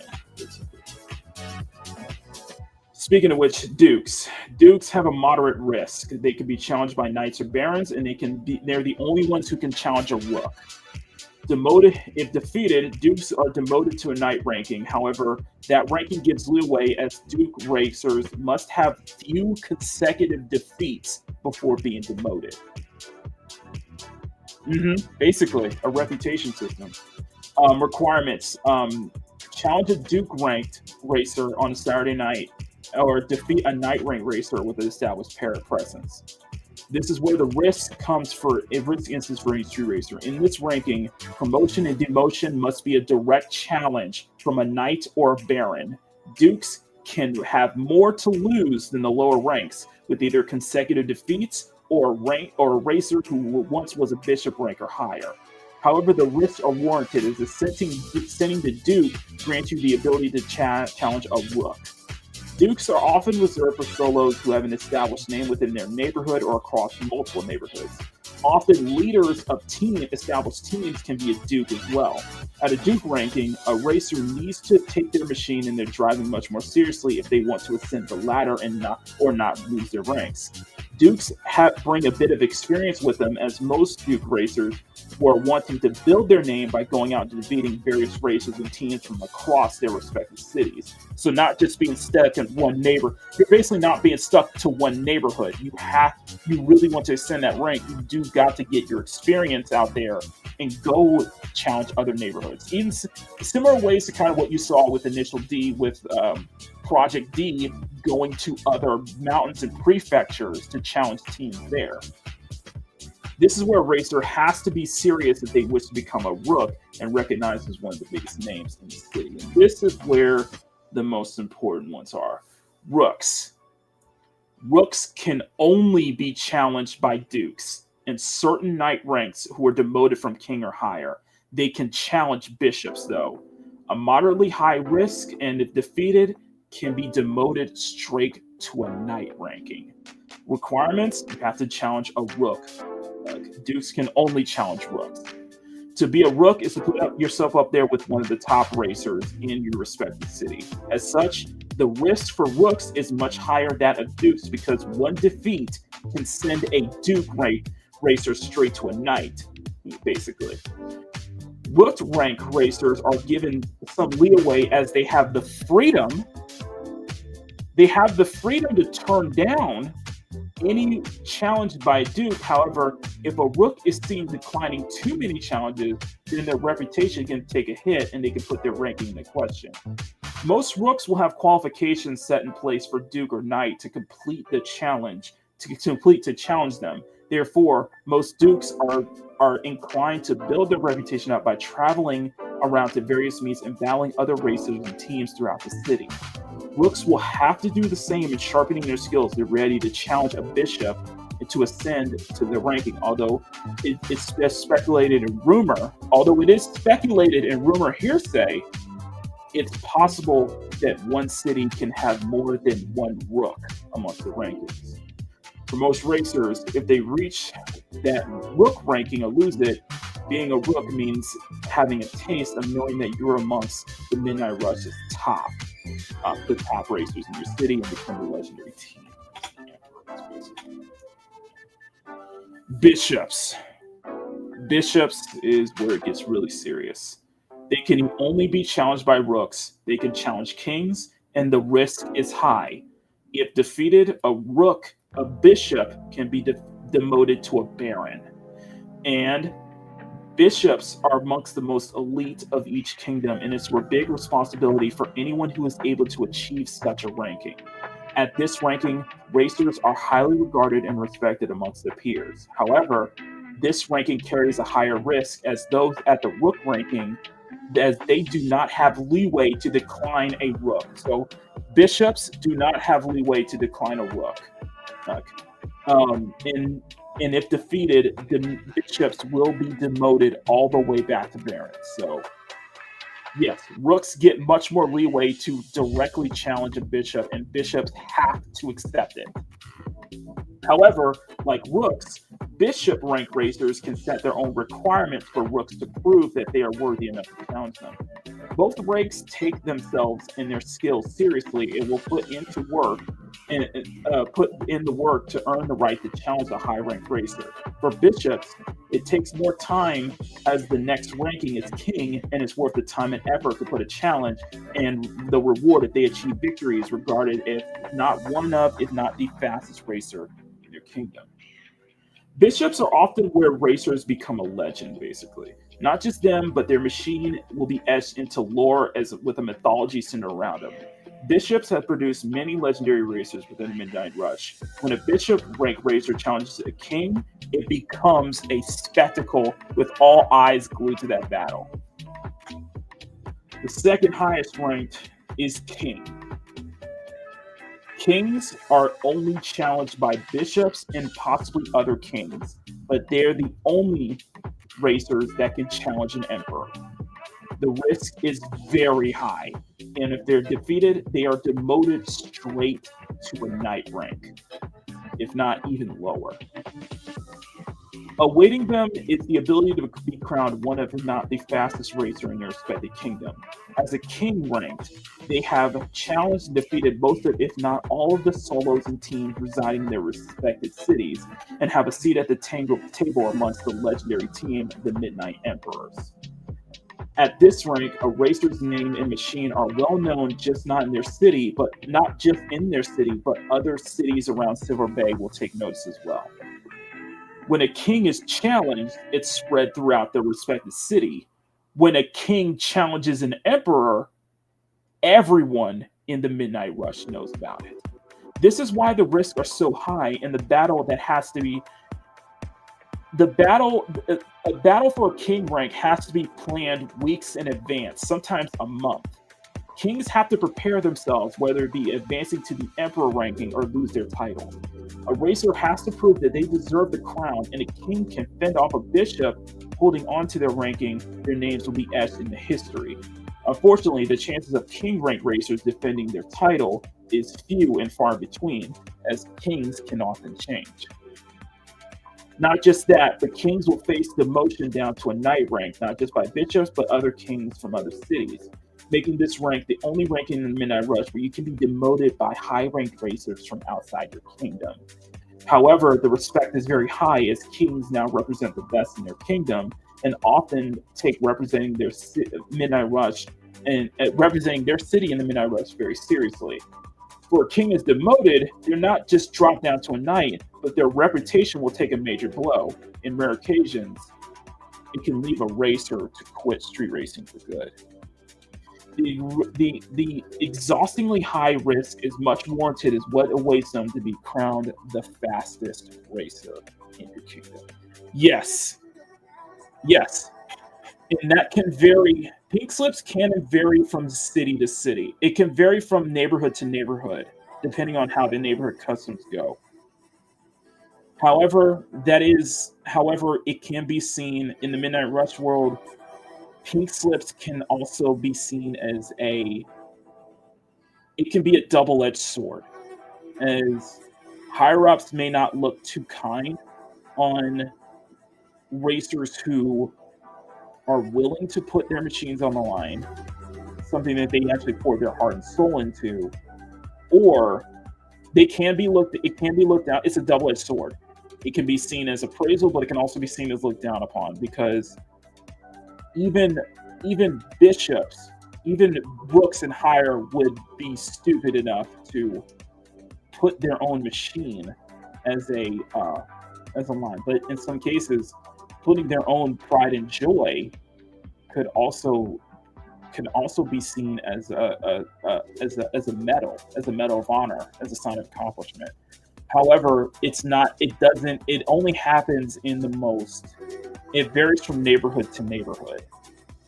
And it can be seen as looked down upon. And that's why I said it can be seen as looked down upon, because there may be teams or areas where racers get a kick out of taking other people's cars. In fact, that's actually one of the plot lines. That's actually a plot line where someone's car gets stolen. Someone's car basically, where somebody gets forced into putting their car on the line, and their car basically gets stolen, taken from them. It's a dog-eat-dog world, though. It is. But the highest rank of any racer in the Midnight Rush is Emperor rank. Emperors can only be challenged by kings. If defeated, their title is completely stripped from them. This is the ranking that every racer dreams to achieve. You are officially the fastest racer in your kingdom. You're also a member of the Midnight Emperors, a team combined of the best racers in all 5 kingdoms. The title of the fastest legend comes at a major risk. Yes, that's what I said. AI, computer system, that's where the technology comes in. That's where I feel like it made more sense to put it in a not too distant future, though, because it is more connected. because this is something, the Midnight Rush became much more organization. It became much more connected. So yeah, basically yes, Fluffy. It's a large enough of a spectacle to grab the attention of every single emperor in the other 4 cities if an emperor is challenged by the king. Hence, the odds of an emperor losing their ranks is rather slim.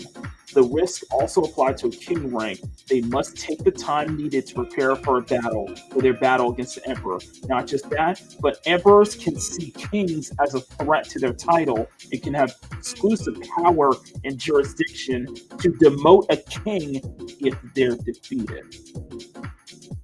Yeah. It's almost like a Night City legend, basically. But really, it's more like, if you're familiar with the Tokyo Extreme Racer series, then you're much more familiar with the 13, of course, Jintei and the 13 Devils. Jintei, White Charisma, the Zodiacs, depending on which game you're referring to, but mainly it would be the 13 Devils. That's what the Midnight Emperors basically are, the 13 Devils, and basically a Jintei, the fastest legend for each city.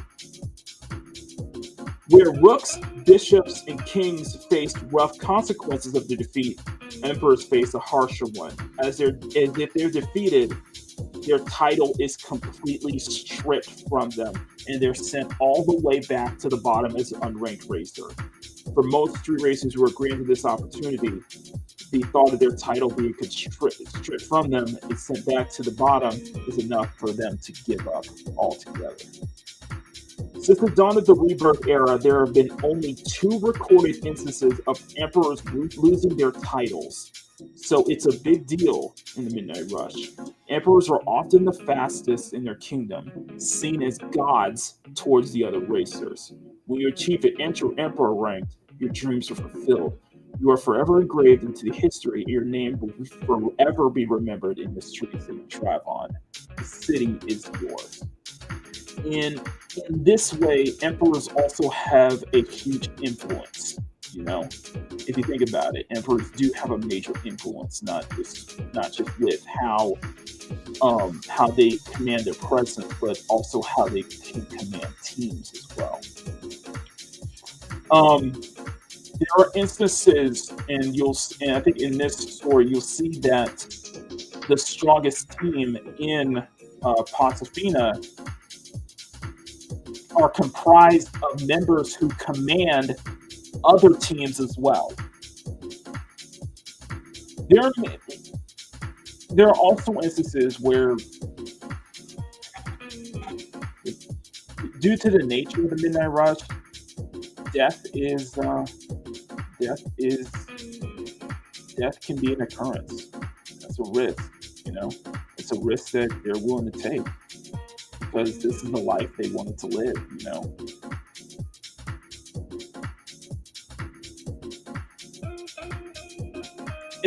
It's an ecosystem that is hard to it's an ecosystem that it's deep, I would say. And you can see where the corruption, you can also see where the corruption can go within amongst the higher ranks too. Where conflicts from other cities could also could occur too.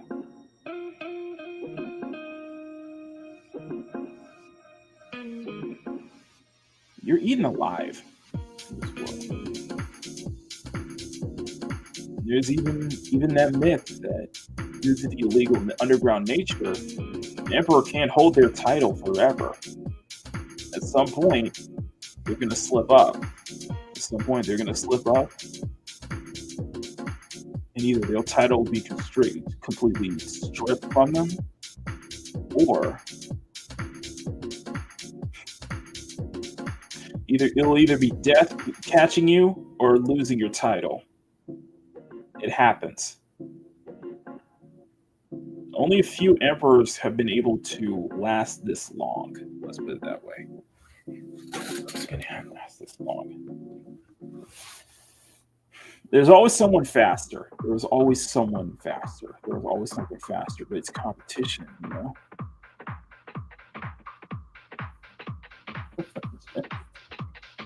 You know?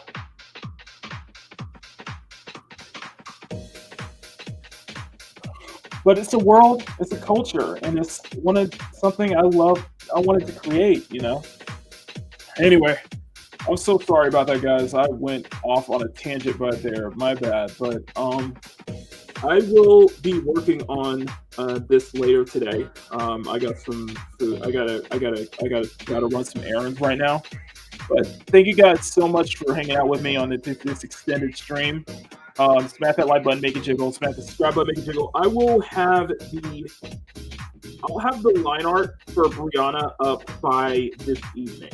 So I'll be working on it. I'll be working on it all day today. But thank you guys so much. And I know I stepped away, but I hope you guys like that little excerpt. Something I've been wanting to work on for years. So it is necessary to explain who you are. Yeah. Yeah. It's almost like I would say that because the Midnight Rush it's so focused on Midnight Rush, though it's so focused on this underground world, that the fact that it's in a second automotive golden age is basically the backdrop. That's the backdrop of it, though.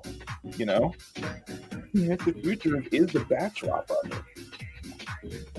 And there's almost a fantasy. There's an element of fantasy to it, though. There is an element of sci-fi to it, you know? But I like that, though. And yeah, it is. And to answer your question, Grumpy, yes, because of the setting, yes, it is connected. Everything in the Midnight Rush is connected. When you enter this world, you're connected, though. You really are connected in this world. You're into in some ways that, you know, through AI. It could be believed through AI. It could be believed through, but there are actually connections and customs that go into it. Almost as in, it doesn't go into the. I would say that it would be like, it wouldn't go into like the whole. It wouldn't go into the whole Neuralink thing, but machines are also linked, you know, and it was through hacking. I think in some ways it was through integrating into the new technology that the Midnight Rush was able to thrive, you know. There's a whole system that explains how the courses were being created. Explains how the courses were how it was decided. And the courses vary from neighborhood to neighborhood. With each neighbor, it almost feels like, you know what it is? It's like, not only is, the Midnight Rush, like each city is a kingdom with its own culture. Each neighborhood is a subculture with their own customs and conditions, but they all combine to create this one large ecosystem, this underground ecosystem, basically. And some have speculated that the Midnight Rush as an ecosystem has existed for nearly 20 years. This whole thing has existed for years, basically. Some say it dates all the way back to the 90s, all the way back to the late 80s at this time, It wasn't really set when, but many believe that, but the world, racers believe that the Midnight Rush has existed for nearly 20 years. And it existed in secrecy. And it was created by gearheads. It was created by enthusiasts. It was created by people who were so passionate about automobiles, passionate about the automotive industry, and it was in the automotive industry the automotive industry was what helped fuel it. The second golden age of this industry was what helped fuel the Midnight Rush, what made the Midnight Rush be able to exist. You know? The story focuses only on Pasadena, though. It just focuses on one, it only focuses on one city, and that is Pasadena. However, you did get it, but however, the backdrop is the other kingdoms taking notice. Things happening, events happening within this city that gets the other kingdoms to notice.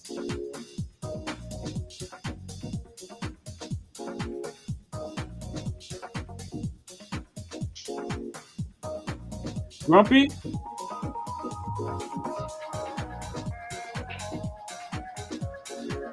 You wouldn't be surprised how secret it is. That's a possibility. Although a lot of it is just rumors and myths, rumors and urban myths, basically. No one really knows, though. No one really knows, though. But they've known that this world has existed, this culture has existed, and it has been a haven for people who it's been a haven for those adrenaline junkies. It's been a home. It's been their way to express themselves and exist and thrive. And like I said, taking heavy inspiration from the Japanese scene, you know, the Japanese scene, the Japanese car culture, that they wanted to bring that car culture to America. They wanted to bring those customs to America, bring those customs to this one area. And in a thriving industry, they were able to. I like to think the future there are elements of cyberpunk, there are elements of Ridge Racer, there's even elements of maybe Sinless too. It's almost maybe a Cure and stuff like that. It's a not too distant future, but I feel like a futurist setting would very much be very appealing too. You know? I do want to explore the ideas with urban myths. Explore worlds where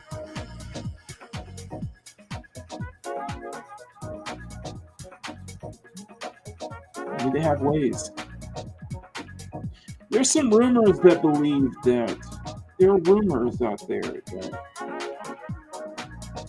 the Holy Land, the homeland, Moss City, the birth where Midnight Rush takes place in.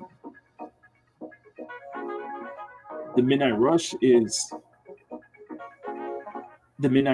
is so heavily influenced in the city itself that government takes a blind eye to it.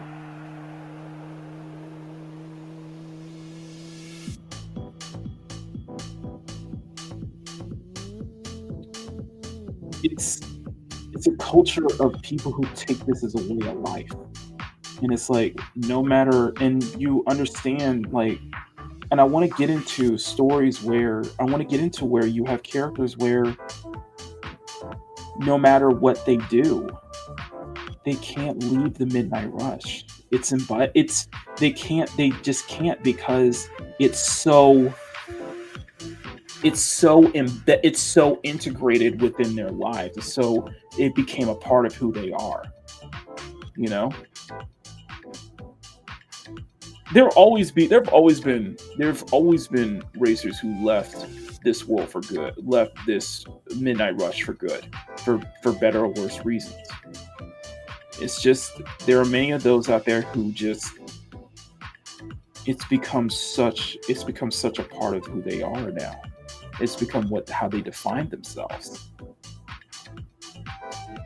You know, you not only do you deal with, and it deals with, you know, it deals with teams that, you have teams that are so engrossed in different types of cultures too. Not only that, the main character, Tikal, he will encounter teams comprised of enthusiasts who are actual pros, who actually do this for a living, who are who actually race on a professional level, or even on an amateur level, on a grassroots level, who do this, who are the Sunday drivers, the weekend warriors, who do this as a hobby, who take part in the midnight rush, who take part in street racing as a hobby, to take part in the culture. There's an entire team inspired by. There's an entire team comprised of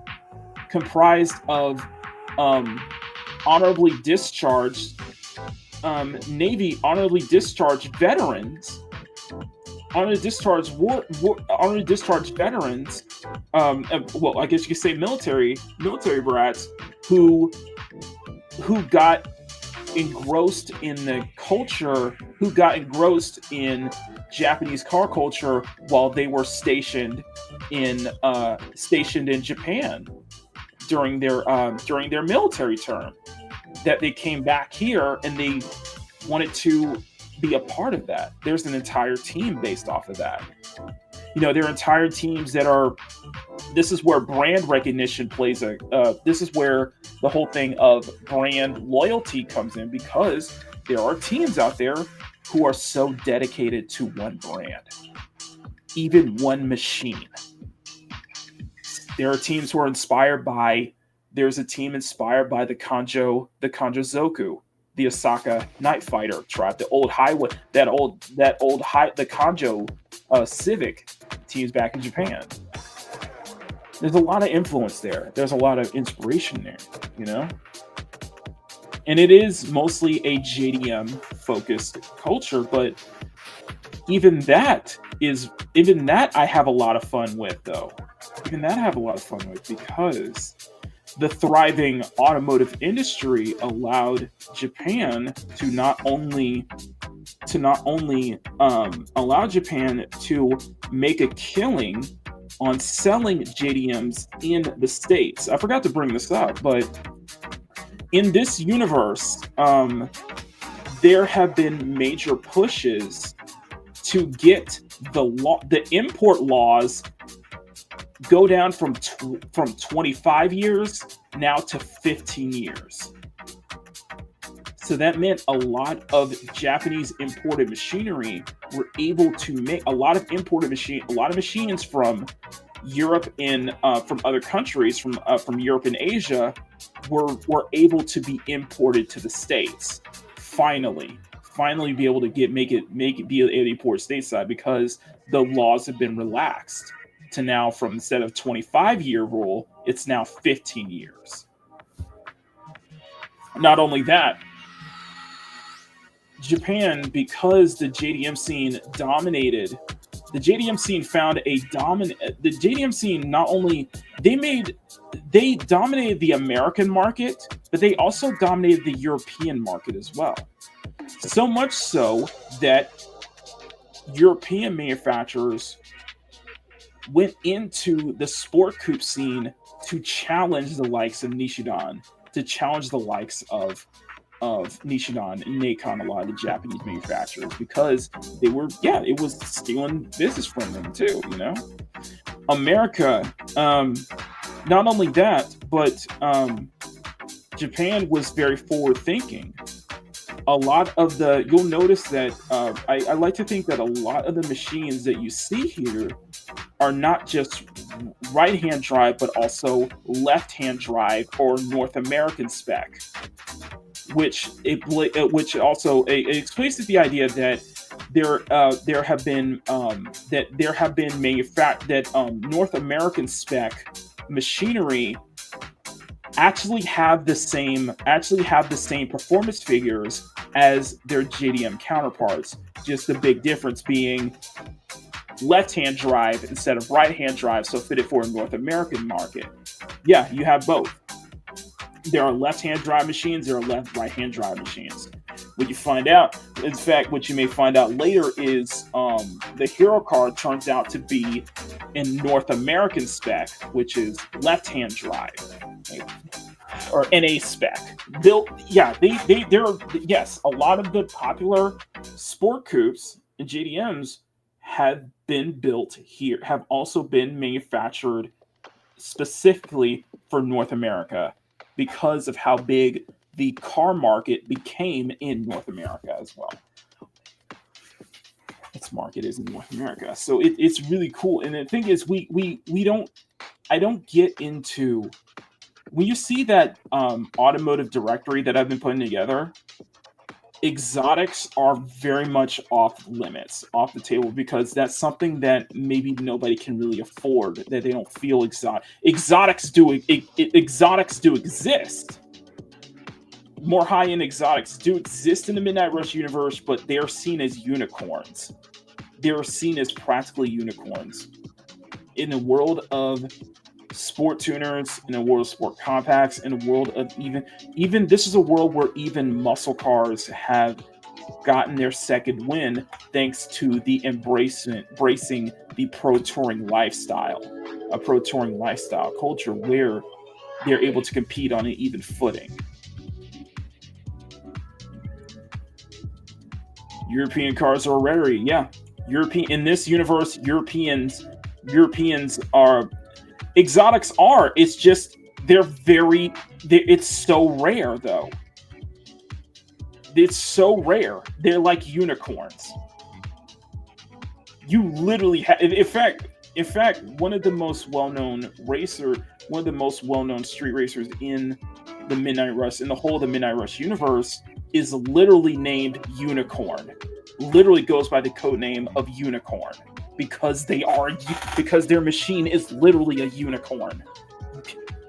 They're very rare machines too. Very rare edition machines as well. Like ones that have had only Europeans. Yeah, Europeans or exotics basically. Yeah, pretty much. However, in Midnight Rush, they are so rare. It's like finding a unicorn. Maybe. There's no need to. I think a lot of it is just because performance tuning has become so accessible around this time that really there is no need to what is really the point of going for something more high end when you can take what you have and really make it competitive. Tuning has become so accessible in this universe. It has become even affordable too. So it's much more affordable. Aftermarket brands make a huge kick. And Emperor may, yeah. But you see machines that have been modified in so in this near futuristic setting, there are machines out there who have been modified so much to look like exotics, to look like genuine exotics though.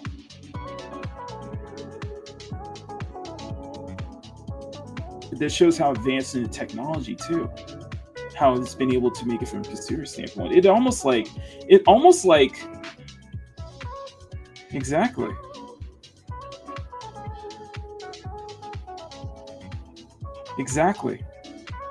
Mm-hmm. It's almost like I said, it's almost like cyberpunk, you know, with everyone having cyberware, you know, like that, you know, like Ripper Dogs is cyberware, you know, it's like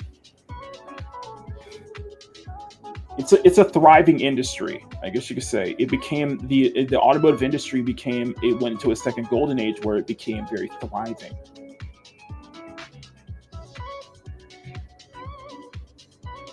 And because of the import laws that were relaxed in the States, it meant that a lot more strictly JDM machines became much more easier to afford. And it did make the North American spec or USDM machines even more sought after and rare because people would rather get the right-hand drive variation. It made it a lot easier to get. It made it a lot easier, even in some cases, some right-hand drive sport coupes became even more affordable. The main character, Takal, gets his first machine used. It was completely used. And even that has a history behind it. but it was something he sought after, something that he spent years having to work 2 jobs just to get that. Some people put their lives into this culture, put into this world, because it gives them such happiness, because it gives them such for some, it gives them so much purpose in life. It gives them an outlet. The Midnight Rush, in a way, has become a way of life for a lot of people out here. I'm sorry. I gotta get going. Anyway, thank you guys so much. I am Makini 90 Art Streaming Illustrated, and I'll see you all next time for another video or live stream. So until then, stay cute, stay sexy, have fun, take care, much love. Never apologize for wanting attractive women in your media, especially in video games. And thank you all so much for watching. Never stop drawing. Have a great rest of your day. Love y'all. Peace. Cute, sexy, and fun. That is definitely the best way to describe our channel members as well. We'd like to thank every one of you in the CSF Nation for supporting Makini and what he does for his YouTube channel. If you would like to become a CSF Nation member, join the channel for as low as $1 a month. You get access to exclusive art drops that Makini drops every 2 months for his channel members. We'd love to see you here in the CSF Nation. You are an excellent company, and we thank you once again for your incredible support. CSF Nation for life. Mwah. Gracias.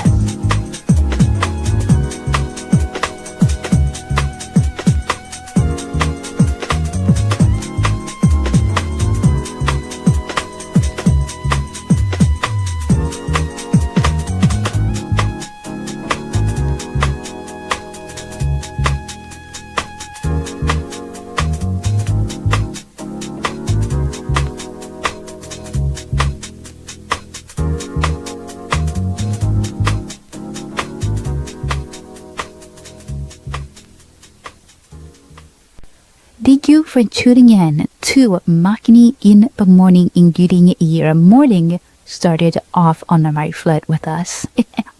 Remember to smack that like button, make it jiggle, share the show out to everyone you know, become a channel member for as low as $1 a month. You want to support Makini further, and subscribe, of course, to see more content from Makini.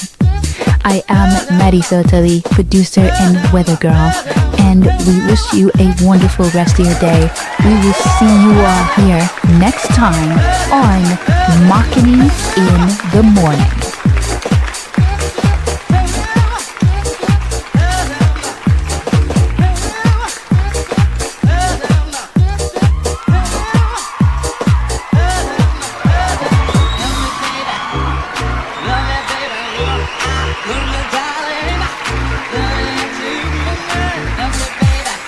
Makini in the Morning is filmed before a live studio audience at Makini Studios in Arcadia Village's South Tower, right here in Pacific City.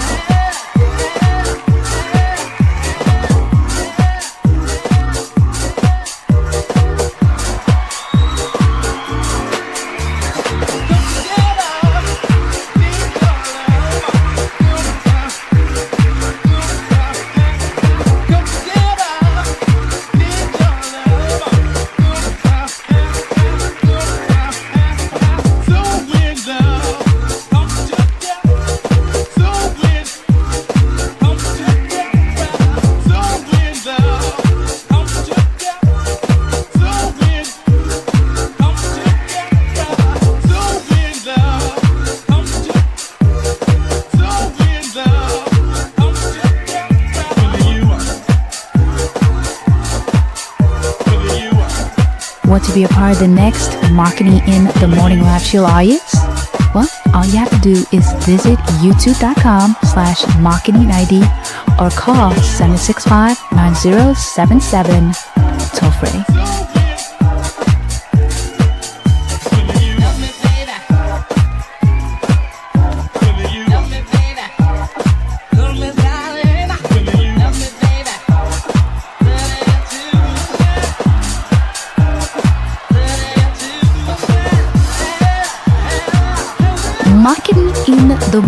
is produced by Souvenir Productions with Makini Charles Productions in association with Enlisa Lockhart Television and Macarabens Entertainment, and is distributed by CSF Nation Domestic Television Distribution.